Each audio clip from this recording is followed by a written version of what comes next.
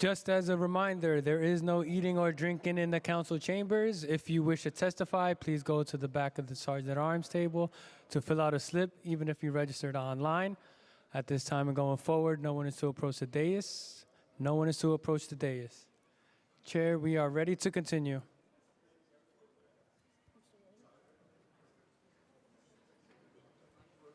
Chair, we're ready to continue.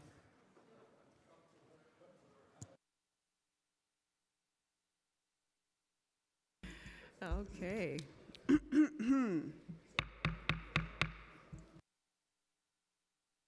Okay.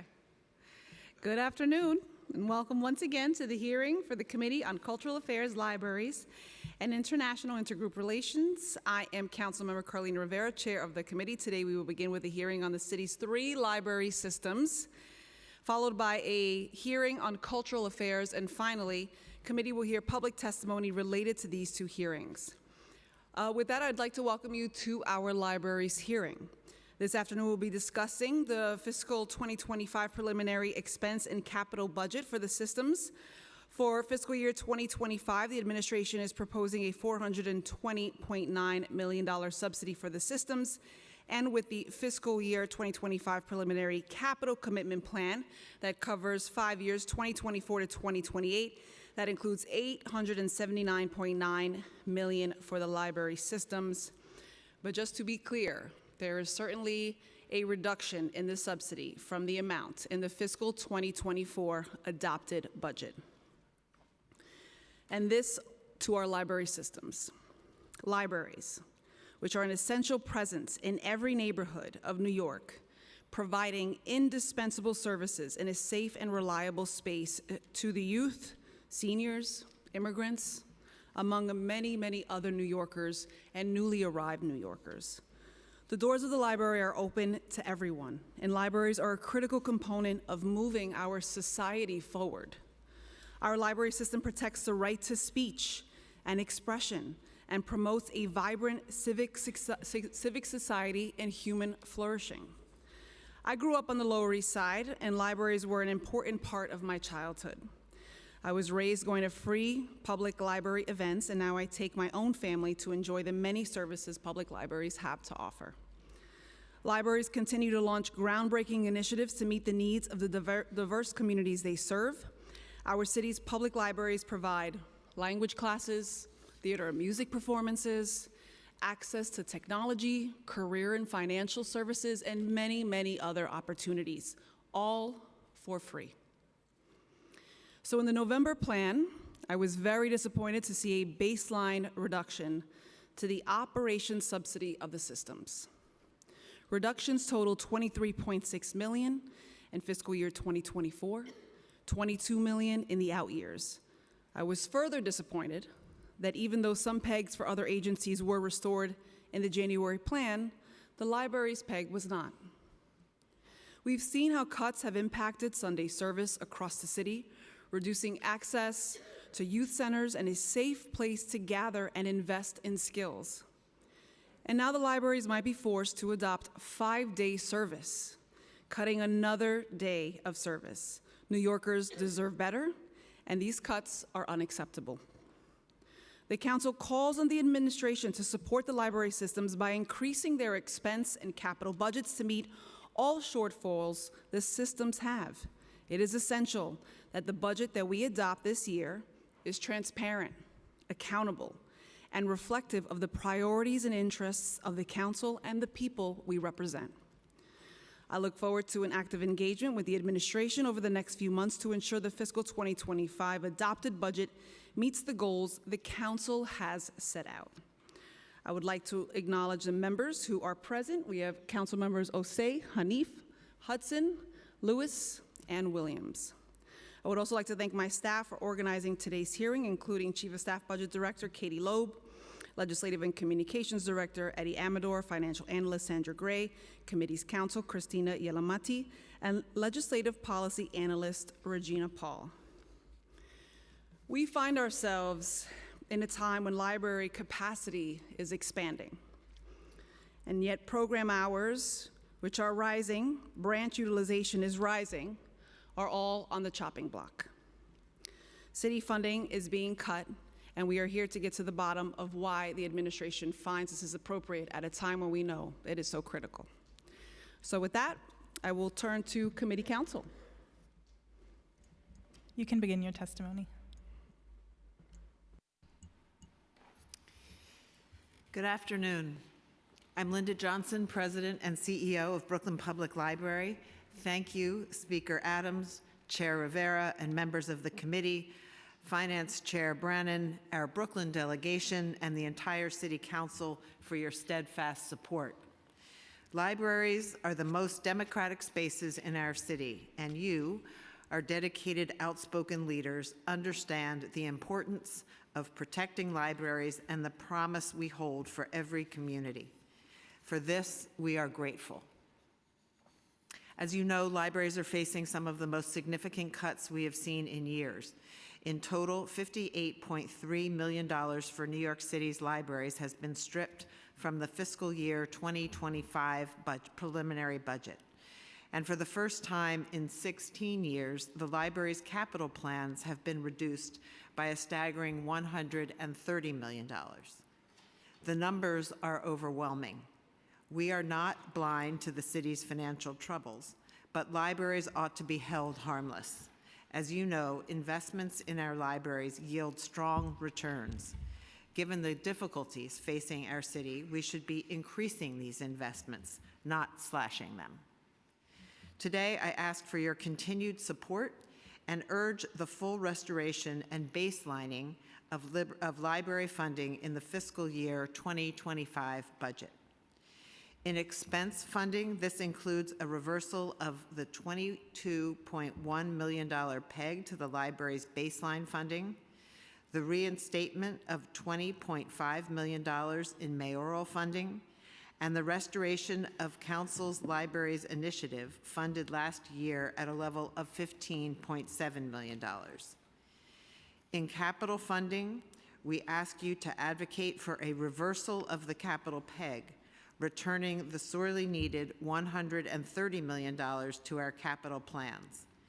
The impact of these cuts is untenable and will result in devastating service loss and derailed infrastructure upgrades if they are allowed to proceed. Too often, our libraries are asked to absorb mid-year reductions. The result is an underfunded, thinly staffed system forced to dedicate our precious resources to regaining lost ground in the face of increased costs. This last November, the city's 3 library systems, along with city agencies, sustained a 5% cut to our operating budgets. We have already eliminated universal 7-day service, significantly reduced spending on library materials, programming, and building maintenance, and had to eliminate vacant positions, all of which resulted in disruptions to service. The proposed fiscal year 2025 operating budget will only deepen these service impacts. Brooklyn Public Library alone faces a $16.2 million cut, or 13% of our operating budget. To sustain a loss of this magnitude, we would need to drastically curtail hiring, exacerbating staffing shortages, and our ability to fully operate our libraries. Over half of our branches would reduce operations to only 5 days a week, and our projections show that after about 9 months, this number will likely increase due to attrition without active hiring and the loss of half of our part-time staff hours. Further, we will have to reduce hours by opening at 1 p.m. on Thursdays, as we already do on Tuesdays, to keep our branches open until 8 p.m. 2 nights a week. Our operating hours have already decreased from 52 hours prior to the November peg to 48 hours currently, an 8% reduction. If these cuts proceed, on July 1st, we will drop to 38-hour operating hours a week, a 27% reduction. Additionally, to help maintain adequate staffing levels, 3 branches due to come back online in fiscal year 2025 after renovations are completed may not be able to reopen. It is heartbreaking to be in this position when we have invested so much time and money renovating branches the communities deserve to have back online. We are reducing our building hours at a time when our patrons most want to walk through our doors. By nearly every metric, demand for our service increased in 2023 compared to 2022. Program sessions grew by 59%, and program attendance was up by 46%. Notably, visits across the system increased by 40%, and new card applications were up 42%. New Yorkers are eager to use their local libraries and connect with one another. This fall, I watched as over 600,000 visitors came to Central Library to see the Book of Hove exhibition, breaking previous daily records.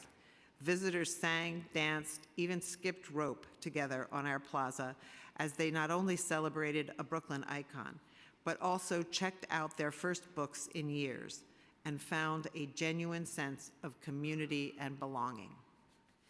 Similarly, our Level Up program has built a community of over 250 Black female entrepreneurs. Through instructional workshops, mentoring, and financial coaching, these women are working together to accelerate their careers in real estate, finance, and tech sectors, combat systematic and individual discrimination in the job market, and build a more equitable future for New York and beyond. We are proud to bring creative programming and workshops like these to the library, and will continue to look for opportunities to expand our reach. In fact, we have already hosted over 80,000 in-person programs this year, but offering fewer days of service hinders this momentum and means our programming will be significantly curtailed. Though library usage is soaring, we will need to reduce programming budgets by 1/3, impacting all non-grant funded programming. This translates to fewer citizenship classes, fewer visits to senior centers and nursing homes, cuts to creative aging and older adult classes, reduction of the young adult literacy program by half, fewer stipends resulting in fewer teen interns, and unfortunately, scaling back our new and popular Teen Takeover initiative. We have made great strides in the last few years to focus on better serving our younger patrons as they begin to navigate the world outside their homes. With funding from the administration, we have added 5 new teen tech centers, safe spaces where teens can meet their peers, sharpen their digital skills, and express their creativity. However, if the 2025 budget cuts are enacted, the team programming budget will be cut, and one of our new tech centers will close on Saturdays. It's not only our programming that's shrinking, so are our collections. There are 40,000 fewer books on the shelves since the enactment of the November cut, and there will be even fewer in fiscal year 2025, despite increasing demand for physical and digital material. In 2023, our physical and digital collections circulated nearly 10 million items. On top of these collections and programming impacts, there is a dangerous domino effect at play. If these cuts are not reversed, libraries could lose 25% of our state funding. The maintenance of effort clause in the state's library aid statute requires local aid to remain at or above 95% of the prior 2-year average. If the maintenance of effort is triggered in this year's city budget, Brooklyn Public Library stands to lose an additional $2 million in state funding next year.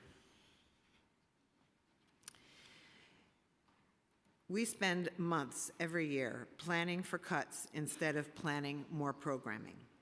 For the millions of New Yorkers who rely on our services, Fighting to regain lost ground every year forces us to be reactive instead of proactive, losing both time and money and opportunities as we navigate our constantly shifting budget. One minute we are recruiting new employees, and the next imposing hiring freezes, driving away the best candidates, and discouraging our staff who are already stretched thin. And all the while, the operational costs of providing quality library services are increasing. Covering the necessary union salary and minimum wage increases will cost an additional $1.8 million for Brooklyn Public Library. The library's share of staff health care premiums has increased by $1.4 million. And the operating costs of 2 new locations, the Center for Brooklyn History and the Library for Arts and Culture, are an additional $1.4 million. Operating with these increased costs is tantamount to a cut. Our libraries need more, not less. Our patrons deserve more, not less. So in addition to advocating for a full restoration of library funding, I also urge you to push for the $58.3 million restoration to be baselined. In these increasingly uncertain times, New Yorkers must have stable, reliable, free public spaces. And I must speak about capital for a moment as well.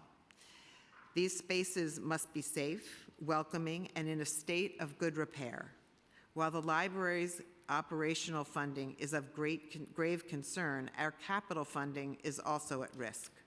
Brooklyn Public Library is the steward of over 1 million square feet of city-owned facilities, but we lack adequate funding to maintain them.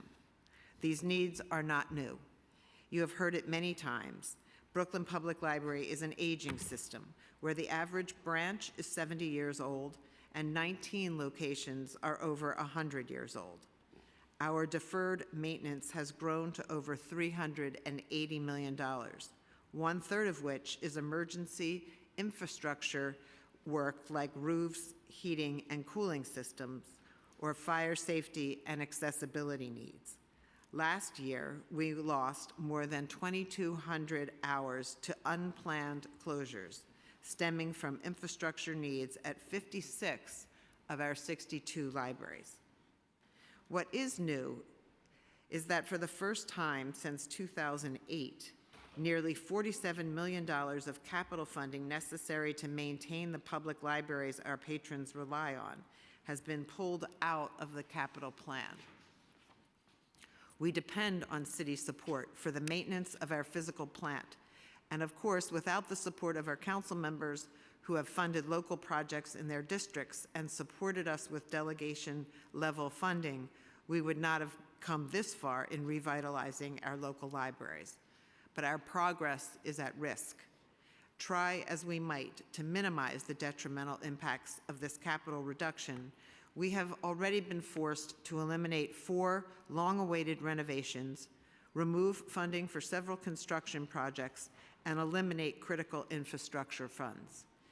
A capital cut of this size is unimaginable, and it is even more painful when paired with reduced expense funds. Every year, we are forced to dip into our operating budget to solve urgent capital demands, maintaining old boilers, replacing dilapidated furniture, and funding temporary heating and cooling fixes, while we wait for long overdue capital projects to be completed. This year, there's no cushion to pull from. For example, many of the HVAC systems throughout our branches are in such disrepair that our vendors can no longer service them. It will cost us $500,000 in expense funding this year to bring those units up to a serviceable level. Additionally, nearly $10 million in council-funded capital projects were pushed out 10 years to fiscal 2033 of our capital plan and cannot proceed. This includes 6 projects, several about to begin construction, 2 full branch renovations, and system-wide funding to cover active shortfalls. By delaying projects, we will incur construction cost escalation, increase maintenance costs to keep troubled branches operational, squander design fees, and sustain unplanned branch closures due to failing infrastructure as we endure drastic reductions to the city's operating budget. This will have a catastrophic effect on patrons, staff, and the entire library system. In total, the fiscal year 2025 preliminary budget proposal will have dire consequences for public service, which will in turn have dire consequences for our city. Chair Rivera, members of the committee, the future depends on your leadership and support. Libraries are on the front of mind for so many New Yorkers. If you need a warm hideout, an enriching after-school program, help learning English or filing your taxes, a recommendation for a new book, or simply a quiet space to work, we are the first place you think of. But now, the loss of library service is front of mind for many New Yorkers. Restoring and baselining our funds will barely affect the city's finances, but will greatly affect New Yorkers' lives. You can make a difference for so many of our neighbors by championing libraries and protecting the most democratic spaces in our country. Thank you.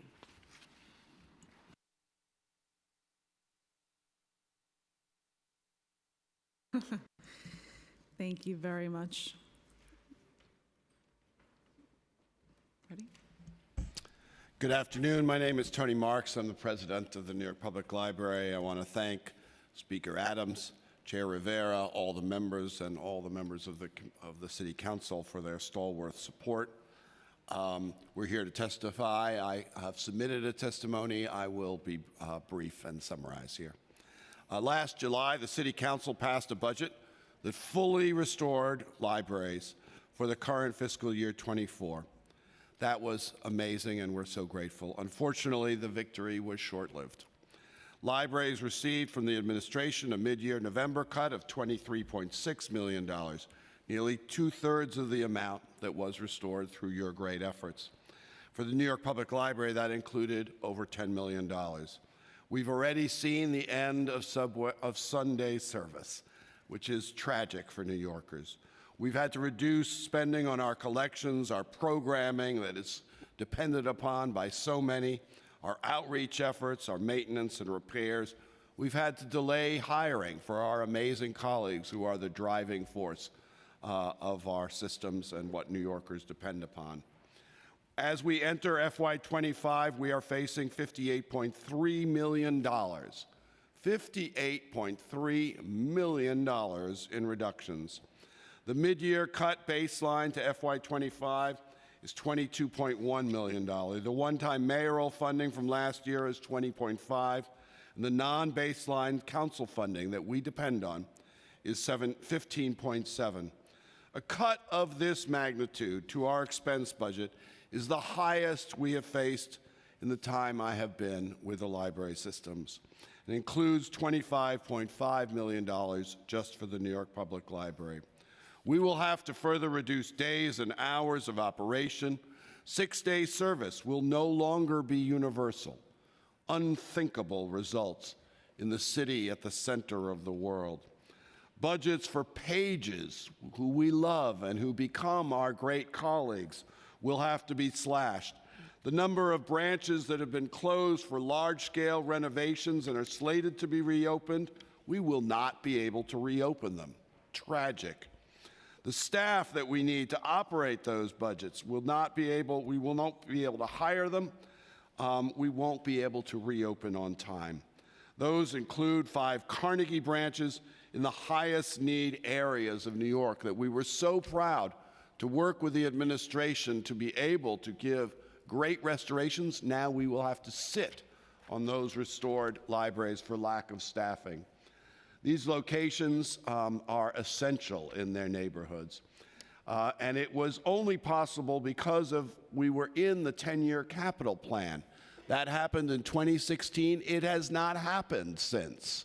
So we can't even plan, let alone deliver what New Yorkers need. whether it's ADA accessible or dedicated spaces for children and facade restoration and more. How long these delays will be for reopening, it is simply impossible to tell. There may be additional renovated branches that will not be able to open on time. And as you have heard from Linda in her inspiring testimony, we also face, as a result of city cuts, a further reduction in state funding. The maintenance of effort requirement will produce a 25% cut in state funding to libraries. How do all these cuts translate into reality? We are looking at mid-year cuts alone that have meant already 72,000 fewer items in our collections, and the number is projected to jump to over $180,000. We're looking at around 850 hours, less hours per week, translated to a 20% reduction in our system-wide planned efforts. 50 after-school locations, 20 teen centers, 24 ESOL program centers, 11 tax preparation programs, 40 college and career hubs, all at risk. All been built with City Council and administration partnership, all essential and most used, all now at risk. On the research side, we've already seen reductions from the pegs for staffing. That means more wait times for key research, fewer service points, New Yorkers and all comers less able to do the creative work that we need them all to be able to do. And these cuts come at a time when we've seen New Yorkers returning to their libraries after difficult pandemic and economic years. The city and the mayor's own preliminary management report shows that circulation, program attendance, library card registration, all increasing since FY21. The demand for our services is clear, and therefore the demand for not seeing these cuts, for restoring them and increasing funding, needs to be similarly clear. That is also true on the capital side. As I said, we were in the 10-year capital plan. We are no longer there. We've seen our 10-year capital funding reduced and put into off years. That it translates to a removal of $45.5 million from our capital budget, pushing into out years another $42 million. Our buildings are aging. They need help just to stay open, let alone to be the inspiring and respectful spaces that we should be offering in neighborhoods where our citizens have much too little. They depend on the library, and we will not be able to give it to them. The current cuts to our capital plan will undo much of the progress that Iris and David and my colleagues here have been so proud to deliver. We will simply not be able to deliver. We know as our costs increase that the cuts are even more tragic because the costs of delivering for New Yorkers are going up, and we're seeing our budget decrease. We have to resist this. We have to get past this game that we're in. Months of living on the edge, of planning for the unthinkable, finding costs rising while we're facing our budgets decreasing. We estimate that the unreimbursed cost growth just from next year will be more than $8 million. And again, that's not even calculated into the cuts. We ask simply, humbly, and urgently, please let us restore these cuts, baseline them. Let's stop these games with people's lives, with their future, with what New York stands for. We've had enough. Let's rally together. We know the mayor feels this way as well. Let's all pull together and get New Yorkers what they need. Madam Chair, thank you for this opportunity. And thank you, Tony. And Madam Chair, it's a pleasure. My name is Dennis Walcott. I have the honor of being the president of the Queens Public Library, and it's always a pleasure to be here with Linda and Tony and testifying before the committee. But at the same time, I hope that one day our testimony will be extremely short when we can come here and say, thank you very much, and then instead of the mic, we drop our library card and leave. And that, to me, would be the ideal setting for us to talk about. But right now, that is not the case. So it's a pleasure to be here, and again, thank you for your leadership as well.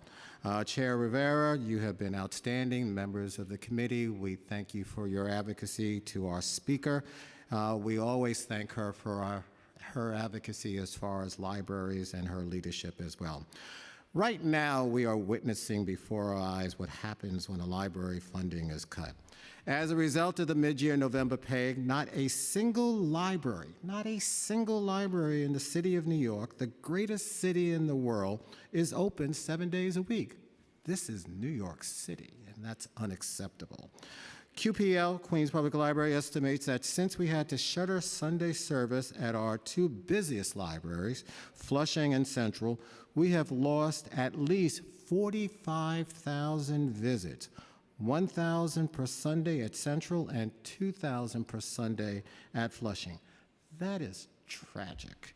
And it is absolutely astounding to me that we are in a situation where we are seriously discussing the possibility of losing universal 6-day service, which New Yorkers have counted on for nearly a decade, after New Yorkers and the council successfully fought to secure it. In fiscal year 25, cuts stand. If our council funding is not reauthorized, there will be no weekend library service in the borough of Queens, home to 2.4 million people. Weekends are an important time for people to use our libraries. Last year, we had more than 883,000 visits on weekends alone in Queens, and program attendance of more than 125,000. On top of this, we will not have sufficient staff to reopen 3 libraries, Bay Terrace, Broadway, and Hillcrest, once construction work at each one is completed this spring. It really does break my heart, and it breaks the heart of our trusted and dedicated staff, that people will have far less access to our libraries. The proposed budget is a devastating blow to our already strained staffing, our outstanding staff, who work day in and day out to provide the services, but they are strained because of these cuts and resources, forcing us to deepen the reductions we have already had to implement. Although we are here right now pleading with you to reverse the cut we took in November and reverse the additional cuts we are facing, we should be discussing expanding services to meet the profound needs of our communities. We are always there for the city of New York. We are always there for the people of New York, and we want to make sure we continue to expand those needs to serve the public. We have talented and motivated and hardworking staff who are doing outstanding work. They have innovative and creative ideas for doing more. Instead, we are struggling to maintain core services, safe and welcoming spaces, robust collections, meaningful programs, and access to technology. We know that people across the city, our children, our teens, our families, adult learners, job seekers, seniors, new Americans trust and count on libraries to give them opportunities to learn, to grow, and find success. We know that libraries have the power to change lives. It changed my life. And it pains me that we are not even close to having the funding we need to give them the libraries they deserve. Even if our funding is fully restored, as indicated by Linda and Tony, the city's allocation would still fall short of our needs because of our escalating costs related to meeting the contractual salary obligations, minimum wage, and health insurance increases, and other expenses as well. On top of the reductions to our operating budget, QPL had a $32 million capital program to eliminate the gap, a PEG, which significantly limits our ability to cover shortfalls for ongoing projects. No organization Not a single organization can plan effectively for the future with the way our funding cycle works. A hopefully restored budget at the start of the fiscal year, cuts or proposed cuts in the middle of the fiscal year, a cut for the next fiscal year, and then battle for restoration again. Think about that. It's a constant treadmill, and it's no way to plan and run an institution like our libraries. Imagine what libraries could do for the people of our great city with steady, reliable, and adequate investment. For example, extending our operational hours at all of our locations, morning, evenings, and weekends. I have dreams, and we have dreams of how we can continue to expand our services to programs. Inspiring spaces that Linda always talks about with the state-of-the-art technology and reliable infrastructure. So important. Renovated buildings that allow us to adapt with the evolving needs of our communities. Our communities are changing before our eyes, and our libraries need to change with them. And cuts constantly hamper us in doing that. We need to be responsive to the changing demographics of New York City, because New York City is a magnet for all people, and we are here to serve the entire demographic population of New York City. Not needing to turn away customers who are seeking ESOL, citizenship, job and business help, or any other service they are seeking. We are here for the public. Every location having enhanced educational enrichment programs for children and teens. I always share the story. One time I was out at a Peninsula Library. It was a Saturday, a rainy day, and the library was jam-packed. Just imagine if we have to make further cuts, those services for the people who were there to get the library services at Peninsula, like libraries across the city, will no longer be able to do that. Libraries are the catalyst for our city's dreams, and we trust that with your steadfast advocacy, we can see our budgets restored and keep those dreams alive. Chair Rivera, committee members, thank you for the opportunity to speak, and wishing you all the best. Thank you. Thank you. And I appreciate the support that you all give each other. It's really something lovely to see.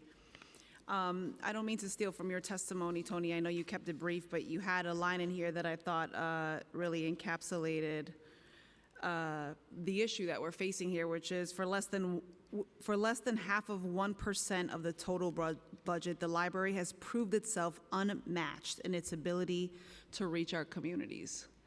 And some of my opening questions were around the impact itself on the programs and services, but I thought the three of you did a really wonderful job in being comprehensive in conveying that. And I'm going to go through a quick list of just some of the things that I jotted down that you all mentioned. Citizenship classes, classes for older adults, adult literacy, fewer visits to senior centers and nursing homes, deferred maintenance and infrastructure upgrades, fewer books, less outreach, a pause in hiring, an adverse impact on civic engagement. I know my colleagues here who all want to ask questions. We've done mobile offices, Omni events, IDNYC. I've personally done Council 101 in the basement of Tompkins Square Park. And these are incredible places that welcome everyone and certainly feel friendly and quite peaceful. So I want to thank you for that. Let's ask a little bit of some of the impact that you did mention. So what changes, maybe that I failed to capture in that checklist, did the systems have to incorporate to absorb these reductions? I went through a lot of them. I'll just jump in. You've already covered so much of the details. I'll just go to just make the point that when we have to close, when our doors are closed, whether it's because of the funding reductions or because the funding reductions mean we can't do the repairs that are necessary to keep our doors open, let alone the renovations that are essential. It's really, the effect on the citizenry could not be more powerful.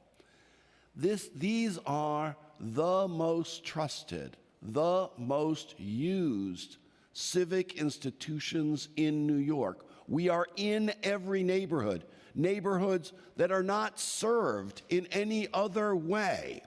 New Yorkers know they can always come to the library. It's in a world and a time when it's not clear who you can trust, who you can believe, who you can rely on. The libraries are the one thing that the real people of New York in our neighborhoods know. What message are we sending? Never mind what we can't actually do. What message are we sending to our brothers and sisters, to our children, that says, no, you can't rely on the one thing you thought you could rely on, the one thing that is dedicated to what this city stands for and delivering on making opportunity possible. It's what makes this city go.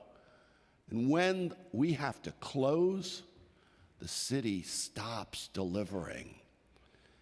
And we are all heartbroken at that prospect. This is New York. We can do better than this. So if I may, I mean, one of the concrete things, it really pains me to see this and say this, but when our Broadway library will be ready to open in a little while, it won't be open.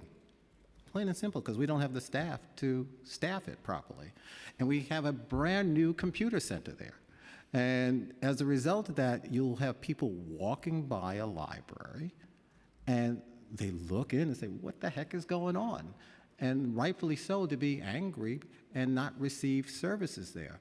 That to me is one concrete example. When I look at our council member from Flushing here, and we don't have Flushing open on a Sunday because the library can't staff it and pay for it at this particular point in time based on the budget cuts, it pains me. Those are concrete things. Something like a mobile library.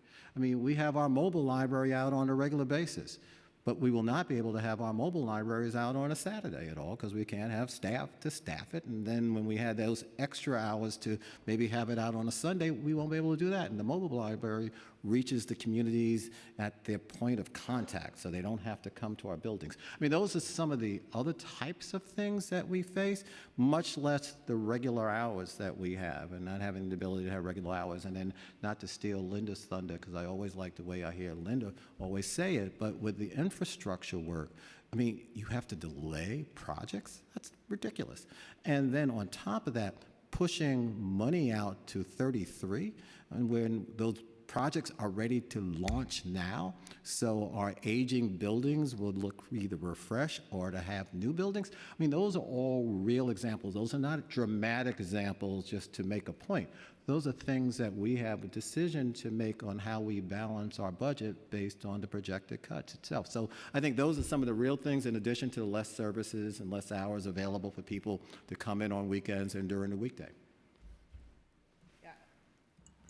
Hard to add anything at this point, but I think the important thing to understand is that all the work we do is really dependent on the people who work with and for us. And the great library workers, librarians, in every single category of employees, if we start cutting that back, it has this ripple effect across the system, which is, of course, to cut hours, which then in turn cuts programming. It affects our ability to keep capital projects on course. And we all talk about this quite a lot, and the reason is because there's really not very many places we have to cut. And so when you're looking at cuts of the size that are being proposed, our only choice is to continue to skinny down our staff, which ultimately means we just won't be there for the community. And I think that the point really that Tony makes about the city of New York and and what this act communicates to the people of New York is really devastating, right? It really is that we don't care enough about the education of our citizenry. And that's a tough thing to grapple with. You know, on top of that, I mean, well, I think we've talked about it in our testimony, but fewer books. I mean, personnel collections. That's our basic bottom line. Personnel collections. We'll say it over and over again. Fewer personnel to provide the program services, fewer books and collection material for the public itself. So when they come in to look at the shelves for a book per se, or they go for their ebook, and they say, wait a minute, it's not there because we didn't have the money to fund it. And that's where the base of the funding is from. And as a result of that, that will have a direct impact as far as what the cuts mean. Can I just add another example? So again, with thanks to the administration, to the city council, we got into the 10-year capital plan. It's almost 10 years ago. It took us 100 years to get into that plan so that we could actually deliver in a meaningful and in a planned way. We said, okay, what do we, at New York Public Library, we said, we've got 5 Carnegie amazing structures, you know, just inspiring structures that had fallen into deep disrepair and happened to be in some of the poorest neighborhoods of New York, where people depend on us even more. We said, let's spend that $100 million to create inspiring, amazing libraries again, where they are most needed. And we are ready to deliver. And now the administration says, we don't have the money to give you to staff those libraries.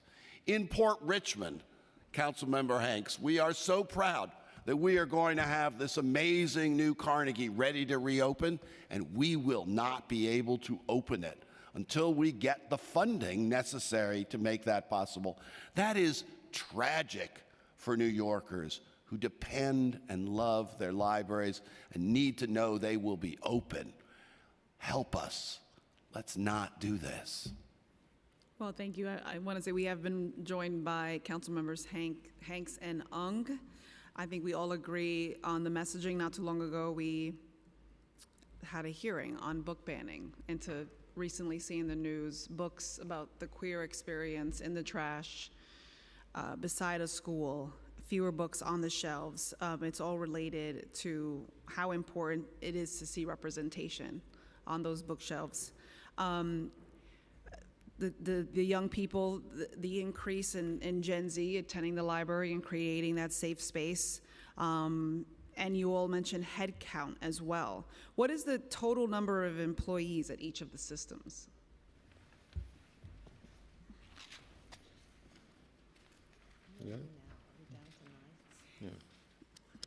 Well, we're already down. So at full complement, we're at 1,200. We're at 2,700 roughly, proudly so, with great workers, great colleagues, DC 37 doing an amazing job, but if we don't have the funding, we can't have the colleagues we need. We can't maintain them. The last thing we want to see is reducing that number. That would be tragic for everyone. Do you know what percentage of the employees are represented by unions? In our case, it's 82%. Ours is 90 plus, and we have 1,450 full and part-time employees, but again, that number is getting smaller and smaller, and we're shrinking, and that's to us unacceptable. How many vacancies does each system have? Vacancies. How many vacancies? Give you an exact number. We're going to get you that number, but I can tell you that we're doing controlled hiring. Hiring is largely frozen at this point, so those vacancies stay in place. Many of those, for instance, are in the Bronx, where we need to hire more. It adds to the tragedy when we cannot hire in the neighborhoods that most need us to have the staff to deliver. We have 83 vacancies. We have 146 vacancies. Is the city providing any additional funding to the systems for provision of services to asylum seekers? No. I've personally seen the way you all have transformed your space to accompany languages and families who are now going there for services that are newly arrived. So that is a disappointment, to say the least. What percentage of the system's budget is city funding? With Queens, it's 92% roughly. For New York Public Library, it's closer to, it's just over half, maybe 60%. That's because we're a private trust that raises money and has an endowment that enables us to provide the research libraries to all New Yorkers for all 5 boroughs. We fund that privately. We're proud to do it as a public-private partnership. But if we're getting city cuts, that has an effect on our research libraries and also on our ability to continue to raise the money to partner with the city. In Brooklyn, the percentage of city funding is 85%, and I just want to correct myself because we did receive some money from Moya for providing ESOL classes in Spanish. And I know how much time you all spent privately fundraising, so I realize that's a majority of your time is doing that. When you look at the state is currently negotiating their budget as well. How have the November plan baseline expense pegs impacted state expense funding? We haven't seen a reduction in state funding. We're grateful to the state. It works on formula. We're grateful for that too. But we have now learned, because we face cuts that are unprecedented, at least in my time, we've learned about a threat that we didn't even sort of fully focus on before, which is the state, eager to make sure that the city will maintain its effort, maintain its investment in libraries. One of the ways the state does that is to create a penalty if the city fails to do that.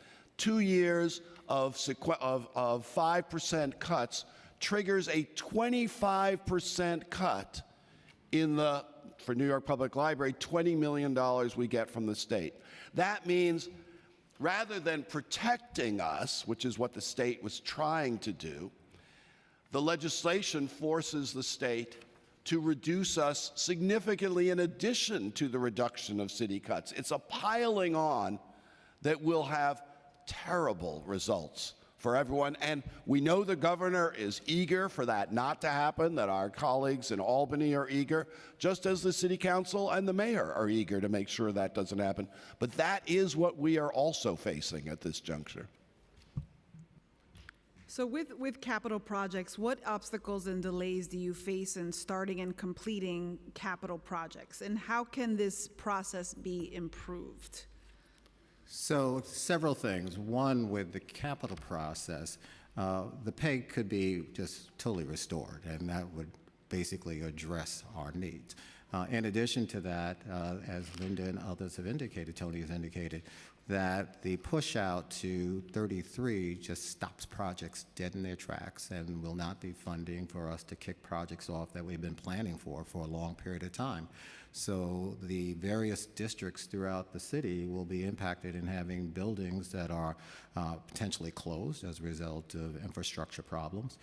Part of the balancing act that we always do is the capitally eligible capital projects versus those capital projects that may not be capitally eligible, and then having expense money to pay for that.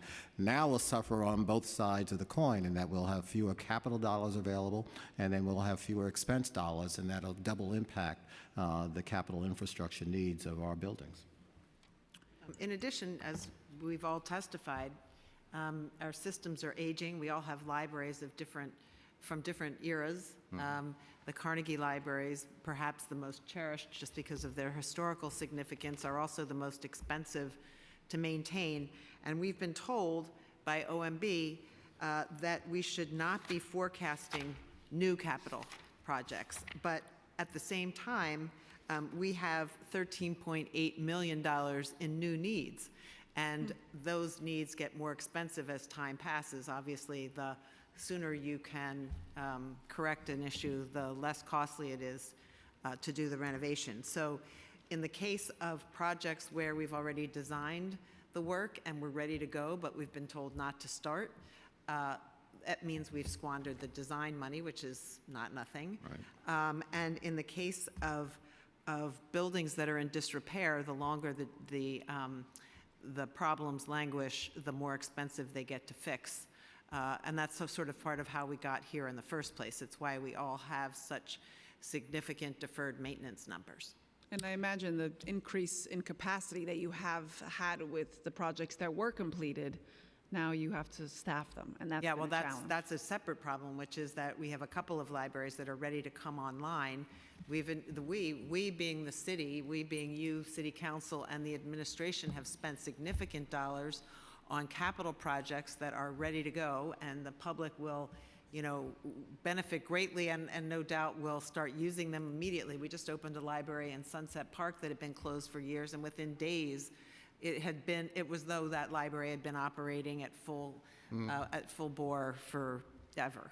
And so the sin of that is all the money that's been poured into these projects, not to have the operating budget to be able to staff them it's hard to even talk about that. Madam Chair, I'm going to be brief but strong on this one. The mayor, the city have invested hundreds of millions of dollars in our renovations, which were essential. We have a deferred maintenance problem that was projected at $1 billion. When we invested, we were ready to deliver. Now we're going to have to hold on opening already renovated branches in the neighborhoods most in need of those branches. That is terrifying. We won't have the expense budget just to do the emergency repairs, to keep our other branches open, let alone in the state of inspiring physicality that they need to be. I've never seen this before. We're now seeing a $45 million cut in January to our capital budget, and another $41 million pushed out a decade. We might as well not have it. Let's stop playing games. If we don't get funding for capital in a serious, committed, dependable way, that's what the 10-year capital plan is for, we can't deliver, and money gets wasted. People's lives get wasted because they can't come into our libraries. The city, the mayor knows full well what we are facing here. He put a task force together because we all know that when we work with DDC, we love those folks, but when we work with them, we get half as much done and twice as much time for twice as much money. We'd love to be able to step up, even with private dollars, to partner more to solve this problem. But if we can't depend on the city to deliver the basics, then we can't partner with you. We can't help solve this problem, which we are so eager to do. And you'll hear this from your colleagues in culture as well. This is the process of DCLA and then DDC for some of these projects feels like a duplication of efforts. However helpful each agency might be, there's certainly a way to streamline the process to make it more efficient. And my last question before I go to my colleagues is, the preliminary mayor's management report showed an increase across all three systems in usage and in program sessions, which is, I guess, somewhat ironic considering the cuts. What was the primary driver of this increase? Trust, consistency, creativity, dedicated folks who work for the library. The community knows who their local librarians, their managers, their customer service reps are. Great programming on all of our parts as far as the programming that fits the need of the population. Outreach to the community, having mobile libraries out in the community on a regular basis, having staff out on a regular basis, going to local events. All of those things allow us to increase the number of card holders, people coming through our doors, people participating in programs, having ESOL classes that meet the needs of the various new speaking groups who are part of the city of New York. All of that allows for people to take advantage of who we are. We are the best return on investment that exists in the world, quite frankly. People get us, they know us, they trust us. That's the bottom line. I mean, there's no script along that line. We're a library system. We're great. Talk to each person, and they know their childhood library. They have their horror library story. Oh, well, how much money did I owe when I was a kid? Fines have been waived. I mean, those are the things that attract people to our doors. And people talked about it outside. Feeling safe. Parents, grandparents, people who are homeless, they come in to the library because they feel safe there. They know we won't hassle them. That's what drives the numbers up over and over and more.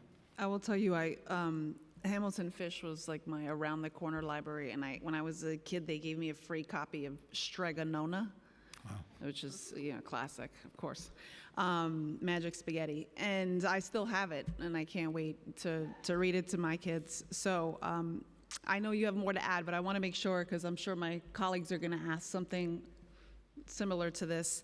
We're going to go to council members Hudson for questions, and then Lewis. Thank you so much, Chair. Thank you for that. I just have 2 questions, I believe. But the first one is, since its founding in 2016, CUNY Cultural Corps has connected more than 1,070 students with paid internships in New York City's cultural sector in partnership with DCLA, including 169 students who are currently participating in FY24. According to a 2023 alumni survey, 60% of respondents reported that they are working or had worked in the cultural sector after their internship. Can you share what plans the city has to continue to support this essential pipeline for a diverse and thriving cultural sector? We do quite a lot with internships at Brooklyn Public Library, including with CUNY and SUNY. We're working on one. And this is actually one of the things at risk, which makes me extremely uncomfortable, but that we do a lot of work which allow us to pay stipends to teens for the work that they're doing. In fact, on the Books Unbanned project, we have teenagers who are teaching people around the country how to advocate for themselves, so that these programs that are providing material to students across the country, they're also providing opportunities for teenagers in Brooklyn to enhance their skills, and they're being compensated for that. And these kinds of programs, which are creative and which have benefits for not only the recipients of the service, but also for those who are providing it, those are the things that make us special, and we hate the idea of needing to cut those. I'll just add that we're particularly proud of our PAGE program. It's been a pipeline for so many of our folks start in high school, and they love this work. It is unique for the unique opportunity, and I think the majority of our frontline workforce started as pages. This isn't just sort of theoretical pipeline. This is real pipeline to amazing jobs that create our amazing colleagues who deliver the goods for New Yorkers. All of that is in jeopardy under this budget.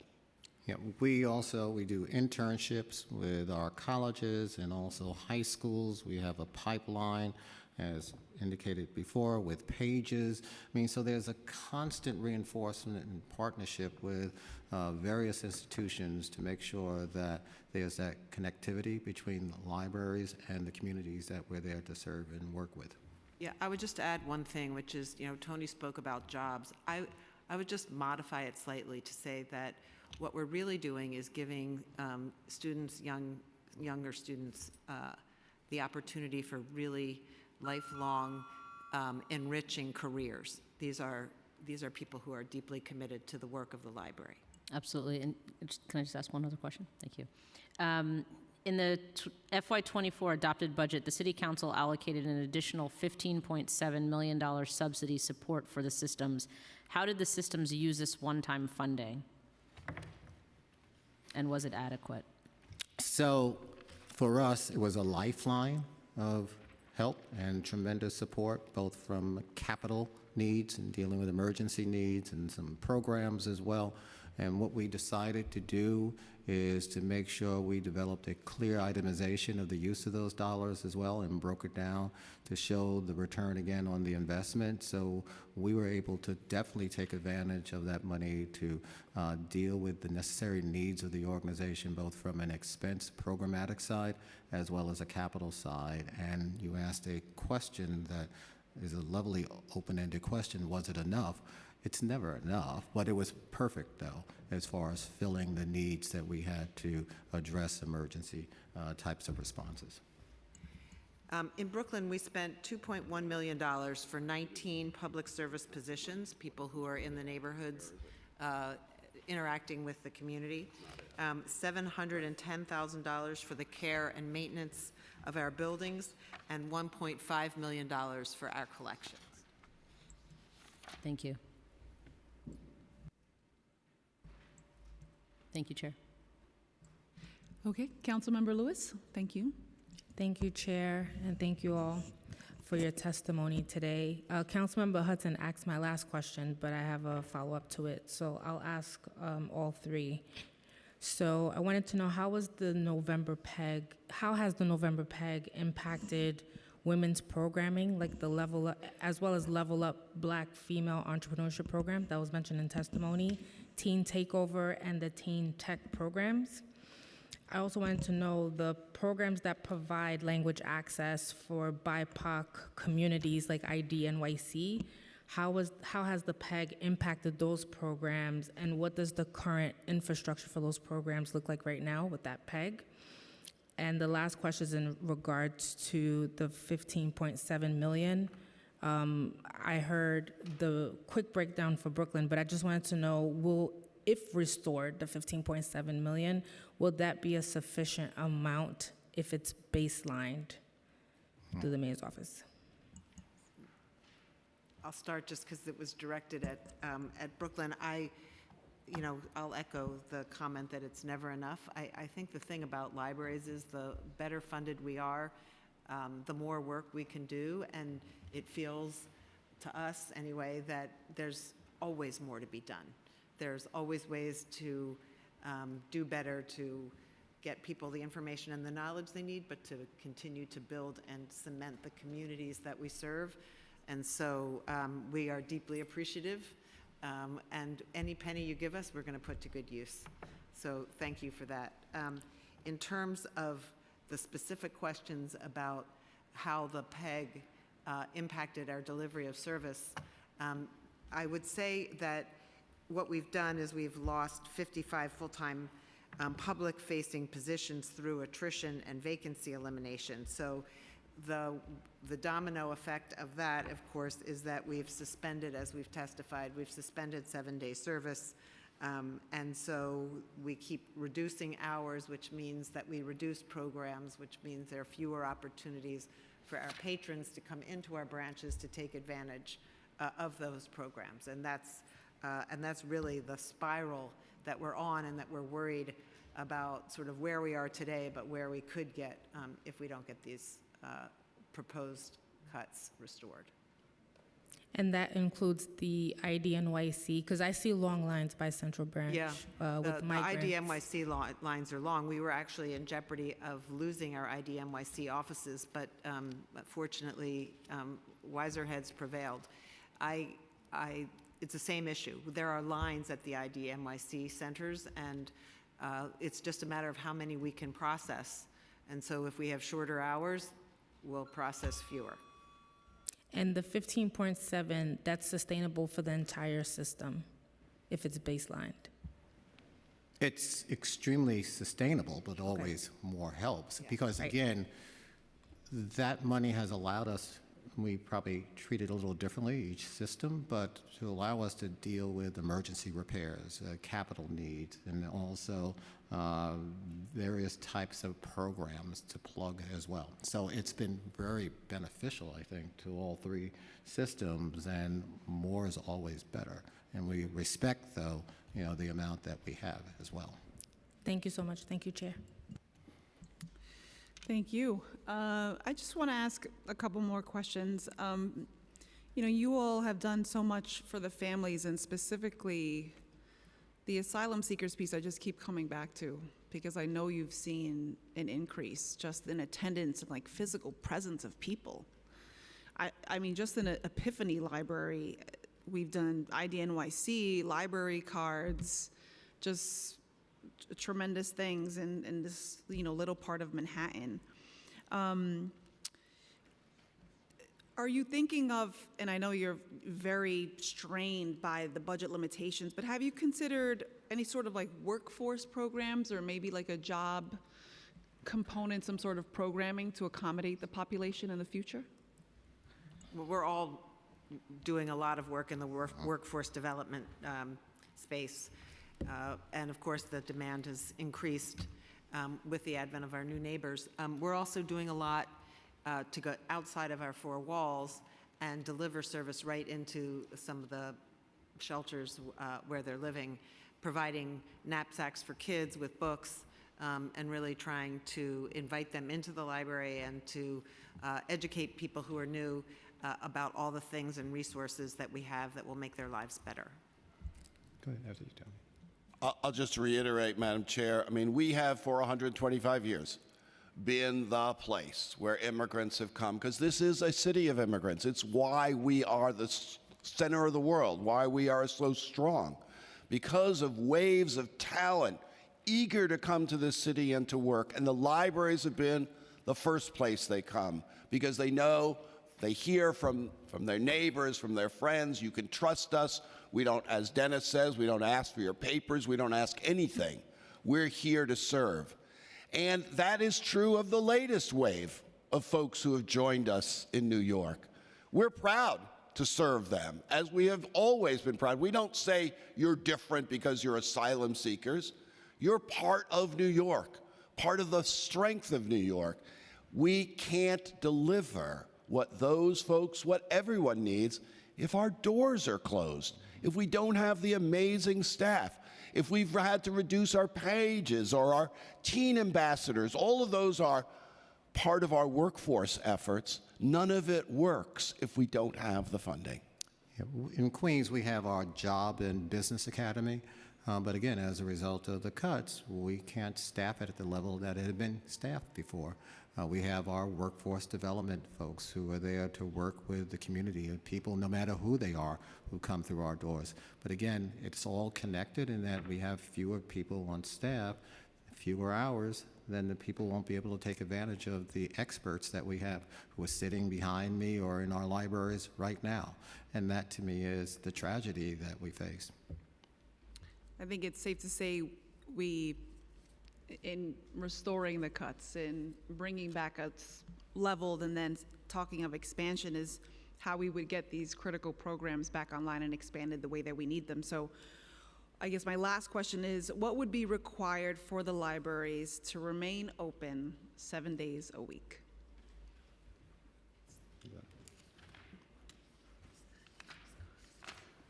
So let me take the first step. First, we get restored, and that's 58.3.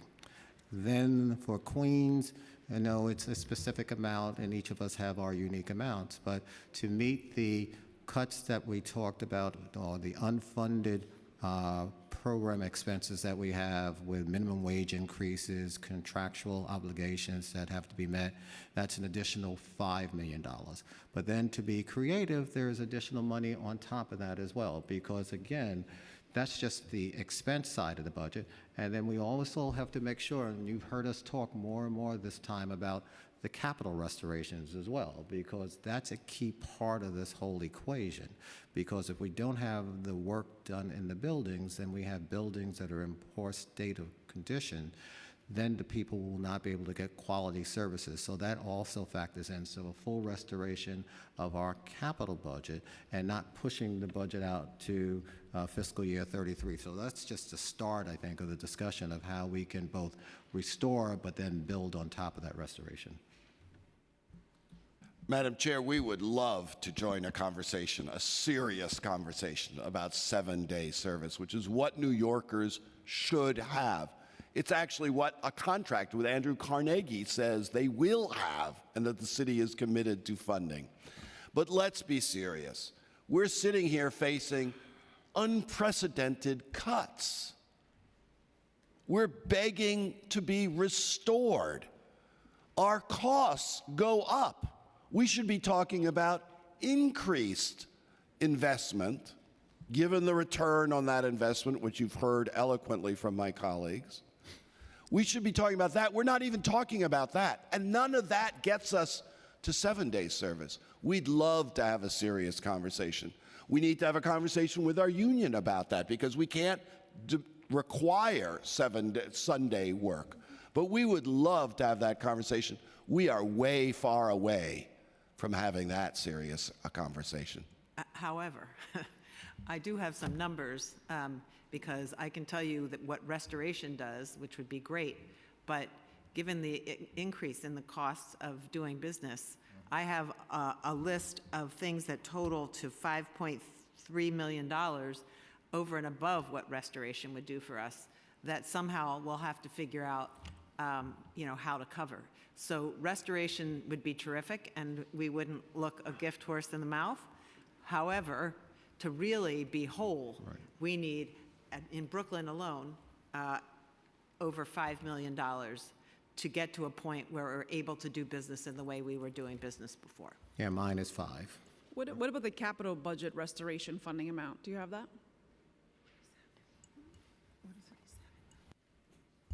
47 million. We're about the same? 32? 34. 34 mil. For us, it's 45.5 plus the 41.4 that's in the budget, but been pushed so far out into the future that it basically might as well not be there. Yeah. All right. Well, I want to thank you all. I don't know if any of my colleagues have any further questions. I want to thank you for your testimony, for your time. We all have incredible memories, but we also know we have a duty and an obligation to support you. So thank you for your testimony. Thank you to all of the people here that are representing your systems who obviously care so deeply about their work. And we look forward to negotiating and fighting on your behalf. Thank you, Chair. Thank you, members of the council. And Thank you so Speaker. much. Thank you for all your support, everything you do. It's great to work with you. We're going to take a brief recess and then bring DCLA to the dais. So thank you, everyone, and hang tight. This sucks. Sucks. It's just pathetic. I'm starting to get angry. You don't want me angry. It's not good. What, they're not going to get? We're not going to get? Thank you, sir.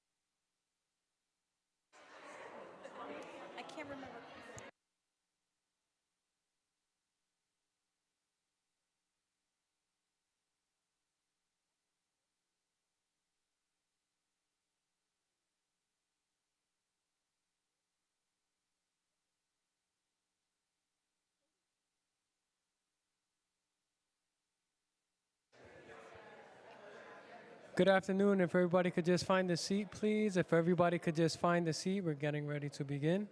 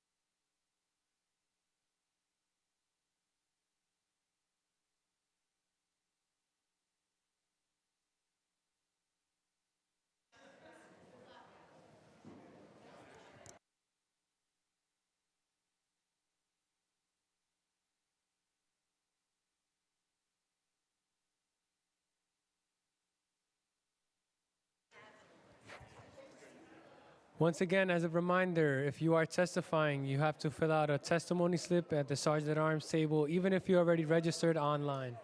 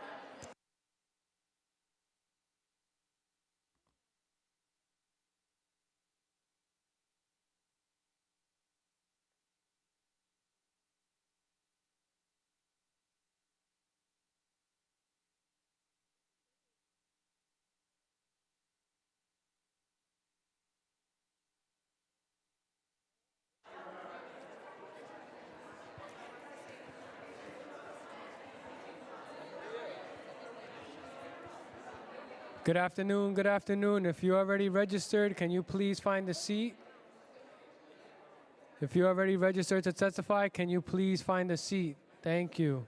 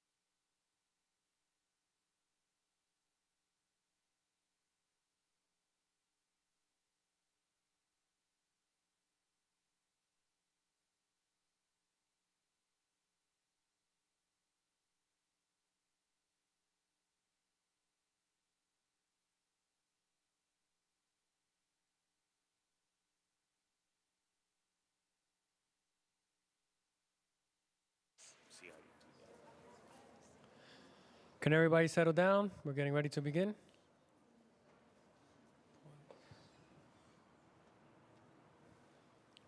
Chair, we're all set.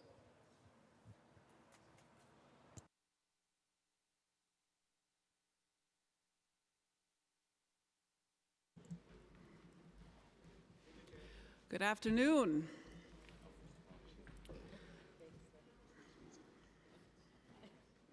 We are set to begin. Okay. Good afternoon and welcome to this hearing for the Committee on Cultural Affairs, Libraries, and International Intergroup Relations. I am Councilmember Carlina Rivera, Chair of this committee.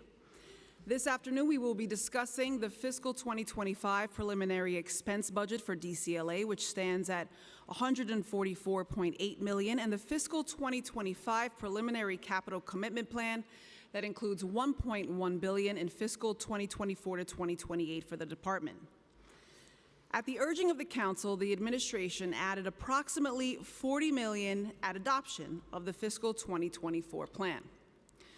The council is disappointed that the funding is not included in the fiscal 2025 preliminary plan, but additionally, the administration has implemented an additional $11.6 million PEG in fiscal 2024 and approximately $7.6 million in the out years.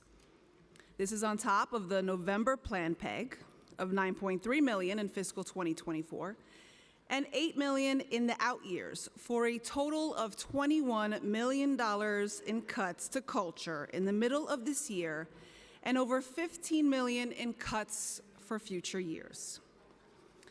The mid-year baseline cuts to culture and arts are a proposal to further draw back from the city's obligation to support the arts, and it comes at a time when cultural organizations are still recovering from the debilitating impact of the pandemic. Further, at a time when the importance of diversity is being highlighted, especially by this administration, it seems that our cultural institutions, especially those in the BIPOC community, are faring worse than ever. Baseline funding has not changed since 2009, and through the pandemic and inflation, the agency remains stagnant. What is the administration's rationale for cutting support for arts and culture when it acts as an economic engine that generates critical revenue for the city? These cuts are resulting in budget shortfalls, already undercutting program delivery and endangering jobs. Cuts to culture have devastating impacts on multiple layers of economic activity. Locally, we're telling groups it's their time, for groups that are often overlooked to come and take their place. We have finally recognized the Lenape people. We have celebrated the upcoming Hip Hop Museum in multiple iterations and categorized it as the one to watch. And we say again and again that culture is our lifeline. And yet we pull back programming and operational dollars for this very sector? How can we make cuts to institutions and groups so core to our New York City identity and the reason people come to visit and live here? Time Out magazine recently ranked New York City the best city in the world, and its editors credited arts and culture almost exclusively for achieving this ranking. It was a ranking and it was news that was highlighted in the State of the City by Mayor Adams. In fact, he held up this very article proudly. It's clear and widely known that public investments help organizations attract private donations, create and protect jobs, and keep arts and culture accessible for communities through the city. These investments are critical to bolstering local economies, create good-paying jobs, and driving economic activity. It is the council's responsibility to ensure that the city's budget is fair, transparent, and accountable to New Yorkers. Our cultural organizations provide welcoming public spaces for our community, creating positive social impact. As the chair of the Committee on Cultural Affairs, Libraries, International Intergroup Relations, I will continue to push for accountability and accuracy and ensure that the budget reflects the needs and interests of the city. It is essential that the budget that we adopt this year is reflective of the priorities and interests of the council and the people we represent. This hearing is a vital part of that process, and I expect that DCLA will be responsive to the questions and concerns of council members. I look forward to an active engagement with the administration over the next few months to ensure that the fiscal 2025 adopted budget meets the goals the council has set out. I would like to recognize the members of the committee that are present. We have council members Natasha Williams, Farrah Lewis, Crystal Hudson, and David Carr. I would also like to thank my staff for organizing today's hearing. Katie Loeb, Eddie Amador, financial analyst Sandra Gray, committee counsel Christina Yelamati, and legislative policy analyst Regina Paul. And I want to thank everyone else who is here as well for their presence, their testimony, and their continued commitment and compassion to the sector that we so desperately need. With that, I'll turn it over to committee counsel. Hi, good afternoon. Please raise your right hand. Do you affirm to tell the truth, the whole truth, and nothing but the truth before this committee, and to respond honestly to council member questions? I do. Thank you. You may begin when ready. Thank you. Good afternoon, Chair Rivera and members of the committee. I am Lori Cumbo, Commissioner of the New York City Department of Cultural Affairs, here to testify in regards to DCLA's proposed fiscal year 2025 preliminary budget. I am joined today by a number of my colleagues from the agency, and just want to say it has been so exciting to see so many of you in your districts. Today I had an opportunity just this morning to have a meeting about Councilmember Carr's Staten Island Zoo, as well as a conversation with PS9, which is a blue ribbon school in your district, who also want a larger building. But had that wonderful conversation, and Councilmember Hudson, we've been having active conversations about L10 in your district, and looking forward to delivering on this project in such a substantial way. And Councilmember Lewis, I remember I was very excited to come to your district on Flatbush Avenue in a new cultural center promoting Haitian art and culture, and it was a fascinating and exciting opportunity. And I just saw Councilmember Williams just this weekend. The Black Art Fair that you all produced in your district was powerful, it was exciting, and it was an incredible way to see new talent that's on the horizon, and you were so proudly there supporting all of your artists, and thank you for the social media post on that as well. Before I get started, I just wanted to take a moment to reflect on Women's Herstory Month, especially as a woman-led agency testifies before a woman-led committee. And my team's research indicates that you are the first woman to chair this committee since it was established as a standalone committee. So congratulations on being the first woman to chair this committee. Look at that, getting you kudos before the hearing even begins.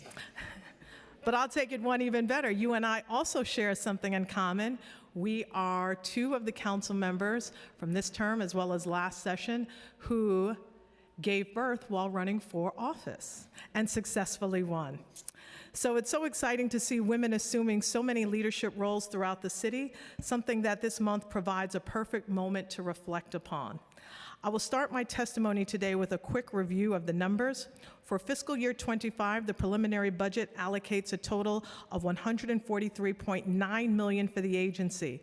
This includes $24.9 million for the Cultural Development Fund, $108.7 million for the Cultural Institutions Group, $7.4 million for agency operations and staffing, $2.92 million for Create NYC initiatives, energy support, and other funding for culturals. These figures do reflect the programs to eliminate the gap, also known as PEGs, required by the mayor last November and again in January. Note that they are and do not reflect any one-time funding typically added at adoption, such as council initiatives and member items, and that's where our partnership comes together. At this point in the process last year, DCLA's preliminary budget stood at $149.5 million. I want to say up front here, we understand the immense challenges that any reduction to DCLA's budget presents for the groups we support. But all agencies were asked to do their part and make reductions in light of the unprecedented fiscal challenges we're facing as a city. DCLA was had unprecedented fiscal challenges, but we were exempted from 4 prior rounds of PEGs, and thanks to this prudent financial planning, the mayor was able to cancel the PEG that was being expected in April of this year. We have also gotten the green light to fill several open positions at the agency following a hiring freeze, which is going to help critically in terms of streamlining our process and getting funding out the door quicker. And our support for the city's cultural community remains steadfast and high by historical standards. I'm happy to answer any questions you might have about these figures, but first I'd like to provide a few updates on the work we're doing here at Cultural Affairs. Last month, Cultural Development Fund notifications went out to the field with $52.2 million going to support cultural programming at over 1,031 not-for-profits citywide. Due to the PEG, these notifications were delayed, and we recognize the major challenges this posed to many of the recipients. Our program officers are ready to answer questions any group might have, including handling scope changes due to the timing of notifications. Still distributing more than $50 million to the cultural sector despite the fiscal challenges is a major investment in this essential community of organizations and artists. I founded and led an organization that received funding from the CDF, and I know firsthand how big of a deal this is. The fiscal year 25 application process will be opening in just a few weeks, and we're looking to you, our partners in the City Council, to spread the word and help us recruit panelists that reflect the full breadth and diversity of our communities. So we are looking for the future Councilmember David Carr, who have served on these panels before, to be able to promote and to get as many panelists as we possibly can for our upcoming process, and to let even more organizations in your district know about the incredible work at DCLA.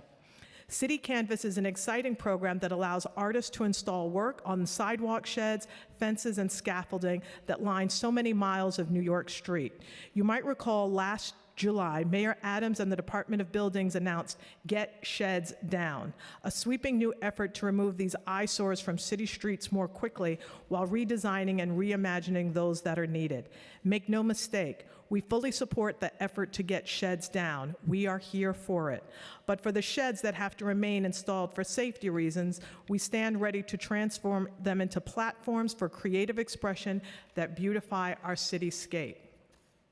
Following a pilot version of the program that lasted several years, we launched the new Permanent City Canvas program last year. This new program, which I'm proud to say was created in part to legislation that I passed while serving on the council. It includes an open call for artists to design pre-approved artworks that site owners will be able to choose from. The open call received hundreds of submissions from artists, and we look forward to announcing up to 10 selected designs later this spring. Staying in the realm of public art, our Percent for Art program recently turned 40. Yes, it's exciting. You can whoop whoop for that, yes? This program has had a transformative impact on the city's public spaces. Since it was established, more than 400 permanent public art projects have been completed. Another 100+ commissions are in progress throughout the 5 boroughs. This administration understands the critical importance of public spaces to our city's health and vitality, and these spaces wouldn't be complete without the extraordinary artworks we've commissioned for them. And we've been happy to work with so many of you. We've had incredible conversations with Councilmember Williams and her district, because we want to make sure that public art is such a part of the vitality of working class communities all throughout the city. This program is one of the most critical ways that we invite artists to work with our communities to co-create our public realm together, and it gives real, meaningful financial support to artists in the process. Often a percent commission is just the first foray into public art. Hank Willis Thomas, for instance, designed the incredible Unity Monument in Brooklyn, a massive bronze arm that comes out of the medium on Tillery Street.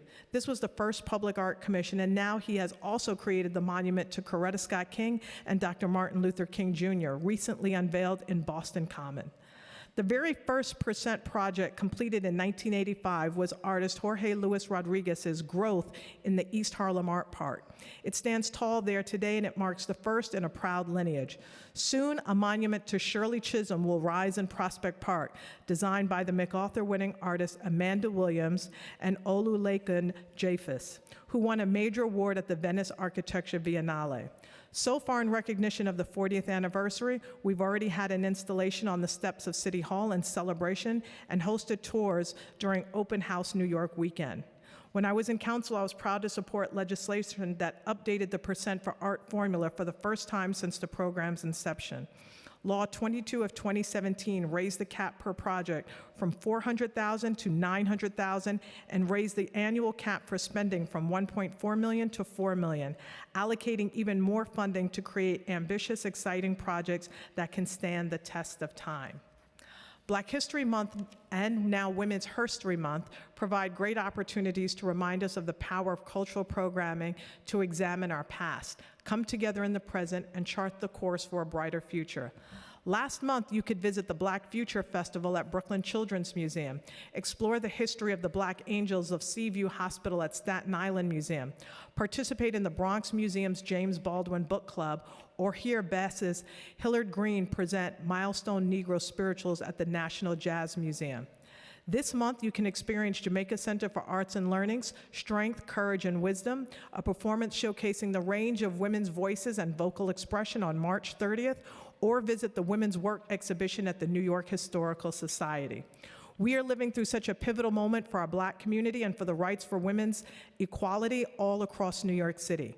Black leaders and institutions are reaching new heights of influence and investment, and I'm so proud to be a part of this.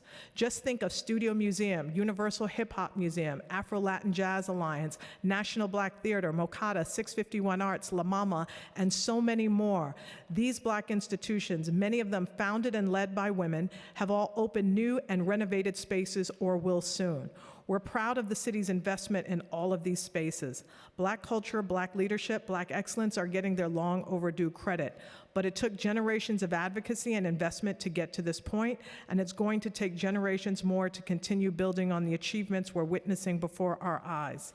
The city alone has never been able to fully support all of our sector, even in the best financial circumstances. We need all levels of government to step up. We need private philanthropy to invest. We need our leaders across sectors to join boards and pledge their support. It took a village to get us here, and it's going to take the whole city to keep us moving forward. Just consider that Black residents are leaving New York in record numbers. We don't want these institutions to become tributes to past greatness. We want them to be anchors for living, vital communities. We need to invest in working New Yorkers, as the mayor is committed to doing, through affordable housing, through good jobs, and so much more. DCLA's capital program continues to pay dividends for New Yorkers. No other city in America provides this level of support for construction, equipment, renovation, and other hard costs like these. These sorts of projects can often be more difficult to raise funds for because, let's face it, HVAC isn't an exciting thing for a donor to put their names on. But these are essential investments that deliver world-class cultural infrastructure for New Yorkers. Just this year, we broke ground on a $13 million project for the Clemente, which will modernize their historic facility and install a new elevator that will make it accessible for people with disabilities. We cut the ribbon on a revamped education center at the Brooklyn Museum and a new performing arts space at the 92nd Street Y. The full renovation of the Nuyorican Poets Cafe will soon be underway, and projects at Downtown Art will also be complete. Along with the major renovation of La Mama, we cut the ribbon on last year. The arts community on East 4th Street is having a major moment that will ensure it continues to engage New Yorkers and attract audiences from all over the world for many years to come. And I was so excited to share that moment with Councilmember Rivera. Just a few blocks away, the Joyce is starting to welcome dancers to its new facility on 10th Street in the East Village. We're proud of the city's role in supporting these public-private partnerships.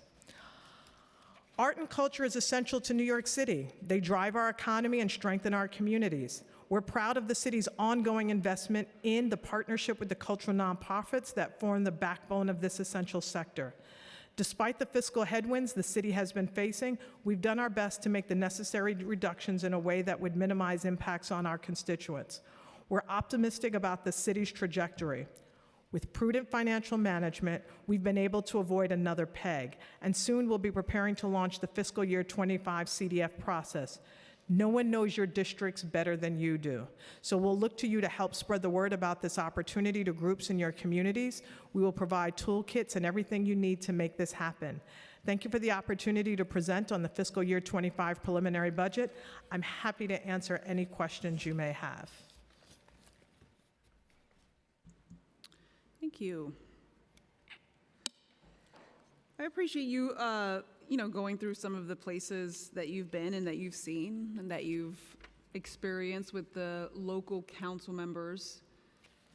A lot of that was done through negotiation by the council, through money allocated out of our discretionary funds and through consistent advocacy with the administration, but also because of the speaker.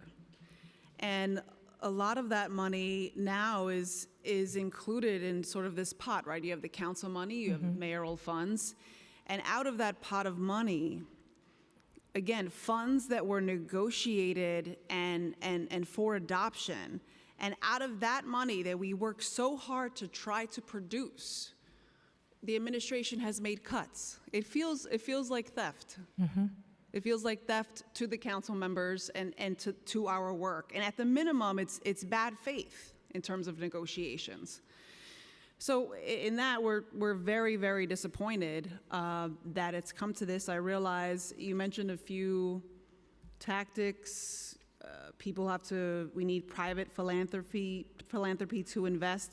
But I think we all know that even if groups who could navigate what could be a very bureaucratic, difficult process, the money doesn't come in the door tomorrow. You know, some of these letters were received 8 months into the year. Correct. It doesn't work that way. And we have cultural organizations in crisis. You mentioned Fourth Arts Block. You mentioned some of the larger cultural institutions and groups. And it does feel personal to many. The Bronx Art Ensemble zeroed out. I mean, these are historically disenfranchised, underserved communities seeing $0 from the city. It's heartbreaking. So we saw that cultural institutions received a $21 million budget cut in the middle of this year. It's deep, it's devastating, it impacts organizations across the city and has implications for economic recovery. The city's cultural organizations are one of the city's economic engines, while improving the economy and that social impact piece, which I think is so important. So we've just started rebounding from COVID, and there are inflation costs. The administration imposes the devastating cuts. The organizations are already spread too thin. So now we have cut service hours, cut programs, cut jobs. We had the Staten Island Children's Museum closed for the entire month of January. That's just one example. There are so many. So with so many reasons not to cut funding for cultural institutions, why did the agency and the administration feel that these cuts were appropriate? I thank you for putting this into context, and we too share many of the concerns that you just brought up. The challenge that every agency across this city faced were budget cuts. We had to make really tough decisions, and if you recall, there were several rounds of the PEG that the Department of Cultural Affairs was one of a few agencies that was not called in to participate in a cost savings plan. The city recognized the importance of the arts. They put their money where their beliefs were and made sure that this agency was kept whole. But because we were then facing, our city in particular was facing having to make good on the challenges that they were facing on a national level with a city budget. And so trying to come up with solutions, trying to come up with resources on a city level with a city budget that really required federal dollars and support put us in a very contentious, precarious, and unfortunate situation where we all, across all city agencies, had to make very difficult decisions. And we recognized that these very difficult decisions were going to impact many of our cultural institutions, but this was a place that we had to be in because of the financial crisis that we were facing. But I also want to say that the cultural community has been faced with so many things that cannot be understated in terms of not only were we faced with this federal crisis that required on so many levels federal support, during the pandemic, many received federal stimulus funding. Federal stimulus funding dried up. Many of our private donors moved from New York City during that time. We also had a lot of challenges in the way of the pandemic and the recovery, and international tourism, particularly from Asia, has not rebounded, and many organizations are faced with the challenges of that. We also faced many challenges in terms of many of the organizations have not been able to recover and bring their audiences back, which means that earned income is also down. One of the biggest challenges that organizations are facing at this time is that many foundations and corporations have changed their giving model and that they are no longer funding the arts. They have decided that they want to fund social justice initiatives, healthcare, climate, and all of these environmental issues are critically important to New York City and the world as a whole, but at the same time, we haven't been able to make the correlation between social justice, environment, and climate are the very issues that the art community is addressing, that they are tackling, that they are bringing forth discussion and solution in a very robust way. So there are a lot of things that are happening simultaneously at the same time that impacted the arts community that government can't solve for exclusively. There needs to be more opportunities and spaces and places for us to recognize that this artistic and cultural community is an ecosystem that every element of it has to be balanced with the other elements in terms of private, foundation, corporations, individuals, government, federal, state, city. Everyone has to work collectively, and we're starting to see a shift in that, and we need to continue to bring those resources together. I would only say that it's very hard to hear that you have philanthropy not quite there. I mean, I think no one understands it better than these organizations. It's like Mellon and New York Community Trust are not going to solve everyone's issues and their challenges. And you mentioned tourism, and I feel that tourism and the drive to get people here from whatever country at whatever pace that we're at is almost exclusively driven by these organizations and these groups. So, I mean, this is a 99-to-1 return on the dollars into these cultural institutions and groups, and that's the part that I can't quite figure out what math is coming out of the administration. And since the January plan was released, the economic outlook for the city has improved greatly, and the mayor announced the additional cuts that were planned for April would not go through. We were all happy about that. However, as you can imagine, damage is already done and devastating. Have there been any discussions about restoring the cuts to culture, especially in light of their economic impact? This is a daily conversation, if it's not hourly, in terms of what we can do to restore the PEG exercises from November and January.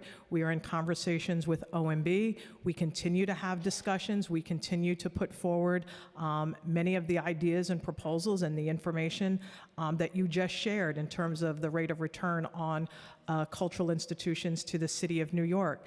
And so those conversations have been going well. We continue to be in negotiation. The opportunity to make sure that the upcoming PEG doesn't happen was the successful effort of all of us in terms of making sure that we are on stable financial footing. But again, the conversations in terms of restoring past PEGs is a conversation that we continue to have, that many agencies still continue to have. We're hearing from the field. We're hearing conversations from our federal and state colleagues in terms of the importance of this. And we're going to continue to stay in negotiations and close communication with OMB. So the PEGs for fiscal year 2025 and the out years are being reconsidered? All of that is being reconsidered, all of that is being negotiated, all of that is being discussed. And I would say that we are in such challenging financial times at this point that while they're being discussed, while they're being negotiated, factors continue to change and shift. And so this will be an ever-evolving conversation. This is always going to be something that we're going to be discussing. Negotiations will always be ongoing because of the uncertainty of the fiscal climate at this time. So the DCLA funding goes towards agency staff, but directly supports nonprofit cultural institutions throughout the city. Many of them are here actually to testify. And of course, we encourage you to hear public testimony. How many organizations were impacted by the PEGs?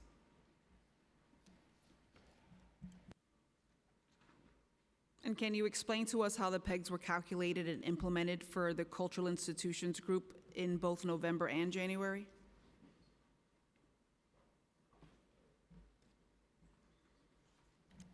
I would say that almost every organization that we fund was impacted by the PEG, so that the amount of funding that we had decreased. And so because of the amount of funding that decreased, every element of our agency had to have some level of a decrease. What we tried to do was to do that on a tiered basis so that the impacts would not be felt so harshly on any one organization, but it was a very challenging process when you have less dollars and less resources. You have to make very tough decisions, but you try to do that in a way where the impact is not felt so remarkably on any one institution. Do you know how many? We fund over 1,031 organizations. So all of those organizations received some element of a reduction. Can you explain how the PEGs were calculated and implemented for the SIGS group in both November and January? I'm going to turn it over to Lance, who's going to answer those questions, our general counsel. Councilmember, there were two different approaches for the November PEG exercise and for the January PEG exercise. The goal of the agency was to achieve equity. And so we implemented different strategies. In some cases, it was an across-the-board cut of the same percentage to all of the CIGs.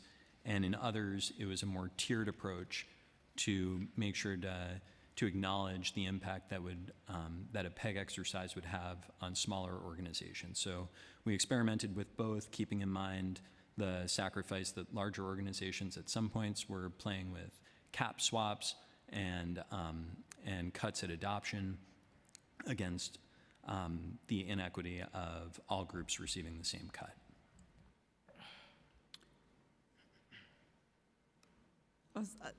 That somewhat explains the strategy. So you try to look at equity, that's clear by what you said, but you try to see the impact it would have. I'm trying to understand your two different approaches and strategies.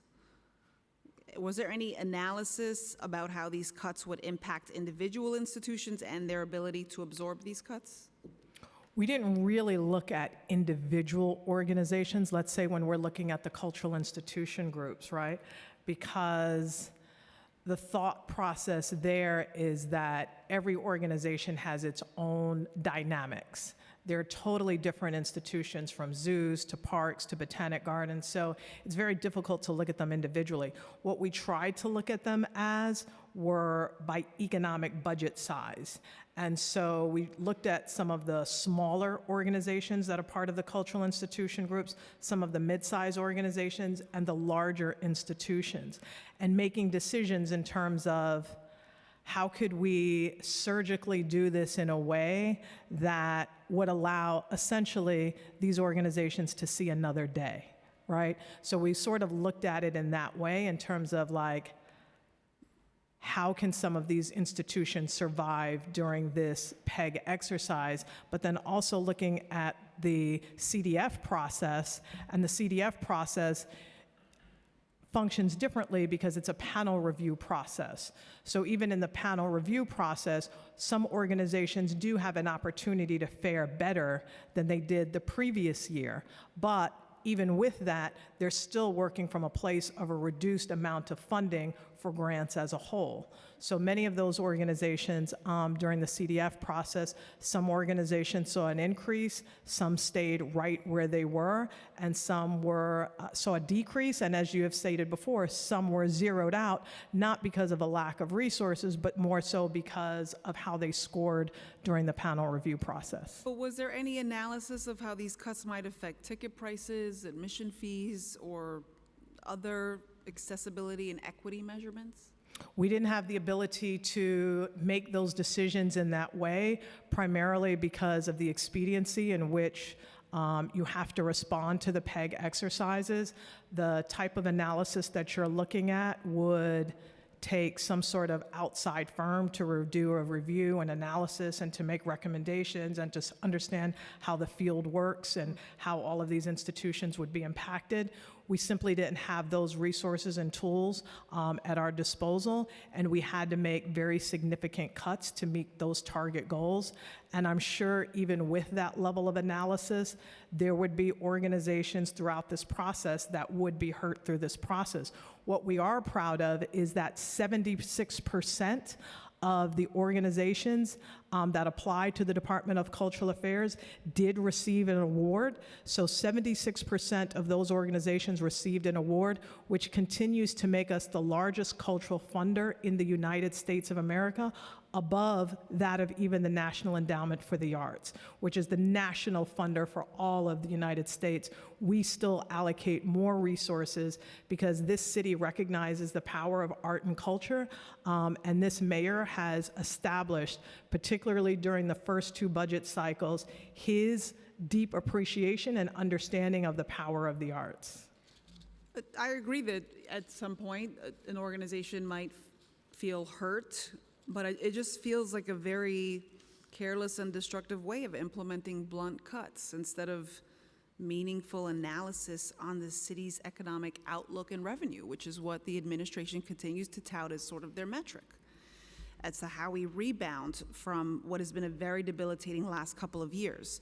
So let me just move on to the CDF. So not only does DCLA provide funding to SIGs, but also to smaller organizations through the Cultural Development Fund. Can you explain the impact of the PEGs on CDF recipients and how these decisions were made? And just to break that down for you, how many of the CDF awardees received reduced funding when compared to the previous year? How many CDF awardees were new recipients? How many organizations who had received grant funding in the previous year did not receive funding in the current cycle? And can you provide us with a list of these organizations? All of the organizations that we funded received less funding through the CDF process because we had to account for about a $4 million reduction to the CDF process. While I'm continuing to answer this question, I'll also bring forward Andrea Louis, who is the CDF Assistant Commissioner for the Programs Unit, and she can delve more into the specific numbers that you brought forward, and committee counsel can swear her in as well. And so during this process, we basically made decisions based off of the panel decision in terms of what they allocated in terms of the scoring, and the scoring determined how much resources organizations would be able to receive through this process. So it's really a panel review process that determines how much funding each organization receives each year. Hi, please raise your right hand. Do you affirm to tell the truth, the whole truth, and nothing but the truth before this committee, and to respond honestly to council member questions? I do. Thank you. You may begin. Thank you, council member. So as the commissioner said, we were able to fund 75% of eligible applicants. I do not have the number for you of the exact number of organizations that received less funding at this time, but we can get back to you on those precise figures. If you can provide us with a breakdown on who received funding in fiscal year 2024, how much they received, and how much each organization was cut, we would greatly appreciate that as soon as possible. Okay. So you mentioned the panel. I'm glad that you mentioned the process. We've received a lot of concerns over how the panels were conducted this year. Can you briefly describe the panel process for determining recipients? Have there been any changes made recently to the panel review process? For example, reducing the number of days or the number of panelists or representation from other branches of government like city council and the borough presidents, and why were these changes made? So if you can describe it and the changes, I would appreciate that. Okay. Thank you for that question. There have not been appreciable changes to the panel review process for FY24 compared to FY23. No changes. There were some changes, but not appreciably different ones. One thing that we were able to do was we added a round of discussion during the panel review process so that panelists could rediscuss the scoring of the individual applications following the initial discussion. How many of the panelists were new? What type of training was provided to them? Does DCLA have adequate staff to run the panel successfully? Yes, well, we always welcome new staff, and I know that we'll be welcoming new staff to the agency shortly, which is very much appreciated. Last year for FY24, we had conducted 35 panels, and each of those were co-facilitated by 2 staff members. In addition, there was a note taker and a production manager who was present for those. Each panel had 5 panelists scheduled for that conversation, and each panelist was instructed to either attend an in-person virtual webinar, or if they could not attend, to view it after the fact. It was recorded and made available to them. There were also robust training materials, and as part of those instructions, each panelist was instructed to review the full deck of the applications, approximately 20 applications, at home during their own time. I should say that we were pleased to be able to increase the amount of the panelist honorarium to pay for the individual's time to participate.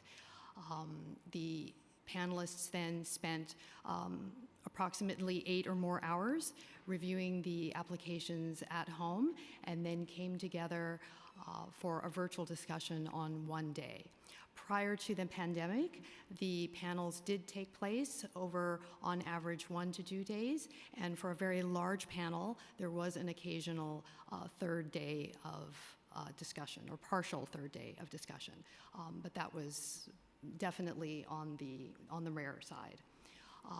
Right, those were the changes also that I was alluding to, because it wasn't last year, but maybe 2 years ago, there have been changes. That change did not take place for beginning in fiscal year 24. That is correct. But before that? Yes, they did. And that was also in part due to feedback that we had gotten from the field. When there were multi-day in-person panels, especially for smaller organizations, that can be quite a burden on staff members to have to take time away from their regular positions, or if individual artists are doing that, for them to take that time away. So we wanted to make it a more equitable process, and also one that was more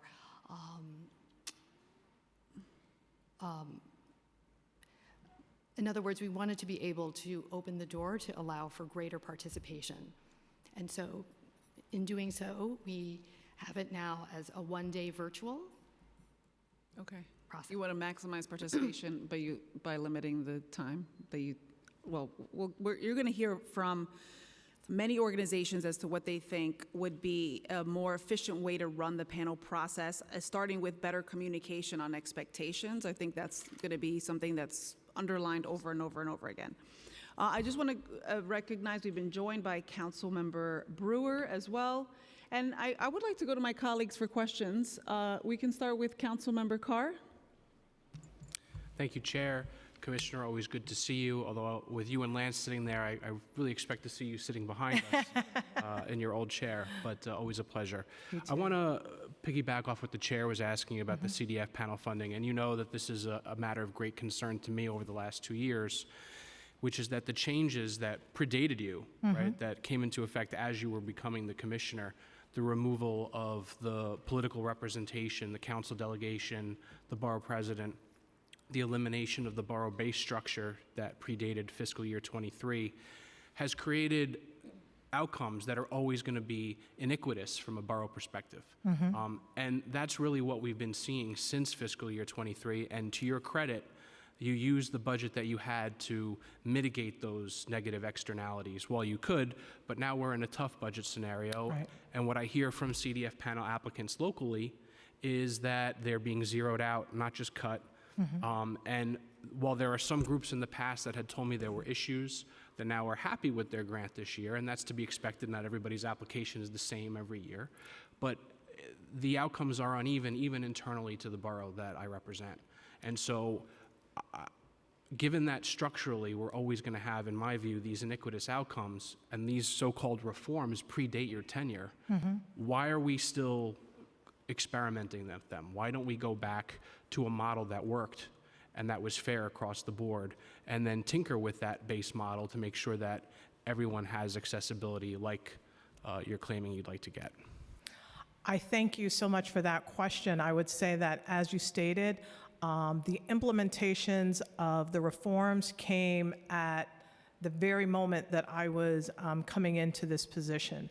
And so many of the ideas or the way that things used to operate are things that we are considering, because at the end of the day, the reforms are a living process. It was a model, and it is a model that is an evolution and a continuous work in process. I share many of the concerns that you've brought up, and I understand the challenges that many organizations have faced as a result of how the reforms have been implemented, but it's an ever-breathing, ever-growing, ever-evolving process. Your testimony helps in many ways for us to understand what you're hearing on the ground in your community, and we're taking all of this information back because our agency is very open to hearing feedback from the field especially. Our agency is very in tune with hearing feedback from the field, and we want to be able to take that information back and continue to create a better process, to create a process that's more accountable to the communities that we serve in New York City. And I want you to know that much of what you are speaking about is much of what we're speaking about internally within the agency, and we're looking for ways to continue to see how the reforms have functioned and operated, but at the same time, we don't want to just throw the baby out with the bathwater at the same time in terms of saying we've implemented something, and there are some really good things that have come out of that implementation, from raising the floor from $5,000 to $10,000. Previously, organizations would put together a proposal and they might come away with $5,000, but it might have cost $5,000 in staff time to write the grant and to provide the final report and all of that dynamic. So we raised the floor from $5,000 to $10,000. In the last fiscal year, we funded 125 new organizations, and that's what the field said. They wanted to see more organizations funded and not the same organizations funded over and over again. And they also said that they wanted to make sure that organizations had multi-year grants. So those are really good, positive things. But when you raise the floor from 5 to 10,000, you fund over 100 new organizations, it creates a more competitive field. And there are more organizations competing for funding than ever before. So it's all of these challenges in terms of how do we find the middle road to so much of what's happening and the change and the dynamics that are happening in the cultural field. Organizations are being founded and created. They're coming into their own. If you just look at the organization that I founded 25 years ago, it's now a full-grown organization moving into a brand new building. So it's like they're going to be commanding their share of the cultural pie. So it's all of these dynamics that we're looking at in terms of how do we create a fairer, better, more equitable process, and our agency is completely invested in doing that work to get to that point that will continue to evolve and change once we get to that pivotal point. Understood, Chair. If I could have a brief follow-up, with your permission. I hear everything that you're saying, and I agree that it's always going to be an ongoing process. But I think that we actually have to try to get it right for the coming fiscal year, because we've had 3 fiscal years now with this process, and I think that we need to make sure that we correct some of the kinks in this process, because the issue is that it's been bad and uneven for 3 fiscal years, and but for the budget infusion you had in FY23, it would have been bad from the get-go. And so I think that the other thing that we have to focus on is, and you mentioned, getting more panelists, and I'm happy to advertise that at that time. But I think the other part is, when I participated as a staffer for my predecessor, every year I would look at applications from groups that I'm very familiar with from my work, and they were not great. And they needed to be told that, and they needed some troubleshooting. And every year we would ask your predecessor if the agency could help and do a workshop with that before next year's panelists were convened. And the answer was always, well, maybe. And I think that's something else the agency has to do, is that if we're going to say, well, we don't want the same groups getting funding year after year, and we don't want this to be a stale list, let's also make sure that they're not submitting the same bad application over and over again, and that we do what we can to help them, because most of these groups are all volunteer organizations. They're not necessarily paid, particularly for the communities that I represent. I want to say you are exactly on point with where you are. I would say that there's a bit of a rubber meeting the road moment that needs to happen in terms of we have to do more to promote to organizations that we do very intensive webinars prior to the application becoming live, and even once it becomes alive. And the program officers at the Department of Cultural Affairs are the best in terms of taking that time to walk applicants through that process in terms of where they could do more in order to make their application more competitive. So that process does exist. What you're talking about is something more granular in terms of, you know, these organizations, they live next door to you, you know them from elementary school, you see them at the bus stop, you can say, hey, so-and-so, I read your application and it really wasn't good, man. You got to do something to fix this. Like, come into the office, we don't have that level yet, but what you're talking about in terms of how the old process was, the old process married with a newer process, somewhere in the middle, getting to that point is where we need to be, where those conversations at the bus stop, in the supermarket, at the barbershop can happen because you know all of these groups, but also on our end, making it more known to the organizations that you do have the ability to pick up the phone and have a program officer speak directly to you. You do have the ability to come on our webinar and ask substantial questions about how to improve your application. Did you want to share something? Yeah, no, I wanted to just add to everything the commissioner's already said. Councilmember Carr, some of these devices are already available, and maybe part of what we need is to partner with the council to make sure that the word gets out to all applicants to the CDF process about how to make sure that they get exactly the type of conversation you're suggesting. In addition to the webinars that we do during the application process, every applicant, successful and not successful, gets an email from the Department of Cultural Affairs after the awards are announced, inviting them to sign up for something called a feedback call. So every group, all 1,300 applicants, are invited to sign up for feedback so that they can hear exactly what went wrong or what went right with their application in that particular year. Beyond feedback calls, there are also advice calls. And so one of the best pieces of feedback that I think our agency could give is, if you are one of the applicants to the Cultural Development Fund, please get to know and reach out to your assigned program officer. That's going to be the expert who's going to help guide you through the process, take a look at what happened in your FY24 application, and give you the advice you need to be as successful as possible in FY25. Thank you, Chair. Did you want to add? Oh, yes, I was just going to say, we've already set up the calendar for this year's webinars as well as office hours, so we'd be happy to share that with council after this hearing. Appreciated. Thank you. Thank you, We Chair. appreciate your getting the word out. Thank you. I appreciate the competitiveness and you mentioning the growth. I think you're talking about more groups, more growth, more need, and yet you're implementing the cuts. It just seems a bit out of place. Without council members, borough president, representatives, there's no oversight of these panels, and we can't tell if the panels are as rigorous or as inclusive as they previously were. And I'm sure you'll hear that from many groups in terms of feedback. So we're going to go to Council Member Hudson for questions, followed by Lewis. Thank you, Chair, and good afternoon, Commissioner. Good afternoon. Since its founding in 2016, CUNY Cultural Corps has connected more than 1,070 students with paid internships in New York City's cultural sector in partnership with DCLA, including 169 students who are currently participating in FY24. Cultural Corps participants represent the diversity of New York City.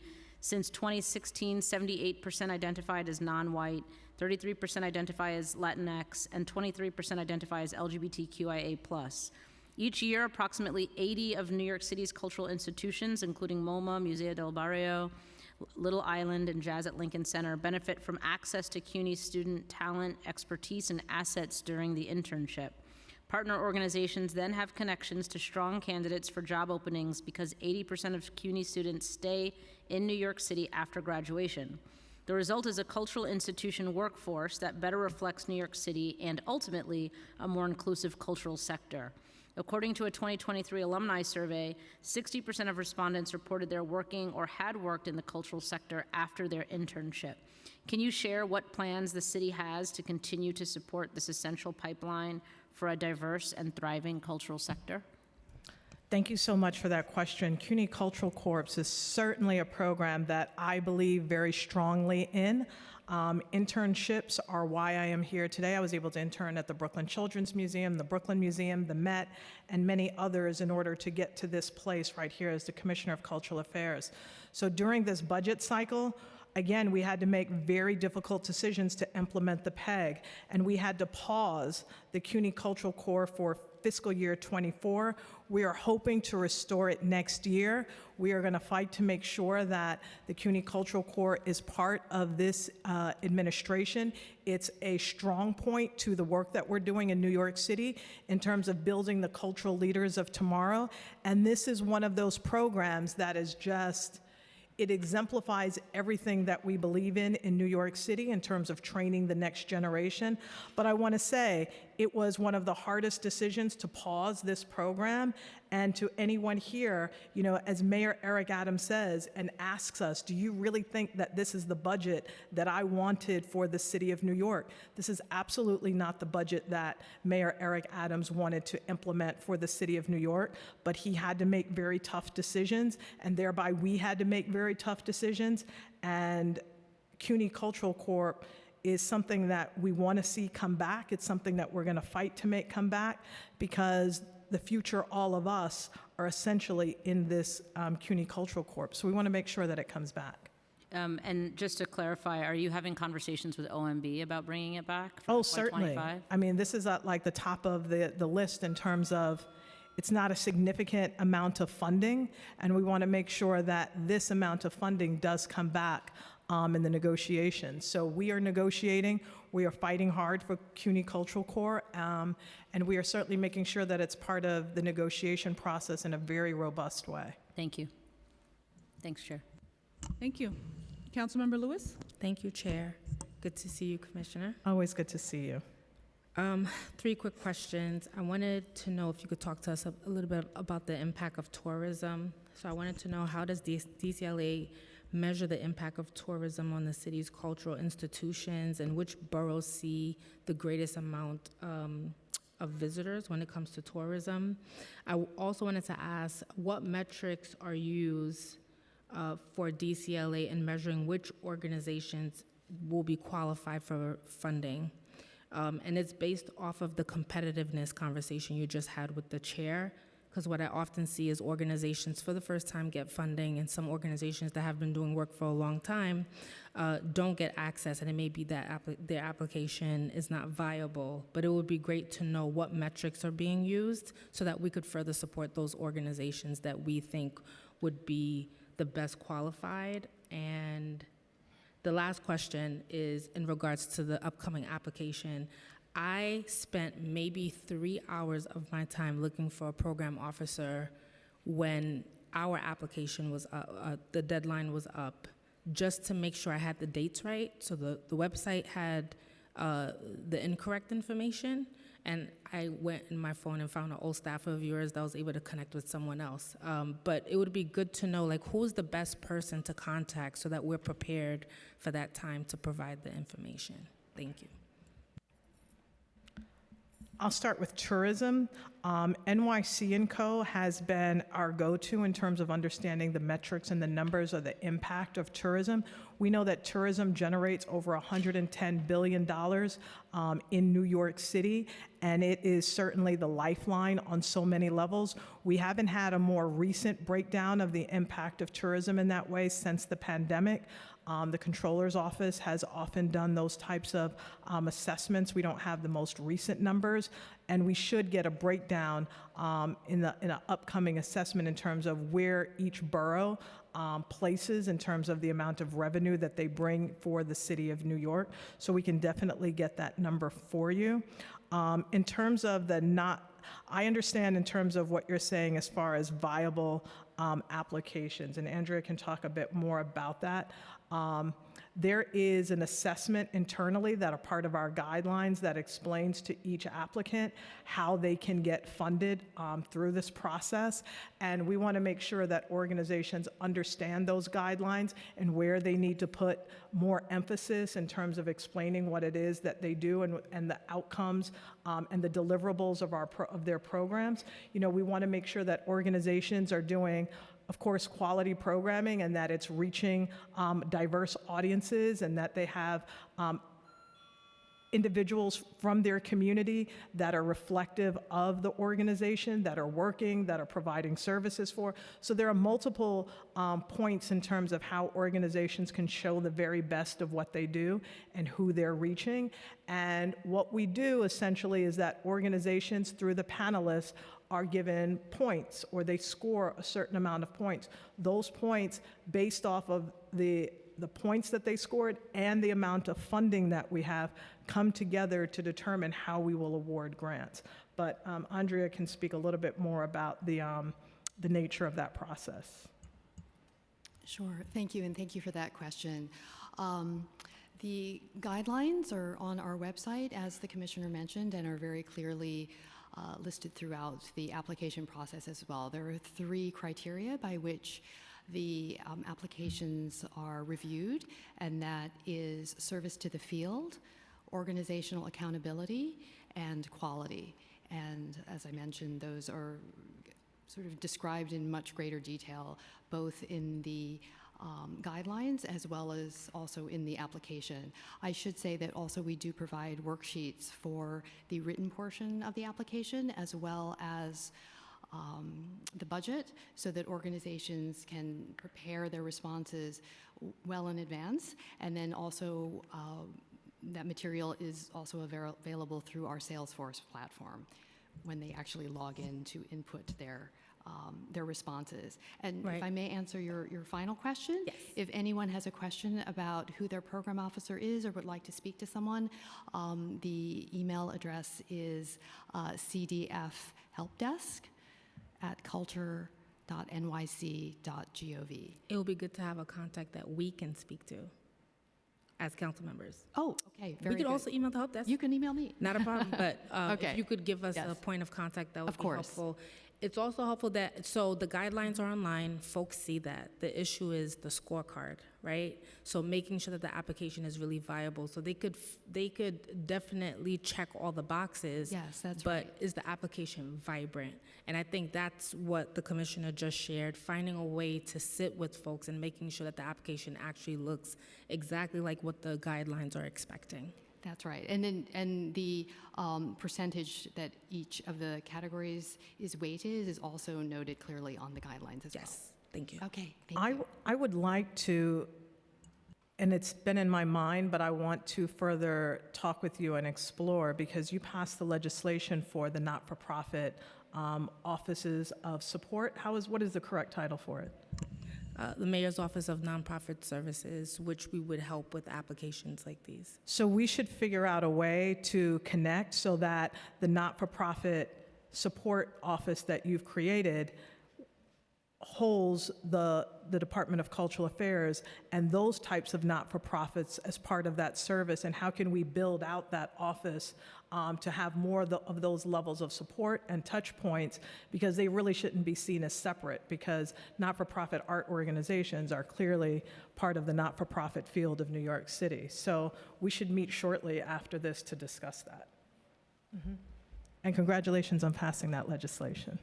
Thank you, and thank you, Madam Chair.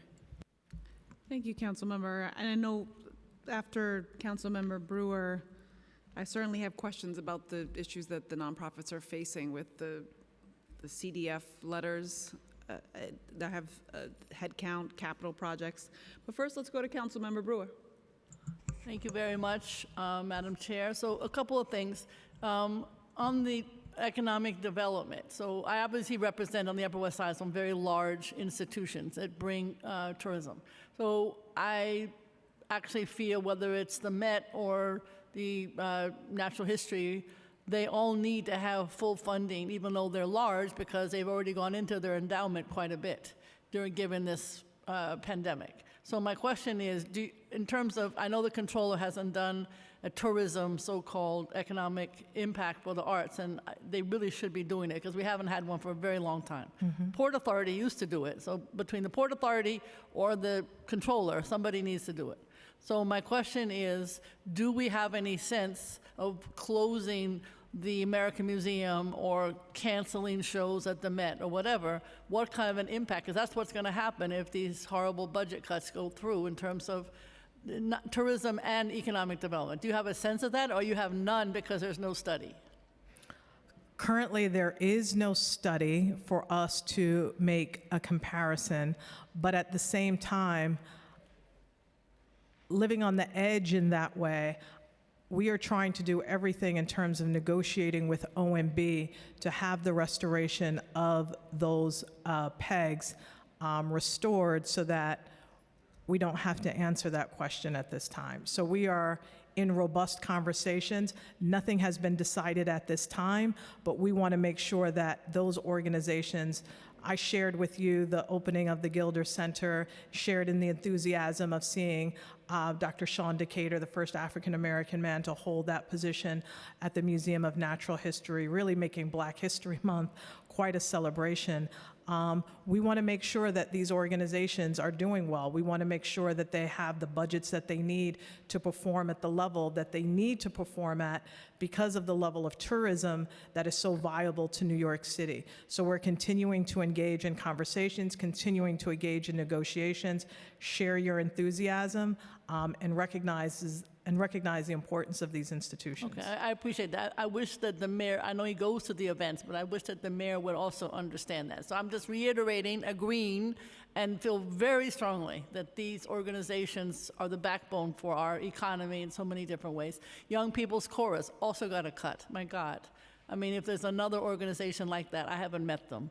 So these are examples where I know you're arguing, we are too. Do not cut either capital or expense. You've got the same capital problem.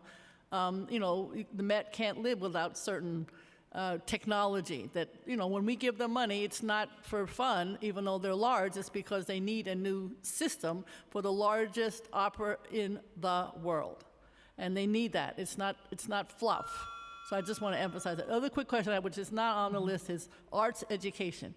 Kate Levin used to make sure that there was a blue book that said, okay, arts education, and maybe you're doing literacy, and maybe you're doing math, but of course I believe you can't do that without music. That's my impression. So are we doing any analysis of what arts education includes in the school system? Because with all due respect to the principals, and I understand this is not high on their priority. I know too many schools that don't have any music. So is that something that's on your agenda? That is exactly something that's on our agenda. We are working with Mr. Paul Thompson, who is at the Department of Education, and he is really their arts facilitator for the entire city of New York. We have many conversations. They just put out what would be perceived as their own blueprint, showing the metrics of where they are and where they want to be in terms of having arts education on every level from elementary, junior high school, and high school. We can get you a copy of that new report that they just issued. We had an incredible celebration showing where we are, where we want to be, and where we want to take the arts in terms of New York City into every single classroom. As you know, I have a 6-year-old, and I have seen some of those challenges that you speak of when you're trying to find a school that has an arts education for our students, and every child should have that. And we're going to continue to work with DOE on that goal. So is that a new need, or is that something that is got data and money associated with it? Now, I don't know how they did it under Kate Levin when she was at the Department of Cultural Affairs, but that falls, those reports and those metrics, that falls under the Department of Education. So their budget would have to expand in order to provide that level of education and support. You can add on But they're to it. already doing it. We will get you a copy of the report. It's I incredibly comprehensive. love to read the report, but the issue for me is, with all due respect, on the ground, I know for a fact that, I know Manhattan, I don't know the other boroughs, as you know, but I know Manhattan, arts education is not what it should be, and here we are, the capital of arts in the world. So it takes money, but without it, you have no more audiences, and you obviously don't have a rounded student.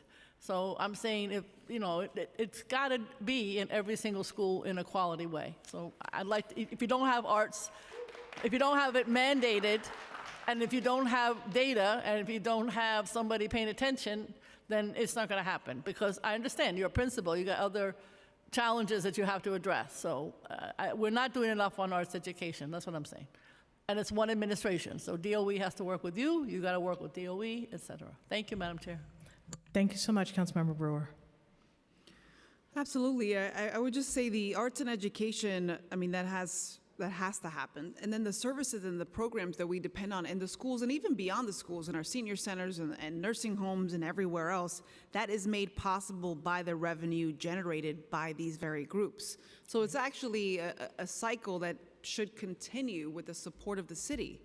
And without it, without supporting these groups, it just goes, it affects so many different critical components, especially when it comes to supporting our communities that need it the most. And that's the piece I'm really trying to understand. So for the groups that are CDF recipients, and I thank Councilmember Brewer for mentioning the larger institutions that provide so much programming you don't even see. The American Museum of Natural History, it's not just dinosaur bones. I mean, they're training teachers and professors and their children in classrooms, learning and seeing and feeling all types of important and incredible lessons. For the CDF recipients, that was such, I just to say, it was a very botched process. They not only faced steep cuts to their budgets, but they only learned about their funding in February, which was 8 months into the fiscal year. This delay, as you can imagine, is incredibly destabilizing for organizations who need to schedule and plan programming in advance, and many who already actually implemented this programming, there's no doubt. Many either received a cut for programming they have already hired for or learned they were funded to do a program they now can't do. Can you explain the reason for the delay in announcements? What steps are you taking to prevent delayed awards letters again? Absolutely, Councilmember Rivera. So to explain the delay in funding, it simply was about the PEG cut. And the way that we allocate funding, there is a formula applied based on the score that each group receives from the panelists. That formula is very complicated, and then once we ran it, we were able to give out awards to 1,031 groups. When we didn't know how much funding we would have, it doesn't impact just a few groups, it impacts the formula that applies to all of the recipients, all 1,031. So until we knew exactly how much money we were going to have for the CDF program, it was very difficult to give out awards. As soon as we had the award, the total amount for the CDF program, which was in mid to late January, we promptly distributed awards at the beginning of February. This is an impact of the PEG cut. We're deeply hopeful that the sacrifices that all agencies made collectively to get a better handle and a stronger financial picture for the City of New York will mean that there won't be future PEG cuts in FY25, and we can get back to the more steady schedule that we have had for many years of giving out awards in about November. And with any luck, we would hope to accelerate that timeline, but we had been pretty stable about making announcements in November, which is our target for FY25. I mean, we're in the council looking for a way to be inclusive about codifying this process. Just, we understand, and I believe that this panel cares about the work, but something like that, that was just unacceptable. Mm-hmm. It's indefensible. I can't imagine running an organization and in February you get this news. And I know a lot of it depends on the score and the panel, but I mean, you had long-standing organizations that were funded for a very, very long time, like the Bronx Arts Ensemble. And I know they didn't write a bad application. They got cuts due to the panel score. I think the process is flawed and needs fixing. I believe that there's a coalition here, at least, and many artists and organizations that submitted a list of suggested reforms last year. So we hope that those are taken into consideration. And again, we're looking to memorialize it. So in terms of the capital projects as well, because we're also seeing, and I know Councilmember Brewer has been such a great advocate for the organizations in her district who are seeing their capital projects pause as well. So this is programmatic interruptions, and then you have capital projects that are already underway, planned, for capacity. So how many active capital projects does the agency currently have? We can get you that number, the exact number, but if you have another follow-up question to the Capitol, we Yeah. can go into that while we're getting you that exact number. Sure, okay. Do you believe that the preliminary capital commitment plan accurately accounts for the current and future capital needs of the city's cultural institutions? Are there any capital programs and projects that may be under budgeted or not yet included in the current plan? And are there any capital projects that have been cut or pushed out of the capital commitment plan? The challenge, again, with this entire process is having to make really tough decisions with less funding. And so there are projects that are happening that we are state mandated to do, from the borough-based jails to the BQE project, and many others that are having huge implications on the amount of funding that we are able to spend on capital projects in New York City, also given the challenges of the budget at this time. So many projects that we want to see implemented have been paused. We also had to make cuts to our capital budget, so some projects have been paused. Some have had to have been cut, but those projects that we cut were projects that inevitably we made those decisions because there were things that those projects that made them ineligible for funding. Things that we might have done 10 years ago, we don't do now, such as, let's say, acquisition. So some organizations might have been allocated funding for acquisition, and the agency does not provide funding for acquisition. So organizations such as that, maybe some organizations were allocated capital dollars 10 years ago, and they have not moved that project forward because during that time, they couldn't find other foundation, corporate, or individual partners to advance that project. But what we have told all of those organizations that found their projects to be ineligible, reapply in the next fiscal year, come forward with a project that can be capitally funded and supported, and we would happily review that project and to see if there's any way we can get those projects over the finish line. We want to see projects get over the finish line. That's essentially what our agency does, and that's essentially tied to the viability of the city, and we want to see that level of support. So if organizations did not receive or their budget was actually cut out of this capital process, please apply again. Well, we know there have been capital projects that have been cut or pushed out of the capital commitment plan.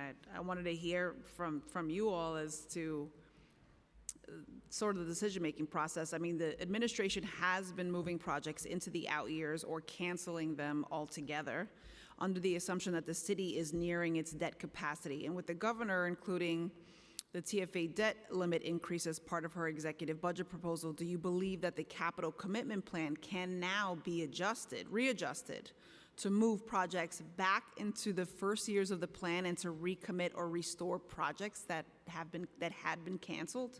That's certainly a part of the negotiation process. That's what these conversations are about in terms of new information that wasn't provided to us previously, and now this information is apparent and visible, and how do we then take this information and readjust it so that the capital projects that were put on hold, that we now have a pathway to get there. It's just interesting in terms of when this particular hearing took place, that we are probably at the pinnacle of these discussions in terms of really understanding how we're going to move forward as a city, how we're going to move forward as an agency, and how we're going to get these projects over the finish line. I mean, we want to see this happen. This is essentially what is the viability of the city. And for me, I take getting capital projects over the finish line so personal because I've gone through that process, but I also understand taking it from the administrative lens, taking it from, the agency lens, and all of these different, bureaucratic processes. Essentially what you have in your hands as a commissioner is you have the ability, you're holding people's dreams in your hands. And it's your goal and job and desire to have those dreams become realized. So it's a lot of pressure on a day-to-day basis to figure out, how do I make all of these aspirations and dreams come true that many, as I faced as myself, are founders, and they've put their blood, sweat, and tears and their entire lives into these projects, and it's really important to figure out how to get them over the finish line. So we take that role and job very seriously, and we're continuing to be in the negotiation process with OMB to figure out how do we in fact do that. I just want to second what the chair said, because the governor put, I think, $6 million in terms of raising the debt limit, and I can promise you, I bet they'll do that at least in the state legislature, if not more, right? Mm-hmm. And Mr. OMB sat here and said the same thing, BQE jails, and I think it threw in the subway.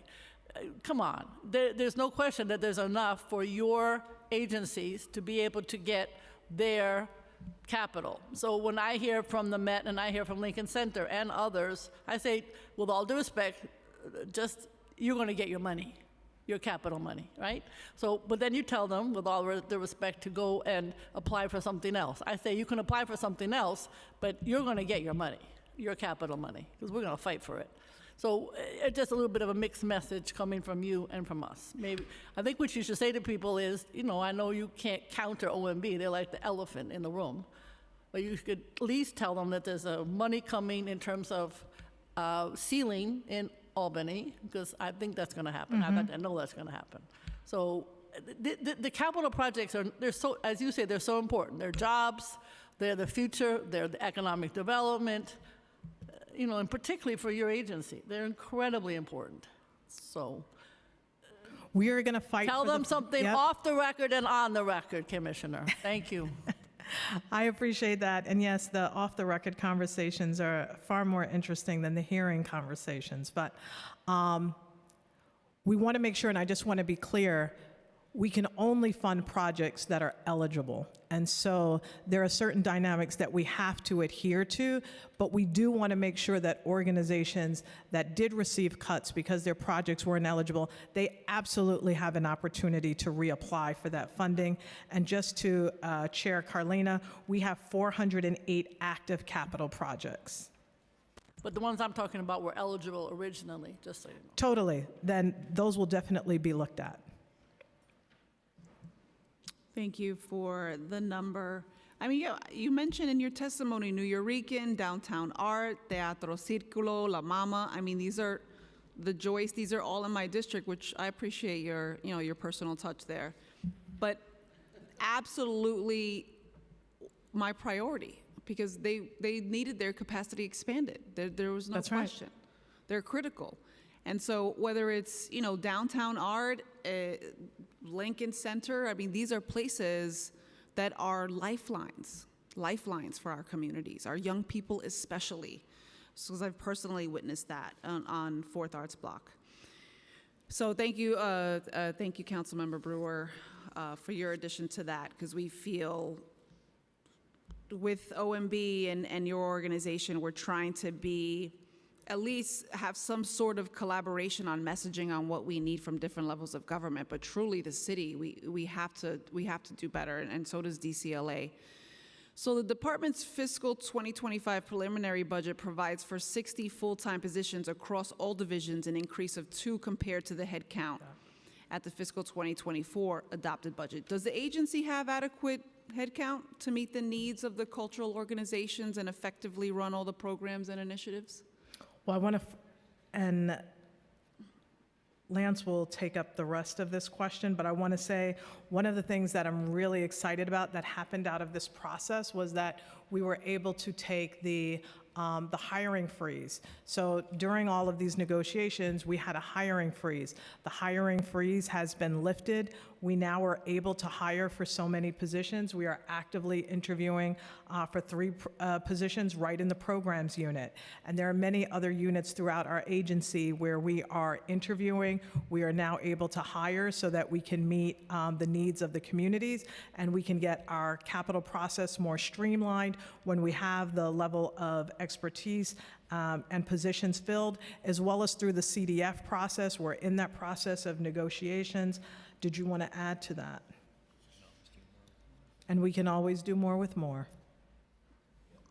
You're preaching to the choir on that one, but 3 positions being interviewed for right now. So do you think you have adequate headcount? We have adequate headcount now. Once those positions are filled, our agency will be able to run a more streamlined operation. We will be able to get funding out the door quickly. Our capital projects will be able to move more efficiently through the process, and we're just working currently on that. What's your vacancy rate right now? I would have to look up to see what that actual percentage is. I'll get back to you with that answer, but we will have it before the hearing closes. Okay, I appreciate that. Well, I just want to thank you for your testimony. There were a number of things we went over, and I feel like the CDF data and the process, the panel process, is really needs our attention and our collective collaboration, because the Independent Budget Office released an analysis of CDF data that showed about 80% of organizations received a cut. They received the cut on an average of 31%. But that this average masks substantial variation, especially when grouping by size of award, with smaller organizations receiving an average cut of 59%. Mm-hmm. And so we have also heard from organizations who lost all of their funding. So can you just explain, again, the variation in cuts, or at least what are you all going to do going forward to address the situation? Because after you all leave in a couple minutes, we're going to have many, many groups and individuals testify to their experience. So I'd just like them to hear before you go the variation in cuts and what we are going to do to fix the process once and for all.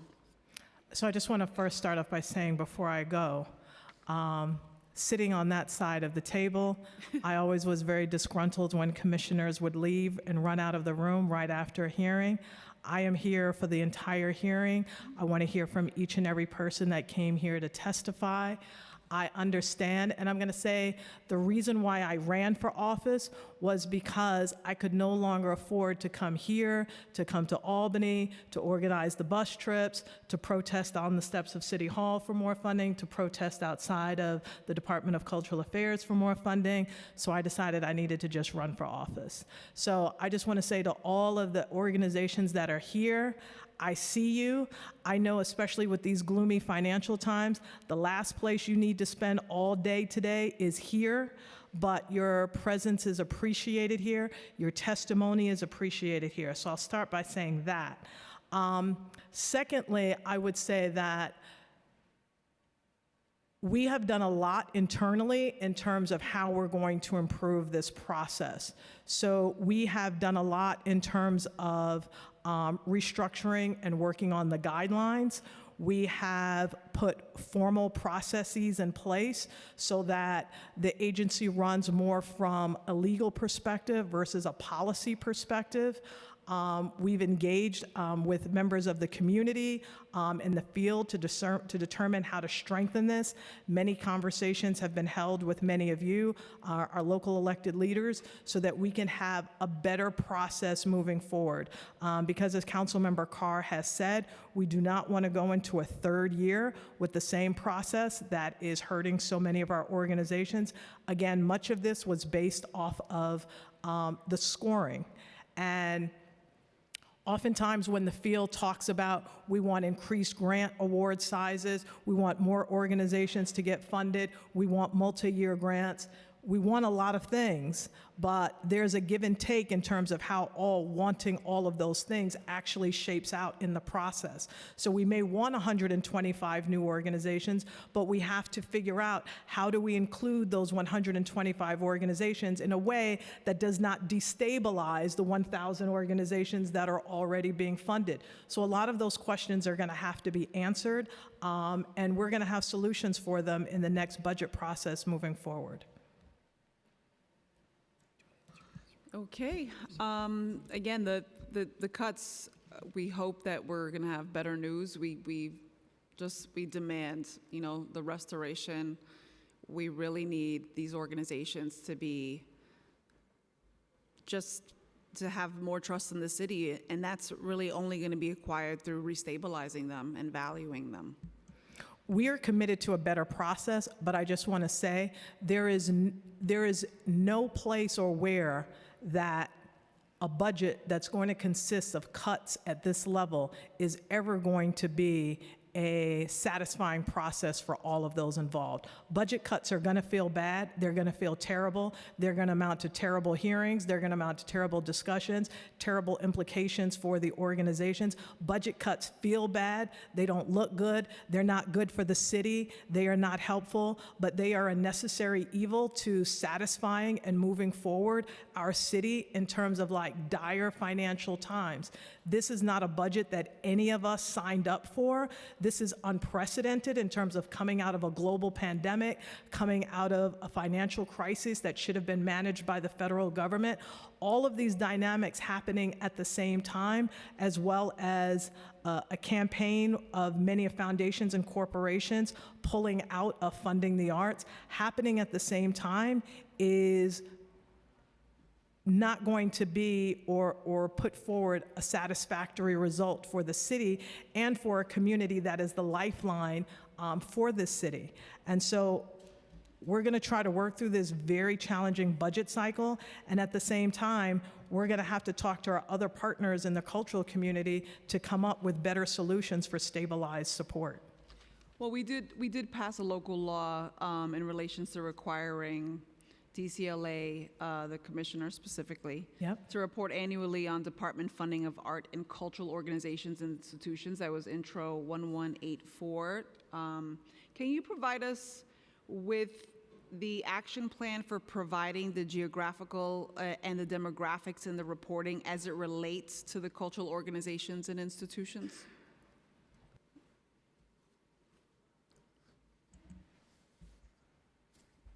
We have reviewed the local law that was passed last year, and we look forward to submitting our report when it's due at the end of this summer. So your action plan is to get it done. If you can get it done sooner, that would make a lot more sense. And we're looking to see if we can actually figure out a cycle that occurs earlier in the year. Yes, council members. So diligence would be fantastic. The only thing I just would say to end this, besides thank you very, very much for your testimony, is that these organizations, they drive revenue, they grow our economy, and we need them to thrive. And all these factors, the revenue, the mental health, the support to our young people and our older adults, and free performances and the life-changing programs and services that they provide. I just don't know how we can cut these organizations given these factors. So I look forward to the next few months and negotiations. And again, I thank you for your testimony and appreciate that you'll stay to hear from our friends and allies. Thank you. Thank you so much, Councilmember Rivera. We will now turn to public testimony. We will be limiting public testimony today to 2 minutes each. For in-person panelists, please come up to the table once your name has been called. Our first in-person panel will be Lauren Comito, Leonard Paul, Deborah Allman, John Hyslop, and George Olkin.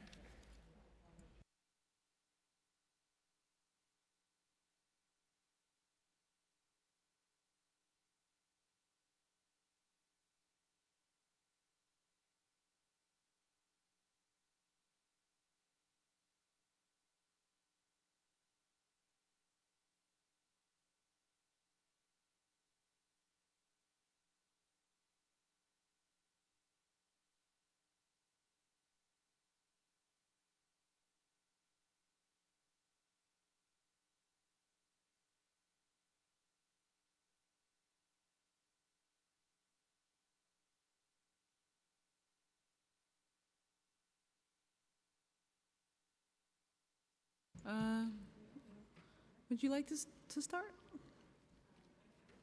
Okay. I have to turn this on first, though. Thank you so much to Speaker Adams, Councilmember Rivera, the chair, and all the committee members for the opportunity to speak on the devastating budget proposal for libraries in fiscal year 2025.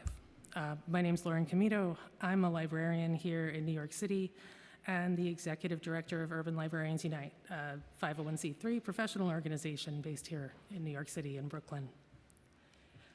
Every spring for the last 14 years, I've been involved in advocacy to restore funding to libraries.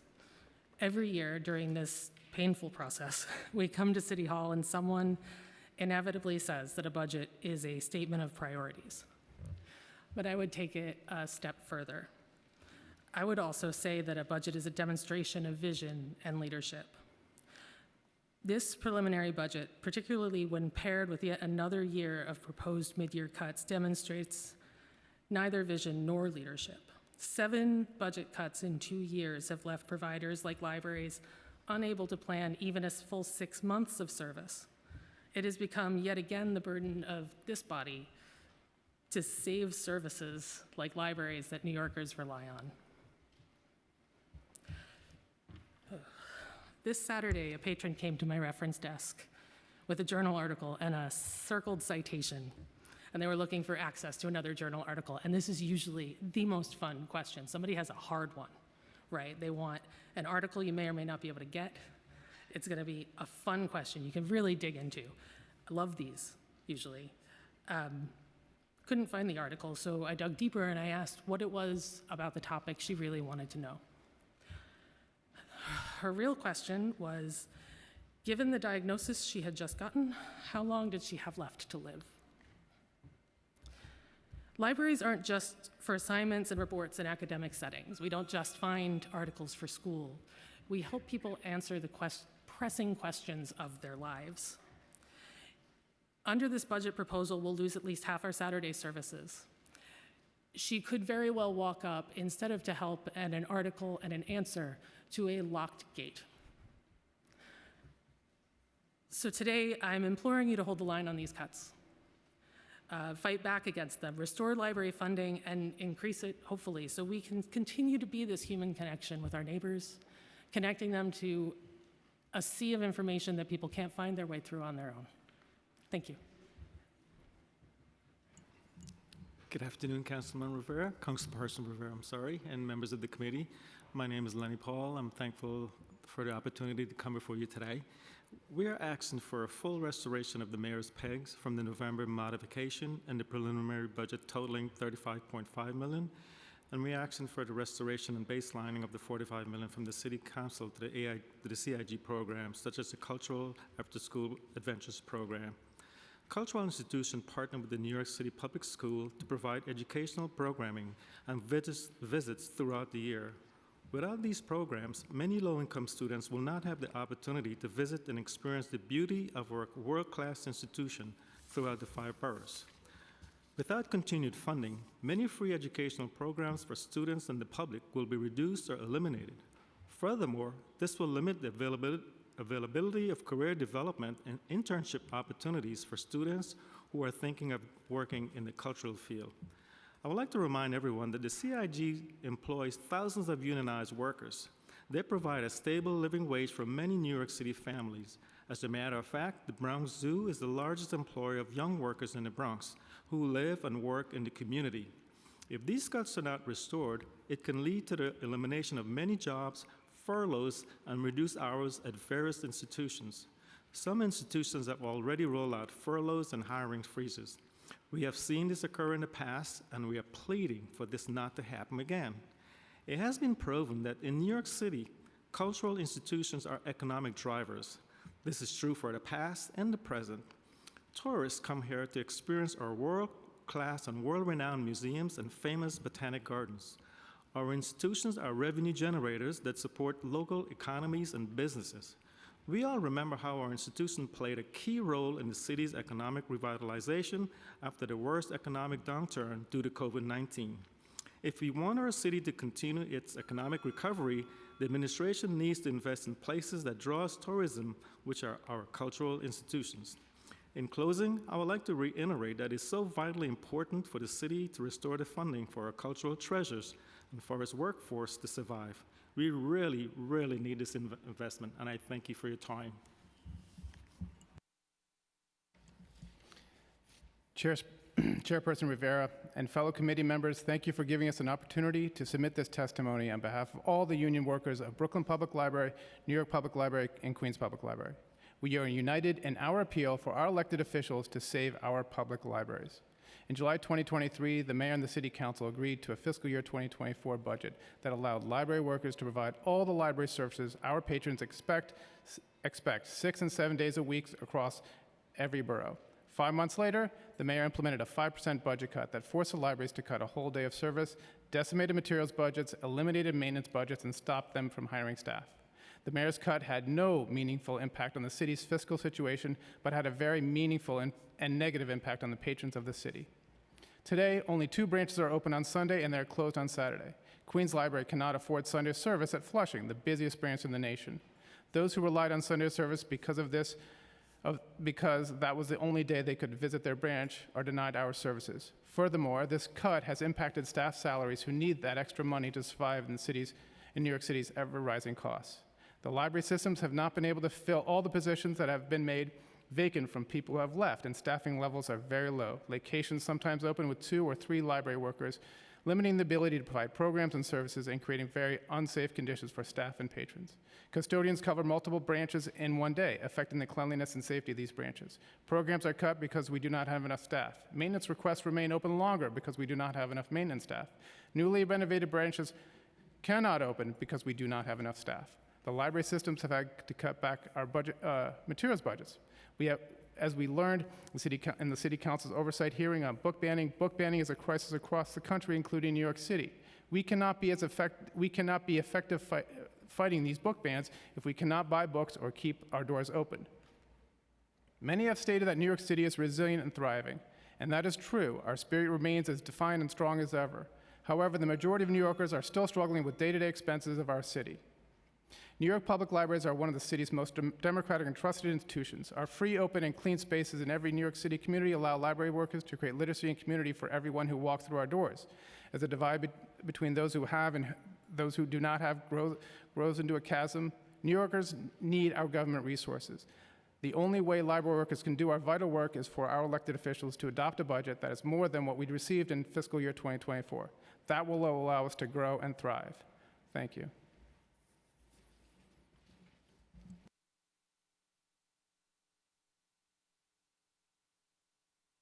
I just wanted to add a personal story. I drive the Bookmobile. I'm the president of Local 1482, Brooklyn Public Library Guild. And we bring the library to the streets. We go to shelters, pantries. I've made hundreds of library cards for our newest neighbors. And we also cover for closed branches. And that depends upon the staff of the branches that are closed for renovations and stuff like that. And it depends upon the staff of those branches to join us. And as those staff have had to be reassigned around the system to plug holes where we're understaffed, that means we have to cut back on bookmobile programming, which means I have to pull away from bringing those services to the folks who can't reach the library for one reason or another, and it means we're reaching fewer people. And I think about, in particular, I sometimes park in the Junction, Flatbush Junction, and there's a unhoused man, Haitian man, who comes to every week, and he's a regular. He's a regular on the street. He's a regular at the bookmobile. And when we have to remove service from a street corner, when we're all reassigned around the system to plug holes, it means that we're not reaching the folks who need us most. And so I just wanted to, just try to describe a little bit of how these understaffing, like how we're affected by them and how desperately we need more resources so that when a branch closes, staff can remain in their home neighborhood and continue to bring service to the communities, which is something we promise, but that we can't do if we're understaffed. Thank you. I just want to thank you all so much. I know you represent the libraries, but also cultural institutions and the gardens. and how many days there's pay as you wish, or they're free, days for free that people can come and visit, and the Bronx Zoo being a large employer of young people. And I also, sometimes I feel like people forget about, or they just fail to really highlight how valuable it is, the staff that keeps the actual facilities going. So the maintenance and the cleanliness, and knowing that you can go into your library and be there for like 7 hours and have a clean bathroom and a great place to just work and thrive. So I just want to thank you all for your work and for sharing stories that are so deeply personal. Thank you for everything. Thank you.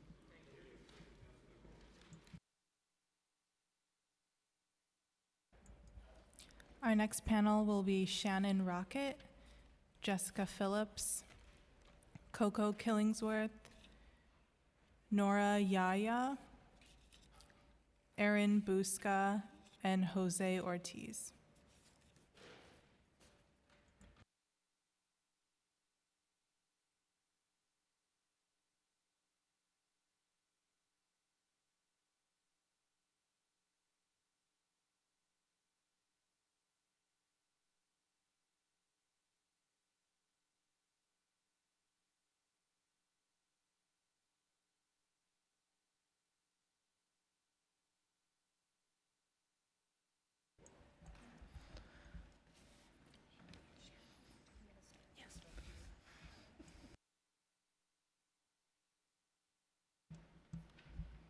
Is it on?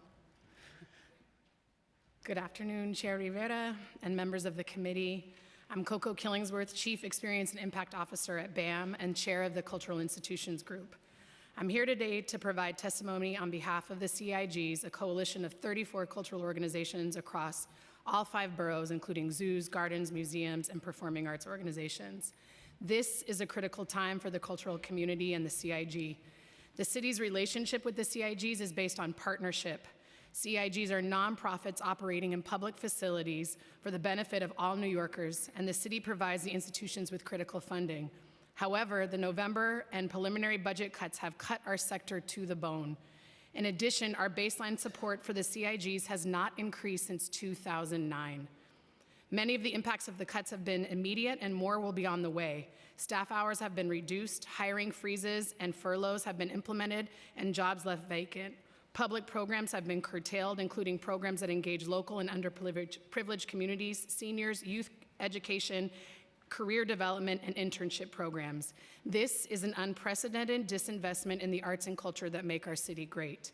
The culture sector is a major economic driver for the city of New York, generating approximately $110 billion in economic activity and is central to the success of our tourism industry. Thousands of union jobs and non-union jobs depend on the arts and culture sector. CIGs employ 15,700 full and part-time employees, and more than 6,000 New Yorkers participate in the CIG workforce development programs. The jobs driven by the culture sector also include education contractors, food service staff, driving cabs, working in hotels, retails, and restaurants.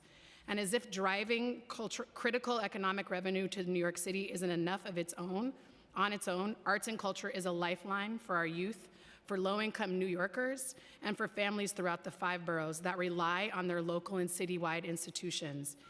Each year, more than 2 million children, many whom are New York school children, camps groups visit our institutions. The cuts hit small, medium, and large lifeline institutions, and that in turn has already hit the communities we serve. It is shameful. We are requesting that the council prioritize culture and to reverse the November and preliminary budget cuts to DCLA. That's $20 million in FY24, and for the $15.5 million in FY25 to be restored, and the baseline of one-time addition to the CIG's programs of $45 million. In addition, I won't name them all, but we want to see full funding of key council initiatives such as CASA, Su Casa, Coalition for Theaters and Arts, Theaters of Color, and the Immigrants Initiative. Thank you for your time. Thank you for being a champion. We are your partners. Good afternoon, Chair Rivera, Councilmember Brewer. My name is Nora Yaya from the Met Museum, but today I am here on behalf of the Manhattan CIGs. I echo everything that our Chair Coco has already said. You all already know the impact as you've asked today. Something that I did want to highlight, though, in particular, is that these cuts are far-reaching. That while we haven't had major layoffs, there have been some institutions that have had several layoffs. But in addition to that, we've had a massive reduction in programming. And when you reduce programming at cultural institutions, then you also reduce jobs, whether you know it or not. You're reducing contract educators, you're reducing the number of teaching artists. People have been planning for their seasons for the future. These are the future artists of the city that will not have these jobs available to them. So the impact is far-reaching beyond our institutions. And just to name a few of the impacts directly to institutions that I think everyone in this room is familiar with, Carnegie Hall you'll hear from later, but they've had to eliminate a program with Brooklyn Public Library. Lincoln Center faces an 18% reduction, so they are reducing 2 months of programming, so that's a number of jobs that they'll be seeing. The Museum of City of New York has a hiring freeze for 5 to 10 positions.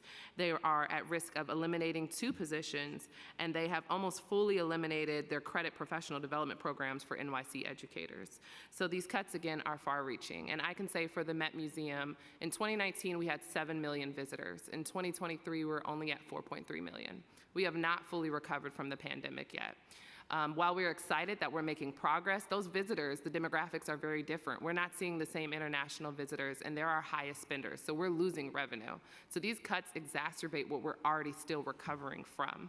In addition to that, the Department of Cultural Affairs has one of the smallest budgets in the city. So the idea that cutting Department of Cultural Affairs is gonna save the city is really not fair, right? A couple of million in an over $100 billion budget is not worth the devastating impacts that it'll have on the city across all 5 boroughs. Thank you.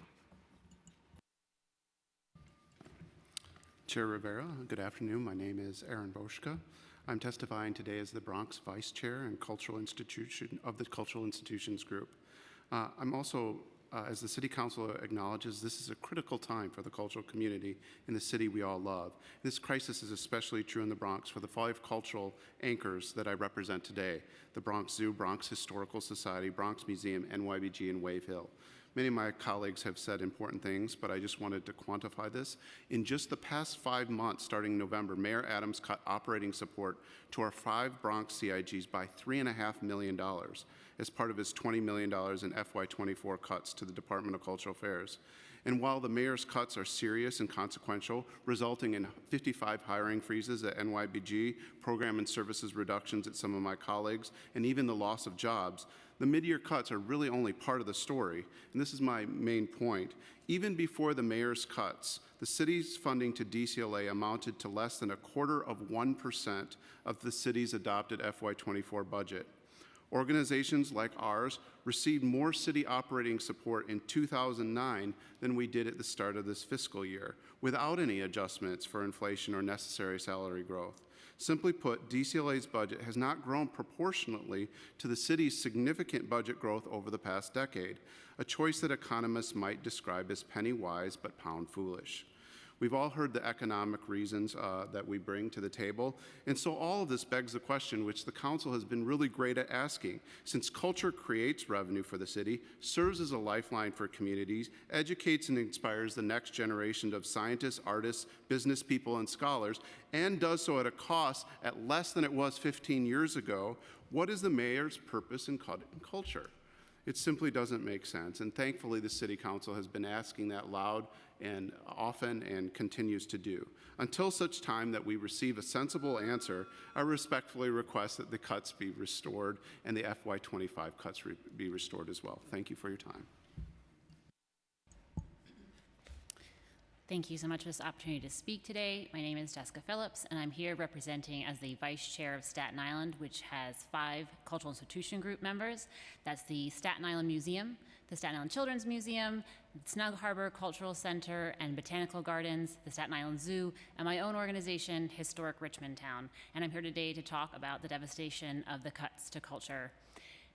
Historic Richmond Town has been a CIG since the 60s, and if you look at the years past, every time there's a cut, it leaves a scar on the organization. And when you think about culture bringing $110 billion to the city's economy, or 13% of its budget, every scar represents a missed opportunity. And for our organization with these cuts, we had to lay off 13% of our workforce and reduce our public hours by 40%. The Staten Island Children's Museum had to reduce its toddler programming by 50%. And I think to myself, you know, it's an investment. You know, we need to restore the $20 million to the fiscal 24 budget. And we need to restore the $15.5 million to the fiscal 25 budget. In order to stabilize this sector, we need to baseline the $45 million that we beg for every year at adoption. And this is not an act of charity. This is an investment in our economy, in our well-being, and our identity as a city. Thank you.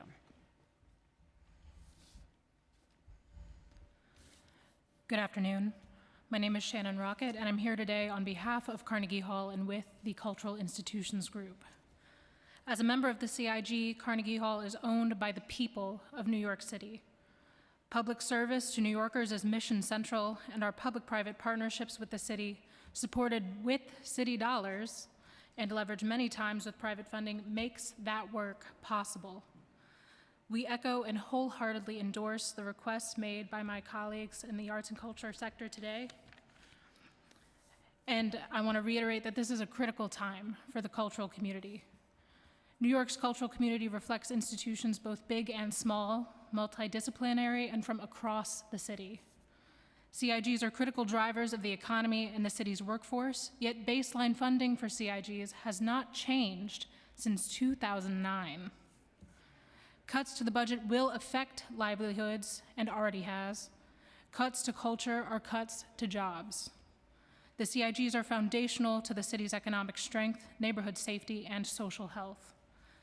Our impact and partnerships throughout the city demonstrate that investment in arts and culture is a compound investment in human services and our communities.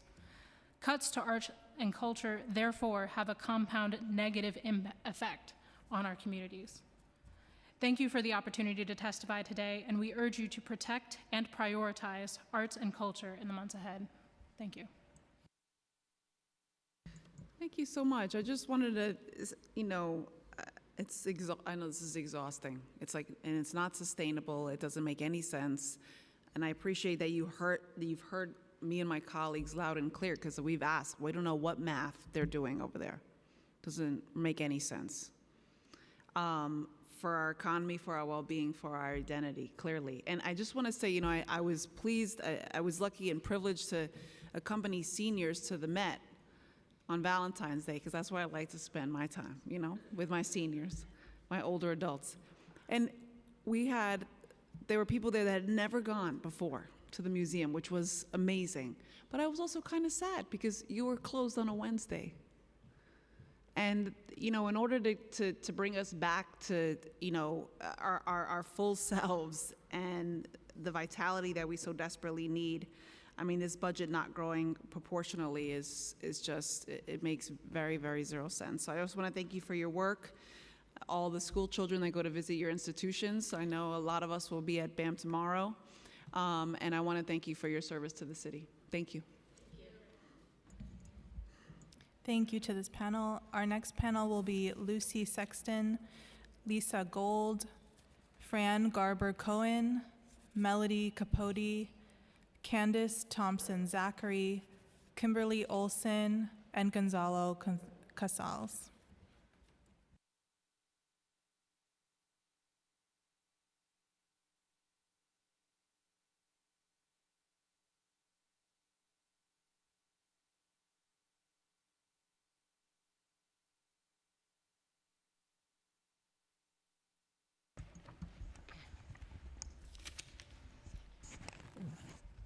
Good afternoon. Thank you for considering my testimony today. I'm Fran Garber Cohen, president of the Regina Opera Company, which offers fully staged operas with full orchestra and English super titles in Sunset Park, an underserved and low-income community, as well as many free concerts in public, accessible spaces in Brooklyn. Today, I join my colleagues in asking that New York City reverse the November 23 and any further budget cuts to culture. That's $20 million in fiscal year 24 and a projected $15 million in fiscal year 25. At Regina Opera, we rely heavily on funding from the Department of Cultural Affairs. That fund allows us to provide affordable, professional-level entertainment in accessible venues for people who may not otherwise attend live performances. About 65% of the New York City residents that attend our performances are seniors who are not able to afford the high ticket prices at the major opera houses or are unable to travel the long distance by subway or bus. Cuts in funding to DCLA hurts small organizations like Regina Opera, who provide services for New York City's senior citizens, a continuously growing population. This important sector of our population depends on us and on other local groups to give even our own parents and our aunts, our uncles, our grandparents, to get them out of the house where they often live alone. At our operas and concerts, seniors socialize. They make plans to meet their friends, often for dinner at a local restaurant, after or before a concert. They also make new friends, expanding their social contacts. They remember musical performances they saw years ago and make plans to attend future productions. We cannot let these people down because of funding cuts. Fran, I know, has to go to rehearsal, so thank you, Fran.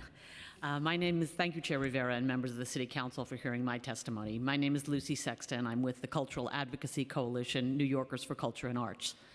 We have more than 400 members, from arts workers to cultural organizations of every size. Culture, as we have been hearing, is one of New York City's most important economic sectors, and yet we are treated like a disposable extra that can be cut and defunded without doing damage to the city at large. This has got to change in order to save the cultural sector and the city's economy. Not only has culture been cut by $20 million this year, in addition, the Department of Cultural Affairs was historically late in delivering grant letters 8 months into the fiscal year that the funds were meant to serve, and reducing or fully zeroing out funding to 80% of the applying cultural organizations, mostly that receive regular funding. This has consequences, and they're not pretty. Less shows mean less traffic to local businesses. Less opening hours and less exhibitions means less visitors staying in hotels. Less classes for youth and seniors mean increased isolation and decreased mental health. It all adds up to a less vibrant and less safe city, one which people are less likely to visit and in which families are less likely to live. I witnessed this downward spiral in the 1970s, where cuts to services led to losses for small businesses and a hollowing out of the middle-class tax base, leading to more budget troubles for the city. Let's shift course now and reverse this spiral. I join my colleagues in saying that this year's cut of $20 million needs to be reversed. Next year's planned cuts need to be eliminated. We need to baseline the $45 million that the council added to culture budget last year and fully fund cultural initiatives like CASA for school kids, Su Casa for seniors, Coalition of Theaters of Color, and the Cultural Immigrant Initiative. Then we'll see invigorated small businesses, families remaining in the city so their kids can take world-class music and dance classes, and gains in tourism and increase in dollars to our city budget. Funding culture is the right thing for culture, for our communities, and for our city. Thank you. Hi, thank you for the opportunity to testify today, Councilmember Rivera and members of the City Council. My name is Lisa Gold. I'm the Executive Director of the Asian American Arts Alliance. We are a 40-year-old nonprofit service organization that works to ensure greater representation, equity, and opportunities for Asian American and Pacific Islander artists and arts organizations of all disciplines all across this great city. AAPIs are one of the most diverse and fastest growing ethnic groups in New York City, making up almost 18% of the city population, and yet we receive less than 2% of cultural funding. We speak more than 50 languages, so you can understand the importance of language access for our community, not to mention even the impact on tourists visiting from Asia. Very helpful. The arts play such a critical part of the lives of our constituents, bringing understanding and tolerance in a time when it is so needed. Also promote mental health, holistic wellness, and of course, are a huge economic engine to the city. Creating jobs, attracting investment. I don't have to tell you, you know the scope. So it is for these reasons that I join my colleagues in asking the city to restore any budget cuts, reverse the November and preliminary budget cuts, no cuts to FY25, restore and baseline the one-time addition of the $45 million to all cultural groups, with the ideal goal of reaching 1% of the city budget for arts and culture, fully fund all city initiatives, especially the Communities of Color Nonprofit Stabilization Fund and Theaters of Color, because our communities rely disproportionately on public funding as opposed to predominantly white institutions. We just don't have the same resources, so we depend on city resources. And also, as you stated, to ensure the implementation of the Transparency Bill 1184 so that we have accessible and useful data. So thank you very much.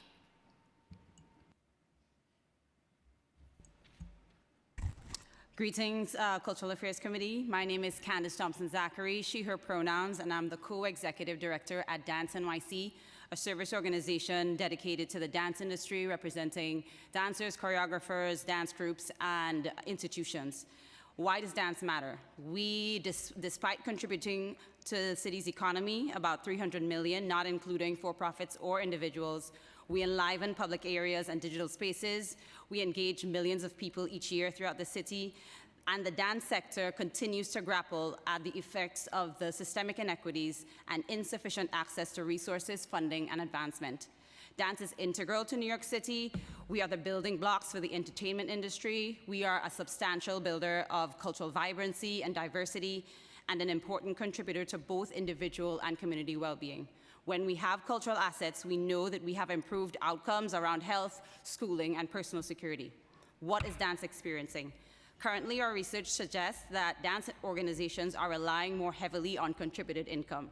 About 22% nationwide of dance orgs are relying on contributed income by an increase of 22%, and then in New York City by at least 8%. They're relying on funders, the government foundations.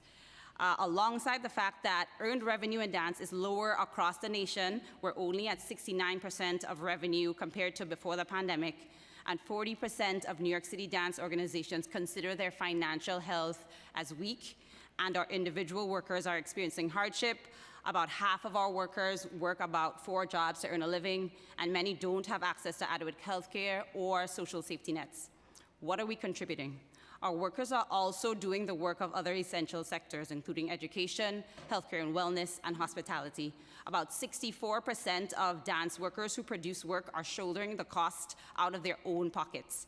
The individuals and orgs in the dance community are keeping our sector alive on their own backs, and we need the city's continued investment. I'm going to support the ask that many of my colleagues have made to reverse the November and preliminary budget cuts, to restore the baseline to at least $45 million, but we need to work towards 1% for culture, to fully fund the City Council initiatives, and to make sure that the Transparency Law 1184 is implemented so that we have access to the data that we need to keep DCLA accountable and to partner with them on possible reforms. Thank you.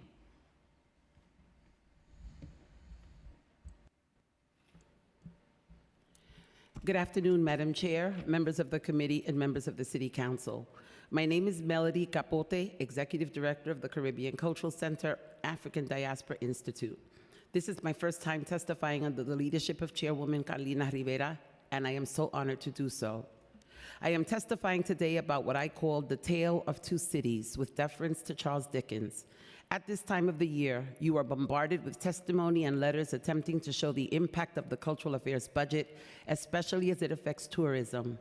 And while I am a big fan of tourism, I am an even bigger fan of cultural equity, racial and social justice, and how it shows up or doesn't at the Department of Cultural Affairs, and its impact particularly on cultural organizations of color that do this work every day while seeking to level the playing field. The Black and brown communities we serve is the one hurt most by the violence that occurs in this city, and it is that very community that we must apply the healing balm of art and culture. And it is the small community-based culture and arts organizations that tells our community members to look at the bigger picture, to remember and honor our ancestors, and that we need to be the examples for the younger generation that is confused and is looking for guidance.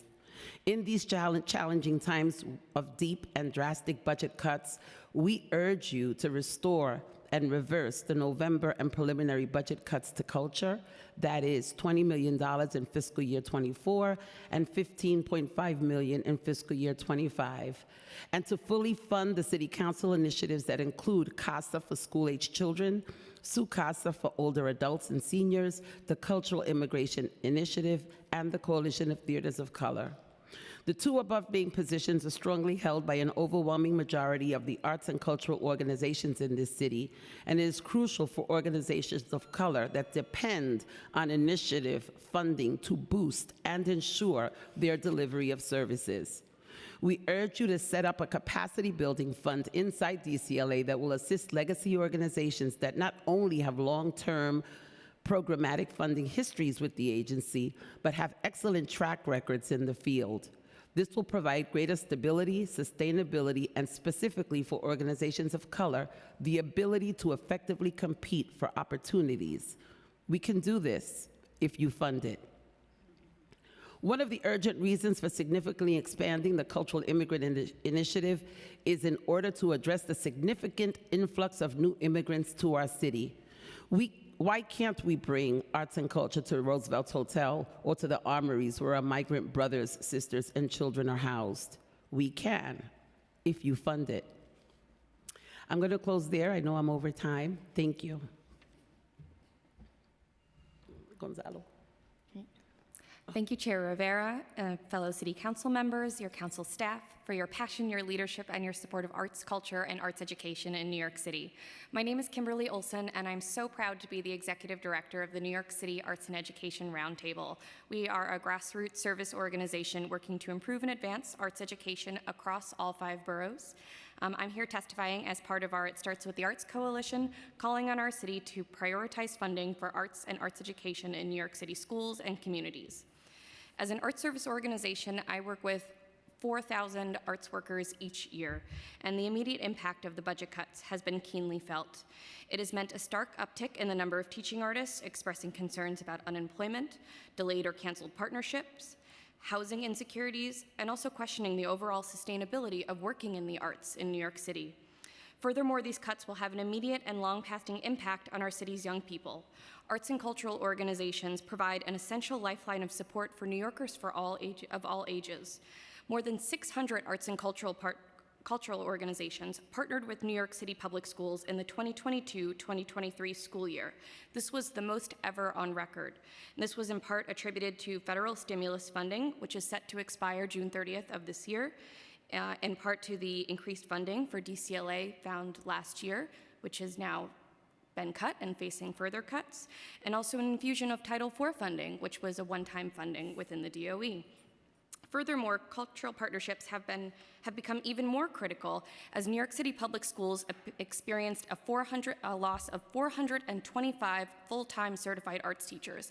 That is a 14.8% decrease from the 2019 to 2020 school year to our most recent. So we have lost 14.8% of full-time certified arts teachers over the past 3 years. This leaves thousands of students without a dedicated arts teacher in their school. A quick note on transparency, as was brought up earlier, we don't know what schools or districts have been impacted. We don't know what schools have arts teachers, what don't. We don't know what schools have cultural partnerships and what don't.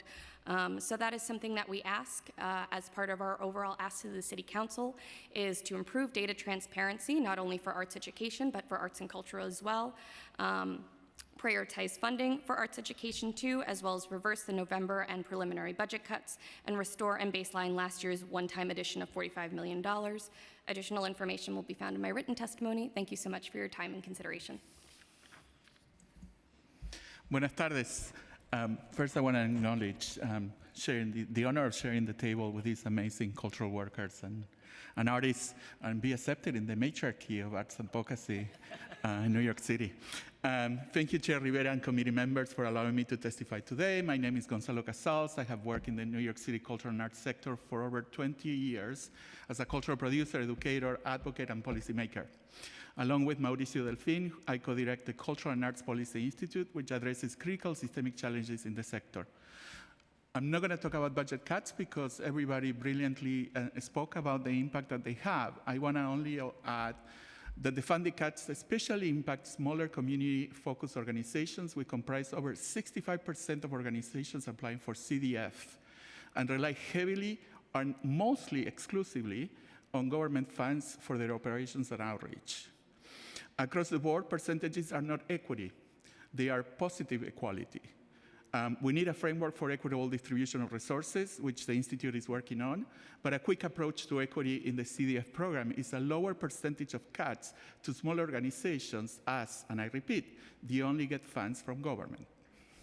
But I want to talk today about solutions, and I want to expand a little bit on data transparency, which my colleagues have been mentioning, but without saying that no one can solve the problems we're facing today alone.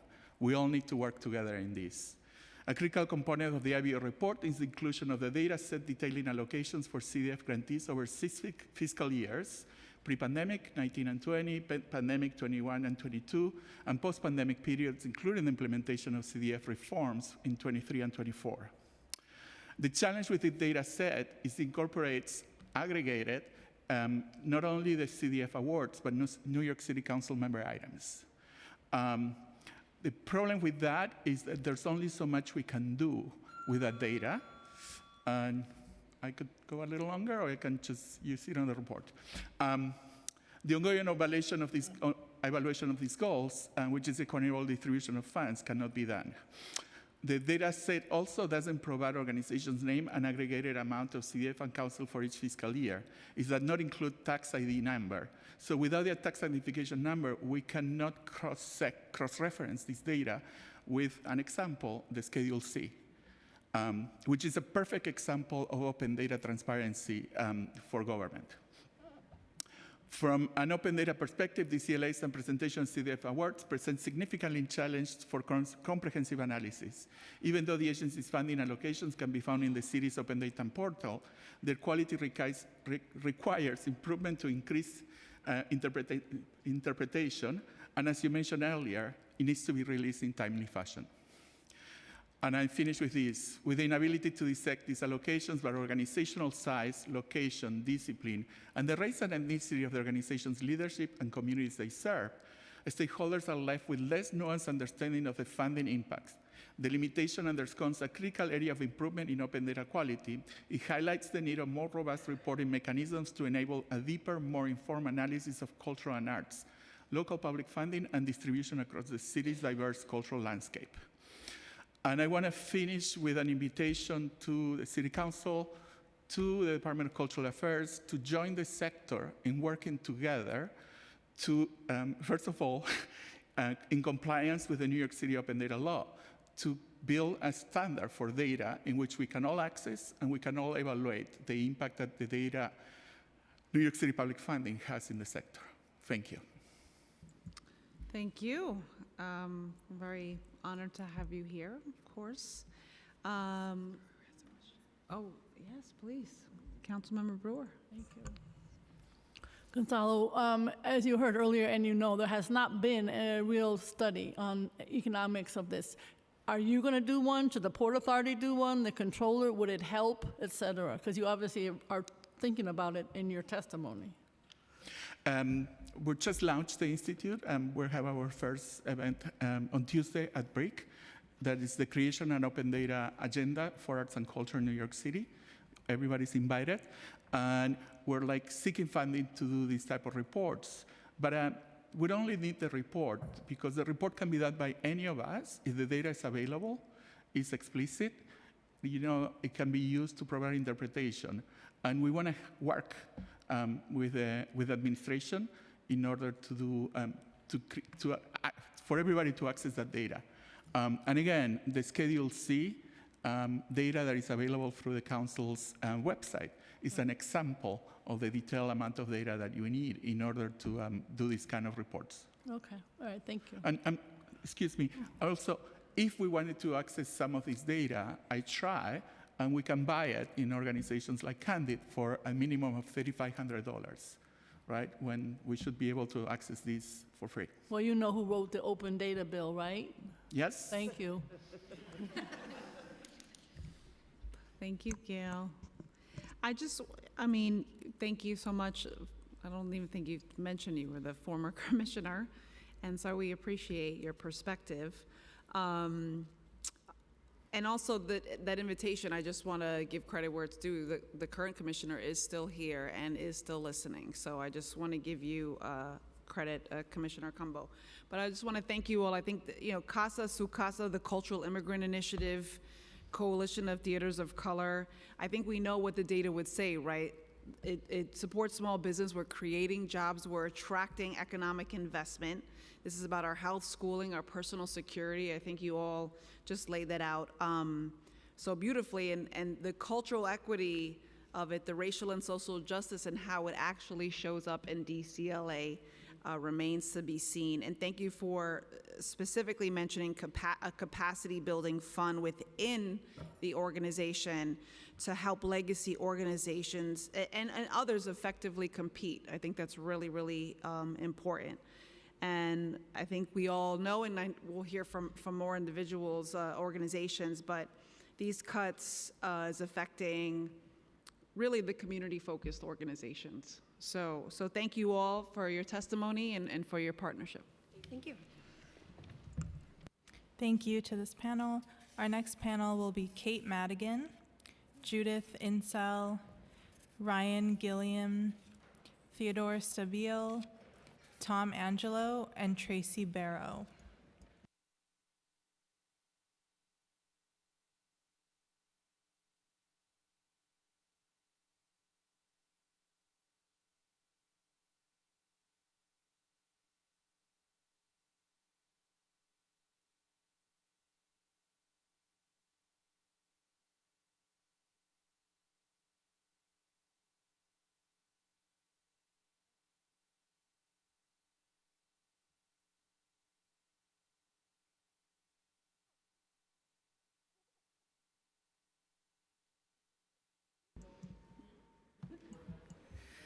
Good afternoon, Honorable Committee Chair Rivera and City Council members. My name is Judith Insel, and I am the Executive Director of the Bronx Arts Ensemble, a 52-year-old organization that annually provides over 20,000 residents of the Bronx with free of charge live performances presented by professional musicians, employing Local 802 members in multiple music genres like classical, jazz, and Latin jazz. This fiscal year's deep funding cuts to the Department of Cultural Affairs are resulting in the elimination of jobs and public programming at cultural institutions, both leading to the loss of vital wages for cultural workers like Bronx-based artists. Our organization has received annual funding from the Department of Cultural Affairs for over 40 years until this fiscal year, with us being completely zeroed out of the Cultural Development Fund. As a direct result, we are facing the unfamiliar challenges of not employing all of our scheduled Bronx-based musicians and canceling scheduled live performances for Bronx neighborhoods. We urge Mayor Adams and the City Council to approach this upcoming funding cycle and beyond with the understanding that the cultural sector of New York City is an industry that drives the economic engine of business and supports the building of community by providing safe spaces for citizens to come together in the Bronx and all boroughs. Thank you for providing me with the opportunity to speak to you today. The current crisis that the cultural sector is facing is crippling all nonprofit arts institutions in New York City, and will have to have an overall negative effect on the city's economy. The Bronx Arts Ensemble urges you to remember one thing when tackling the FY25 cultural budget: allocating funding for neighborhood arts nonprofit institutions is not optional, it's essential. Thank you.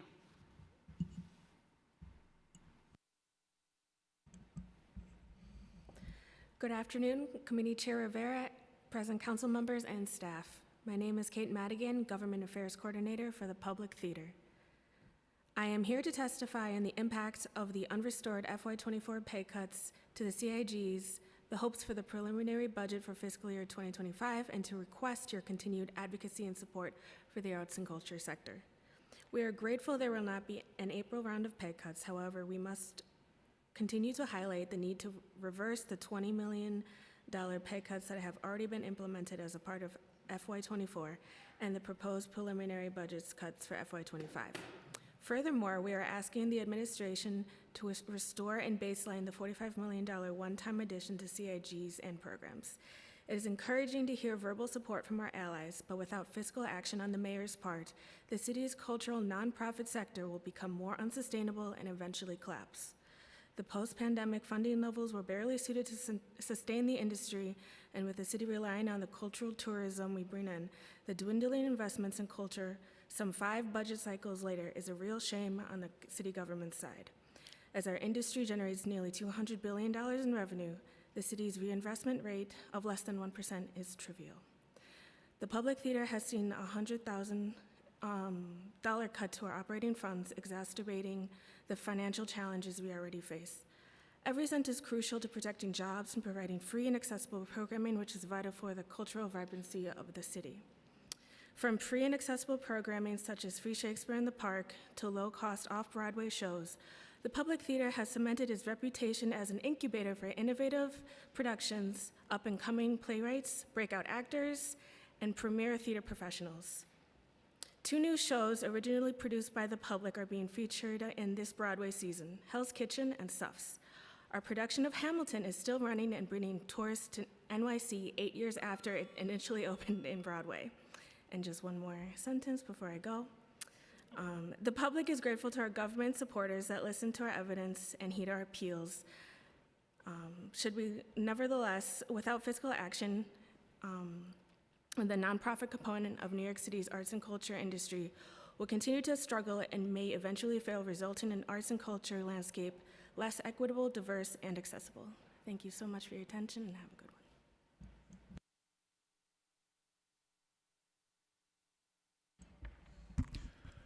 one. Good afternoon, Committee Chair Rivera and all present City Council members, and thank you for orchestrating this hearing today. My name is Ted Stabile. I'm a resident of Sunset Park, Brooklyn, testifying for the protection and restoration of the Sunset Park Library's budget. Growing up, I relied heavily on libraries. They were and currently are a sanctuary of free, safe internet access and self-paced study. The helpful staff and late-night hours at these libraries ensured that I did not fall behind academically. The Sunset Park branch specifically is competent, modern, and accessible. This library, too, serves as a sanctuary for curated learning, growth, and offers diverse, multilingual, community-enriching programs accessible for all communities at any stage of their studies, career, or community involvement. This library helps connect people to resources that can optimize their financial and social standings, from tax preparation, citizenship exam preparation, and connecting them to affordable, vital utilities such as internet access. Protecting the budget now is a stable investment. The time spent by citizens in libraries will translate into a workforce equipped with more competent skills, enabling more fulfilling, lucrative, and productive careers within New York City. The knowledge gained from the library converts into dividends that a person then returns to their employer and the community at large. Moreover, budget protection serves as a preventative measure, mitigating situations where children within our city may lack safe, enriching options outside the home to nurture their passions and improve their socialization. Avoiding damage to the library's budget now is a prevention of avoidable but crippling social and economic loss that a future with a gutted library system would create, from children falling behind in school to citizens fighting through unnecessary barriers while looking for employment. Finally, with the current age of AI, robust media, digital, and civic literacy will be vital to adapting to the imminent future. The potential of AI and its use cases do not minimize the relevance of a library in a community. Rather, it cements its importance as an effective resource to grow literacy in these capacities. The library serves as the optimal space outside of school for individuals to improve themselves in the capacity they choose without the overhead of needing to filter out misinformation, worry about their privacy, or face distractions from invasive advertisements. Libraries are not just buildings to rent books. As you've seen from everyone's testimonies, they are cornerstones for communities. Securing adequate funding and restoring funding and expanding hours will empower many to thrive and contribute not only to Sunset Park's local community, but New York City at large. Thank you.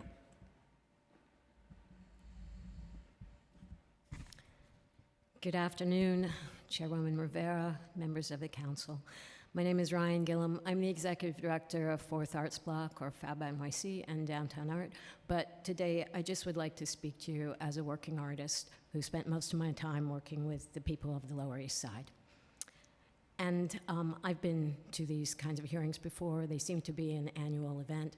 And so I have to ask myself, why is it so hard to fund arts and culture? And I think it's because we know in our hearts that people will always make art. No matter what happens, no matter how hard you make it, how little money you provide for it, people will make art. You can make art suffer, you can make art limited, you can deprive students from learning about it, you can make it so only wealthy people can make art during working hours, but you can't outright kill it. Art will always be made because, as people, we're hardwired to create. And why should we pay for something that we will get for free? We're all artists, and we all will be artists whether there's funding or not. Given our complete unwillingness to stop making art even in the worst of circumstances, I think we have to assume that somehow art is necessary. Our problem is that we aren't yet smart enough to say why it's necessary in a way that satisfies capitalism. Honestly, capitalism doesn't seem to have a clue how to deal with our artistic natures. And I think sometimes, what if we each had enough? What if we had decent housing, food, healthcare, education? What if we reached that blessed land? What would we do with ourselves? Hell, we'd make art.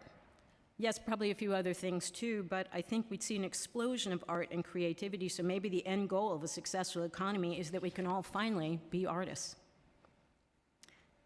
I'm hoping that one day we won't have to answer why art is important by pointing to its secondary effects, like thriving tourism, better math scores, or an uplift to the city's economy. We'll actually have an answer with the scientific proof our culture respects. Because right now, we know art making is important, we know it here, but like other things we know here, our explanations don't seem to satisfy investors. I would love to see the day when art is no longer dessert, desirable but slightly suspect, at the bottom of the menu to be considered after all other needs are met. But instead, we manage to evolve and learn to trust when our body and soul declare that art is nourishing, that it strengthens and sustains us, that it should truly be at the table, even if our calculating mind can't quite figure out why. Thank you very, very much.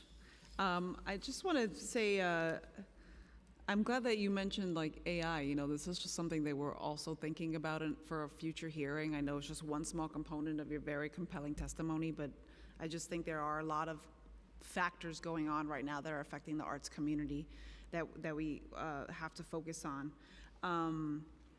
And just in terms of what you all have done, I know many of you in your work and how you have provided jobs, but also helped launch careers and interests and passions. And I have not seen SUFs, but I saw my first play related to women's movement and labor rights at Downtown Art, featuring an all-female ensemble. So I want to thank you all for that.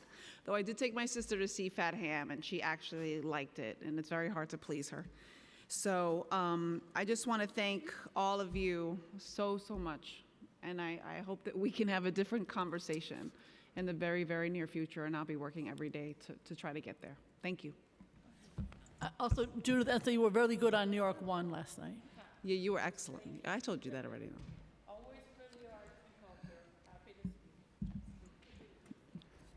Our next panel will be Lenore Davis, Gina Tribati, Lisa Alpert, Juliana Cope, Benjamin Spearman, and Risa Shoup. And then this is the last one. Okay.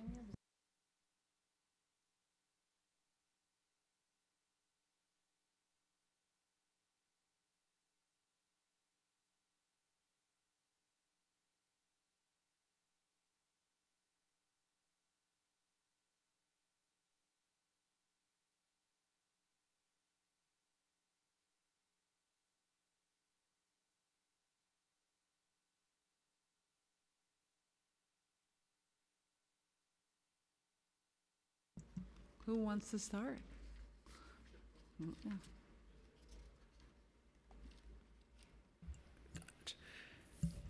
Good afternoon. My name is Benjamin Spearman, and I serve as General Director of the Bronx Opera Company.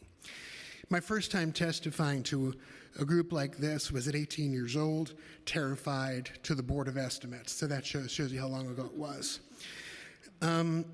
I keep hearing this number, this ratio of 99 to 1. What's scary is that doesn't seem to be high enough for anybody. What are we supposed to do? How much more can we do with what we're given?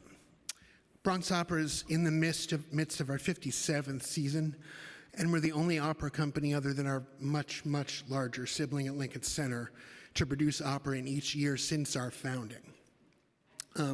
We present fully staged productions in English at our accessible space, the Lovinger Theater at Lehman College.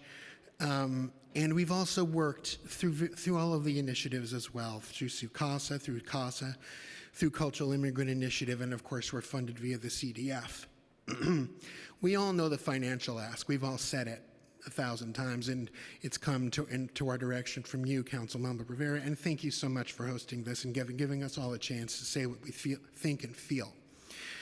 I'm here to very simply say that the choices made in this current city budget have put our company in an incredibly difficult position. In addition, the delay in informing us, which is part of what puts us in such a difficult position, has made things harder by depriving us of the ability to plan. We got a $20,000 cut. Well, what does that mean? One, it means fewer orchestra rehearsals. It means fewer days on stage. It means people bringing their own costumes instead of us being able to make them. It means that there's no makeup or wardrobe specialists backstage. But what do all of these things mean? Fewer people being employed. Fewer people being able to pay taxes in New York City to buy a MetroCard or Omni Swipe or whatever we're doing now. It means people leave New York. Our sector has seen an exodus. Our sector, being the theatrical operatic sector, has seen a tremendous exodus from this city. And and it happened during the pandemic, and it's continued, and it's escalated, if anything, since then. What we're doing is giving fewer people to move here, the reason to move to New York City. Fewer people will come here. There are other places in the country to go to do theater and opera. We're making New York a less livable place, and that should scare us a lot more than it seems like it does. Thank you. Thank you, Committee Chair Rivera and members of the committee for the opportunity to testify today. My name is Gina Tribati, and I am the Development Manager at the International Studio and Curatorial Program. I am here to advocate for the reversal of budget cuts to DCLA and the full restoration of funding for City Council initiatives. I'm proud to be in a room where we share an appreciation for the arts and the value it brings to our communities. Art provides a pathway to expand our social horizons, experiencing more, appreciating more, and empathizing more. Tumultuous times justify more funding for the arts, not less. As the largest arts and cultural organization in East Williamsburg, ISCP brings together 80 international and 15 New York-based visual artists each year, welcoming over 10,000 visitors, and nurturing the cross-fertilizations that emerge when people from diverse backgrounds come together. Our programs foster a more inclusive and diverse cultural community and provide transformative opportunities for local residents through artist residencies, paid internships, high school visits, and free cultural education.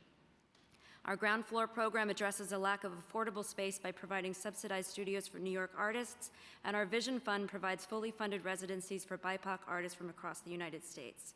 For 30 years, ISCP has safeguarded freedom of expression by providing refuge to artists under threat for ideas expressed in their work.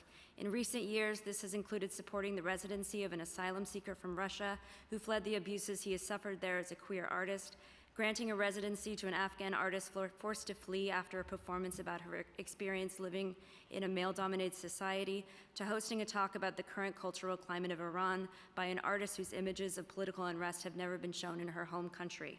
As socio-political tensions and cultural inequities deepen, it's imperative that the city continues to protect the expressive capabilities of artists. Public investment ensures that wealth is not a prerequisite for working in creative fields. If we are not supporting the work of a wide range of people, we deny ourselves from seeing society, history, and culture for what it is and for what it could be. Thank you.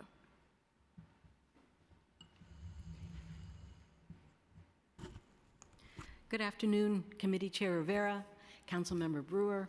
I'm Lenore Davis, Chair of the Symphony Space Board. Symphony Space is a performing arts and arts education institution located at 95th Street and Broadway, but our programs and their impact reach far beyond our immediate geography. Symphony Space is known for its accessibility and warmth, as well as for our groundbreaking programs, including selected shorts, literary series, wall-to-wall marathons, music residencies, and film programs. We present original, affordable, often free programming, not only on our 2 stages, but throughout the country and the world via live stream, tours, public radio broadcasts, and podcasts. This year, our audience came to us from every borough across the city, all 50 states and 71 countries around the world. Our staff of 151 and the more than 600 artists we presented on our stages this year hail from all 5 boroughs. And then there are our classrooms. Symphony Space's arts education program, Global Arts, welcomed over 15,000 New York City public school students in 50 schools to explore and celebrate the history and cultures of Native America, Africa, Asia, and Latin America. That's more than 15,000 students this year alone. Our adult literacy program, All Right, now in its 30th year, served over 1,400 adult learners this past year alone. All Right took place in 10 public libraries, on 5 CUNY campuses, at 2 Department of Education adult learning centers, and in 6 community organizations throughout Brooklyn, the Bronx, Manhattan, and Queens, all completely free of charge for the students. So those are the statistics, the geographical demographics, but to give you a glimpse of this program's life-changing impact, I'd like to share a quote from one of our adult students. "I was illiterate my entire life. I didn't know where to start. I didn't know how to start. All Right opened up a whole new world for me." And as you know, that is what the arts do. They open up a whole world. The support of the City Council and this committee is crucial as we all collectively keep New York City the most vibrant arts landscape in the world. Thank you.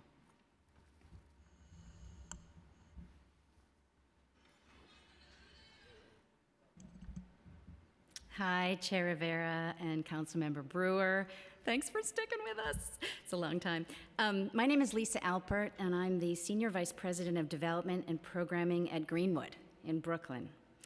So I'm going to start with the obvious. Greenwood is a cemetery. We are a National Historic Landmark, and we cover a really, really big piece of land in South Brooklyn, and we're just under 500 acres. And then there's the less obvious, that Greenwood is a cultural institution. I have been racking my brain to make sure I'm gonna, in my few minutes, say something that's not gonna bore you and is, really capture your attention. Then I thought, how could I possibly bore you? Greenwood is a fascinating, non-traditional, and much-loved cultural space. I'm going to give you some numbers to back up my main theme that Greenwood is one of the New York City's major cultural institutions in terms of the numbers we serve and the depth of our programming.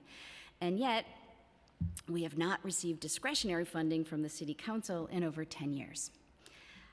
We very much hope that we can change that this year. We need support from DCLA and the City Council to help us continue to serve New Yorkers. So what happens in Greenwood? So much. Art installations, walking tours, trolley tours, dance performances, artists in residence, The Moth, outdoor films, concerts in the catacombs, Juneteenth program, Day of the Dead, etc., etc. We are not a public park or an indoor museum because we basically act like both of them. And we are located in an area that is severely lacking in cultural institutions, so that Greenwood has taken on that role for the residents of Sunset Park, Borough Park, Kensington, Ditmas Park, and more. Our attendance numbers annually are 450,000 visitors, and 40,000 are served by our programs. We are open 7 days a week until 7 p.m. daily at no cost to the public.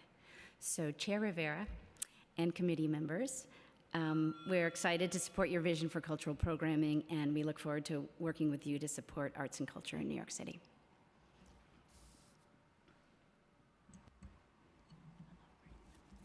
Good afternoon, or almost evening, everyone. I'm Juliana Cope from Mind Builders Creative Arts Center. I'm the Assistant Executive Director for Development and External Affairs. And Chair Rivera, Councilmember Brewer, it's an honor to be here with colleagues. I'll try to get cut to the point. Mind Builders was founded in 1978.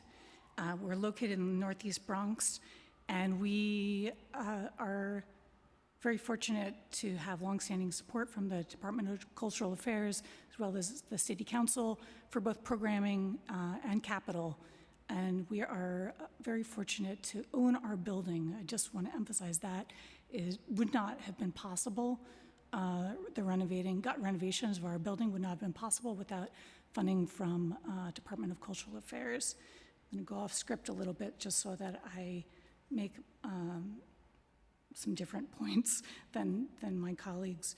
One of the things I wanted to just tease out from listening to others today is that we're part of not just the ecosystem in terms of local businesses and hiring staff, but we simply would not be able to function as an institution without our colleagues in the field. We hire over 53 artists, including our administrative staff, who are mostly artists themselves. So whether it's musicians, actors, dancers, our collaborations that impact our programs with the Joyce, New York Botanic Garden, opportunities for our students to perform across the city, those all come through our colleagues in the field who are also funded by the Department of Cultural Affairs. I just want to share one quick impact story. Thanks in part to Department of Cultural Affairs and the New York City Council, our stage band, for example, was expanded from 10 to 23 participants this year, aging 10 to 73. They do performances all over the city. This band is not just a training ground for young musicians. To quote one of our band pianist, music is not just an art in itself, but a way to connect to the people around us. So your support enables us to provide this program and also serve thousands of New Yorkers, primarily from the Bronx. Excuse me. And we call upon the city to continue your ongoing investment in the cultural sector, supporting work that transforms lives, neighborhoods, and cities. Thank you to this panel. I agree, a less livable city is not an option, and that you all are really also creating this space to have these conversations, like just what we read in the paper and wars abroad and how it's affecting us just personally and in our communities. And I don't think I know the commissioner agrees that there's no one else creating this space to have this kind of dialogue. And your mention of young people, also 73-year-olds, but that the tens of thousands of students and how we're opening up the whole world for them, and the working artists that this work supports is so important. And Lisa, don't forget to mention like the ghosts, the pioneering, iconic ghosts from Greenwood. They testified earlier, I don't know. Yeah, I mean, I feel like that's get people right through the door. Legacies of people who have gone before us. That's All right, I'll bring it up in negotiations. You have some incredible people buried there. It's a fact. So thank you all for your testimony, and a lot of love for the Bronx too, because they deserve so much more. Thank you. Thank you. Thank you. Okay, our last in-person panel will be Gregory J. Morris, Habiba Halil from Canvas Institute. I'm sorry if I say your name wrong. Bobby Digiolis and Todd Seward.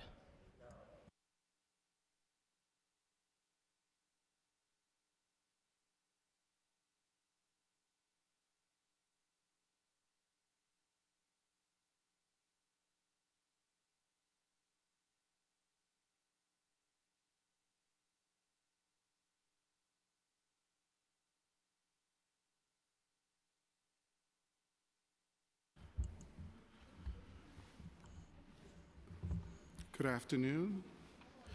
Good afternoon, Chair Rivera, esteemed members of the City Council, and Commissioner Cumbo. My name is Todd Seward, and I have the privilege for serving as Director of Community Engagement for the Universal Temple in the Arts. We were founded in 1967 by artists, teachers, and philosophers, along with a group of young artists. We pioneered as one of the first nonprofit organizations of its kind in Staten Island to serve as a resource and platform for artists of color and the community from a multicultural perspective. Founding members include the late Sajda Musawir-Ladner, who served as UTA's Artistic and Executive Director from 1986 to 2021. At UTA, we work with professional artists to provide instruction in and exposure to an eclectic blend of fine and performing arts, cultural education, and social programs for children and adults. Our signature programs include visual arts, sewing, musical, vocal, and dance training. These classes are offered in schools, museums, homeless shelters, group homes, senior centers, and community centers located across Staten Island. UTA is, in fact, one of the few organizations providing mobile arts and cultural programs in an effort to make them more accessible to underserved populations. In 1988, the organization founded the Staten Island Jazz Festival and has presented this signature high-quality cultural staple for 35 years, the longest-running jazz festival in the state of New York. This festival has brought world-class jazz musicians, including NEA Jazz Masters and Grammy-winning artists, to the Staten Island local community. It has been a vehicle for tourism and is a cultural draw for people from all 5 boroughs. For nearly 2 decades, with the support of CDF funding through the Department of Cultural Affairs, in partnership with the City Council, UTA has been able to provide these services to the community for free at a very low cost. And we urge the City Council to continue to advocate on the behalf of small community-based organizations like ourselves to continue the support you've given us over the years. Thank you. Thank you, Chair Rivera. I know it has been a long day. My name is Greg Morris. I am the lead for the New York City Employment and Training Coalition. That's 220 workforce development providing organizations in New York City that focused on job training and readiness. The role of the New York City Employment Training Coalition is to track the investments the city makes in workforce development, to serve as a resource to employers, and to advocate for the budgetary, legislative, and compliance-related efforts that put New Yorkers on paths to good jobs, quality wages, able to live in the city. The folks that our providers work with the most are women, young adults, NYCHA residents, justice impacted individuals, immigrants, refugees, asylum seekers. I'm not going to bother with written testimony because that can be sent and can be looked at anyone's leisure, and I'm covering ground that already we've heard. I just wanted to be here today to say that these cultural institutions and our libraries are an economic engine for this city. This workforce deserves wages of quality that allow them to be successful. These institutions deserve to operate. They are homes to digital literacy, access, arts, and culture. I want to give a shout out to Councilmember Hudson earlier for highlighting the CUNY Culture Corps, which is an invaluable program. I'm not in a pathway for young adults to find careers in the arts. I'm not sure why that was put on pause. But more than anything else, I just want to say this one thing. We often preach to each other.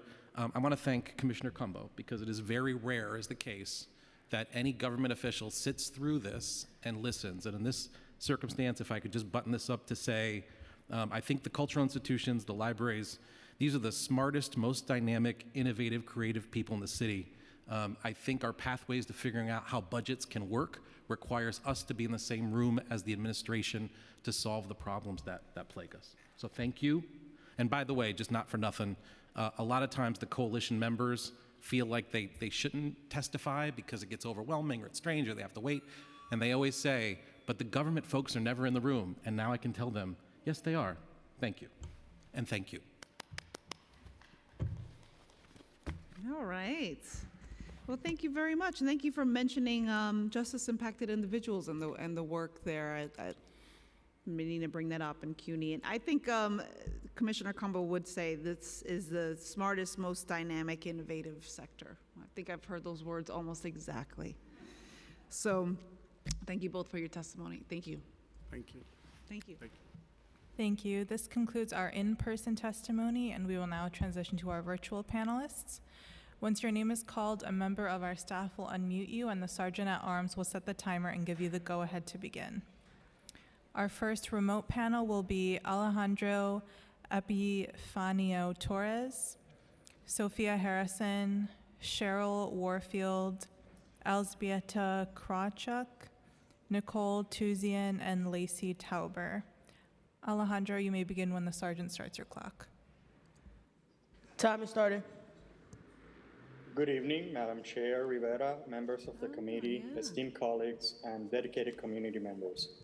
Today, I stand before you as the Executive and Artistic Director of Loisaida, Inc., a Puerto Rican multidisciplinary arts and culture community development organization, serving residents of the Lower East Side and beyond since 1979. Our home, the Loisaida Center, provides space for mentorship, technical resources for artists, and opportunities for emerging community leaders and creators working in diverse disciplines. We promote a vibrant social and community life and serve as a community development incubator for self-sustainable projects and grassroots initiatives. I also stand before you as a steward of our shared cultural heritage and a defender of the arts, culture, and education, echoing the voices of those who have historically championed the cause of justice and community empowerment. In the spirit of exemplary testimonies that have preceded me, I seek to illuminate the crucial role of Loisaida and underscore the dire implications of the proposed budget cuts for community-based organizations. Though not a member of the esteemed Cultural Institutions Group, Loisaida Center is a small but mighty beacon of cultural, social, and environmental justice in our neighborhood, embodying the resilience and diversity that are the hallmarks of our community. Initiatives including the Media Use for Justice, Equity, and Respect, the Loisaida Artistic Residency Program, the Digital Inclusion for Access and Equity, and the Cultural Immigrant Initiatives are not merely programs but lifelines for many poor and low-income multi-generational residents and constituents of our neighborhood. They foster an environment where culture thrives, where ecological digital literacy become a bridge to opportunity, and where artists of colors find a haven for their voices, contributing richly to the activism and cultural narrative of our time. As we face the shadow of budget reductions on Time expired. I am reminded of the words of those who stood in similar positions, advocating for the preservation of values that define us. Therefore, I implore you to see beyond the numbers to the lives enriched, the voices empowered, and the community uplifted by the work of Loisaida and all other small cultural development organizations. We are ready to collaborate, innovate, and find ways to sustain our mission in the face of these challenges.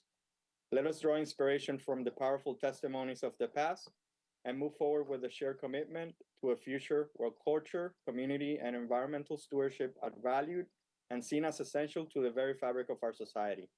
In closing, I thank you for the opportunity to testify today and hope that together we can navigate these challenging times and emerge stronger, ensuring organizations like Loisaida can continue to make meaningful difference in the lives of those we serve.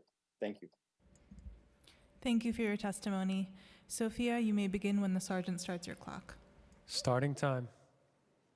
Thank you, Chairman Rivera and council members present for allowing us to testify via Zoom, as our organization does not have the capacity to testify in person. I am Sophia Harrison, the founder and executive director of Arts House Schools of Music, Dance, and Fine Arts, established in October of 2005.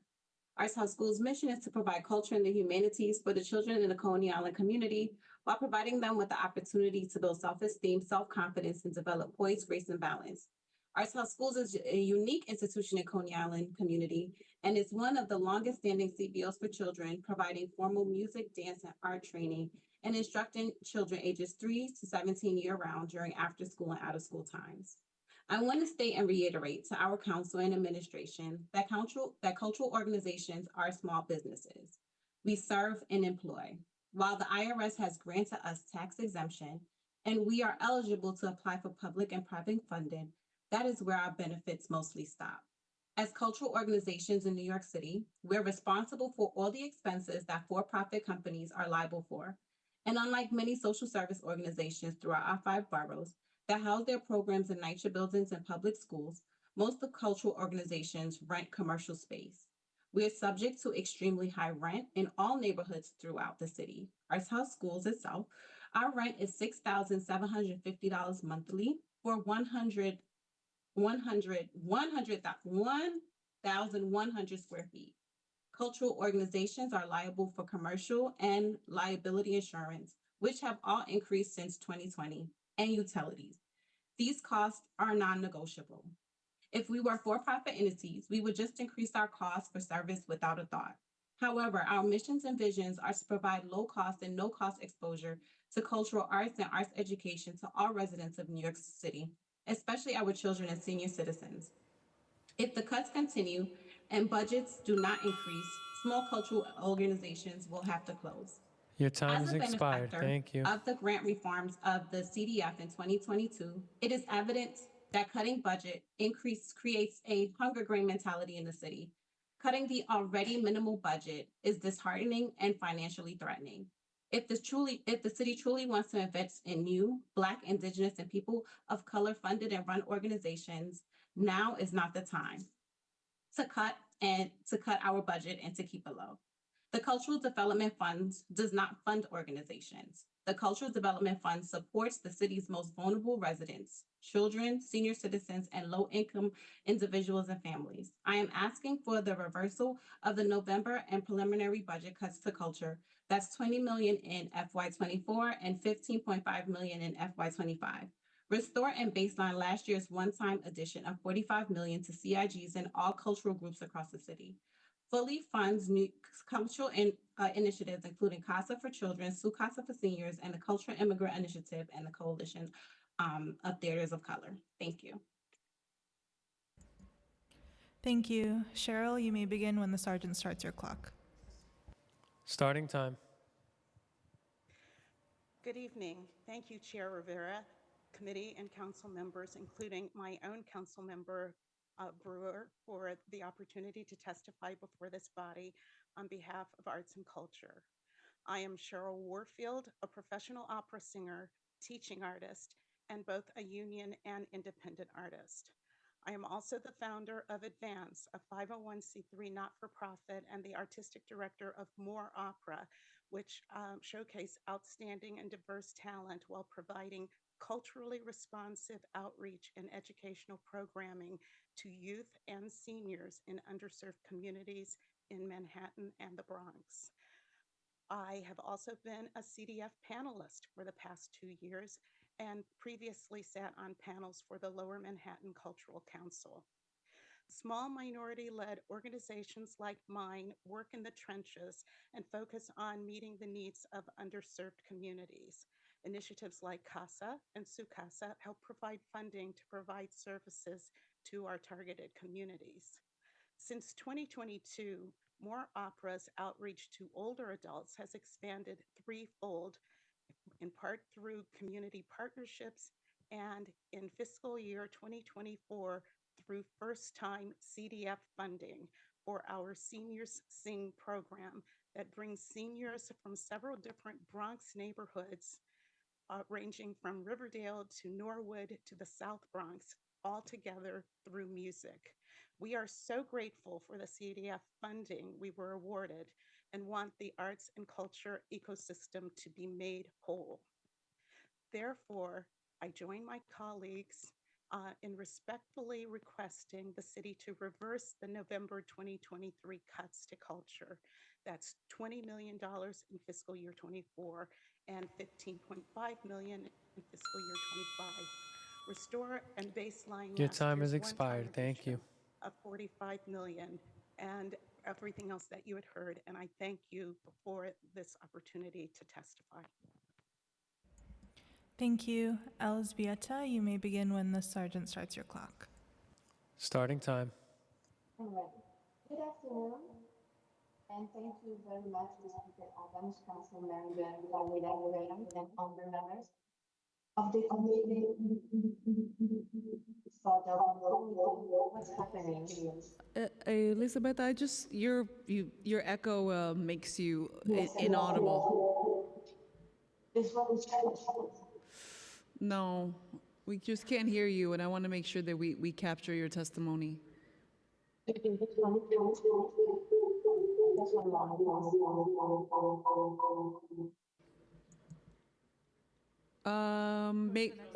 what you know what we'll do? We'll go to the next person and give you a minute.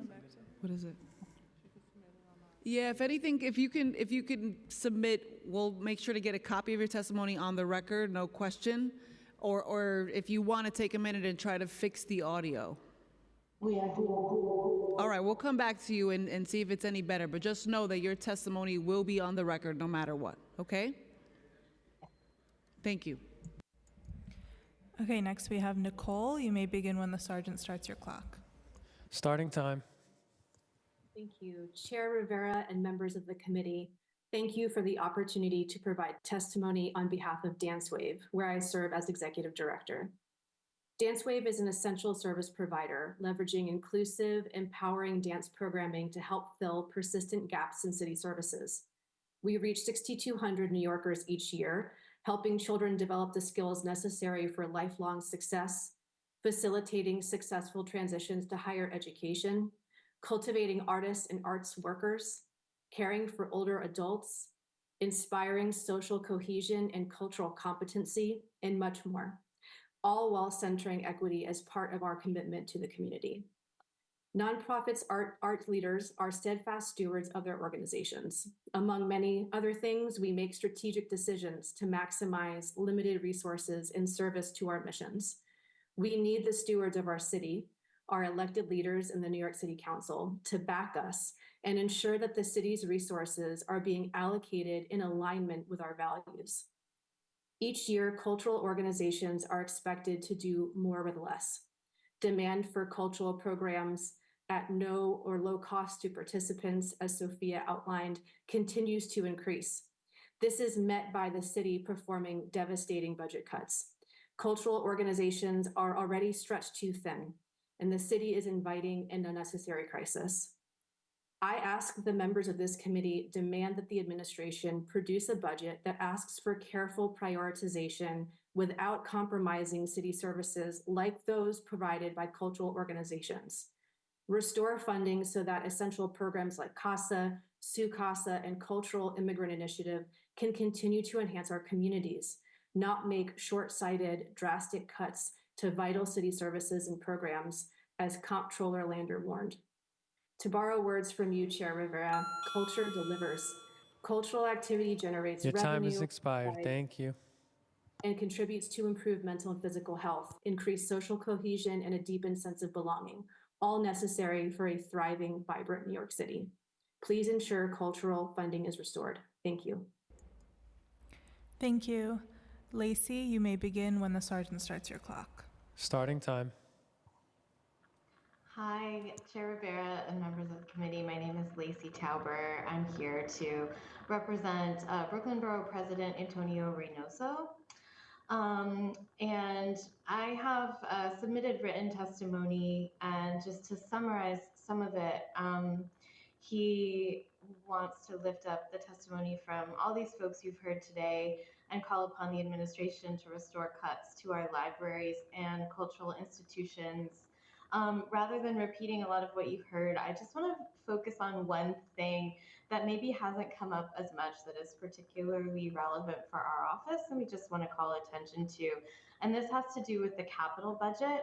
So the BP has testified about this twice before, but the problem remains that DCLA does not facilitate property acquisition with its capital dollars, making it very difficult for these small cultural organizations to find and secure permanent homes. So in addition to dealing with all of these budget cuts and programming and cutbacks, they're also potentially at the mercy of private landlords in our competitive real estate market, which can make long-term planning difficult. These groups should be focusing on their work, not worrying about losing their space. And the borough president has substantial capital resources to allocate to Brooklyn. He's been wanting to use them to help groups find permanent spaces, but remains frustrated that he cannot extend this resource to cultural organizations due to this unnecessary limitation. So this is something we would encourage the council to look at, in addition to, again, restoring the cuts to the libraries and to our culturals. Thank you so much. Thank you. Elzbieta, do you want to give it one more try? Yes, I'm ready. Oh, you sound perfect. great. Okay, and I just want to thank Lacey from the Borough President's Office, who it's a council alum. I didn't see your name in the stack, so I just want to thank you and the Borough President for your testimony and for your support. And I know Commissioner Cumbo mentioned property acquisition and the challenges there. So Elizabeth, I'm so glad we can hear you loud and clear. Please begin your testimony when you're ready. Yes, I am ready. So good afternoon, and thank you to Speaker Adams, Council Member Carolina Rivera, and all the members of the committee for the opportunity for me to speak about the budget. My name is Elżbieta Krawczuk, and I am the children's librarian at the Brooklyn Public Library Leonard Branch. And this is my place on earth that I love and miss dearly, really, really. My library has been closed for badly needed renovation since January 2023, and we are extremely frightened by the new cuts proposal. If that proposal of $58 million in cuts take place, my lovely Leonard Library will remain closed for next fiscal year, 2025. It is a real blow to our community and really, really unnecessary extra 6 to 8 months of depriving our patrons of critical library services. As you know, the library is no longer just for books and reading. My Leonard Library is a buzzing community hub where everyone is welcome and there is place for every person that opens the door. So that's why I speak today on behalf of our neighborhood young families and children who are growing up without Miss Elizabeth's story time and playtime and library books. I speak on behalf of our school students who cannot socialize, explore, create new ideas using our library materials. I speak on behalf of our teenagers for whom our Leonard Library Teen Space became as a second home. I speak on behalf of our adults and seniors Your time for has whom our expired. Thank you. is a place to meet, to talk, and sometimes to just complain. And lastly, I speak on behalf of every community in Brooklyn and every person who needs our professional assistance, the free internet access, or to learn language. I cannot emphasize enough how much our communities depend on the free library access. That's why these cuts cannot go through. So thank you very much for the time you gave me, and I hope we will be open and welcome everyone in our libraries. Thank you.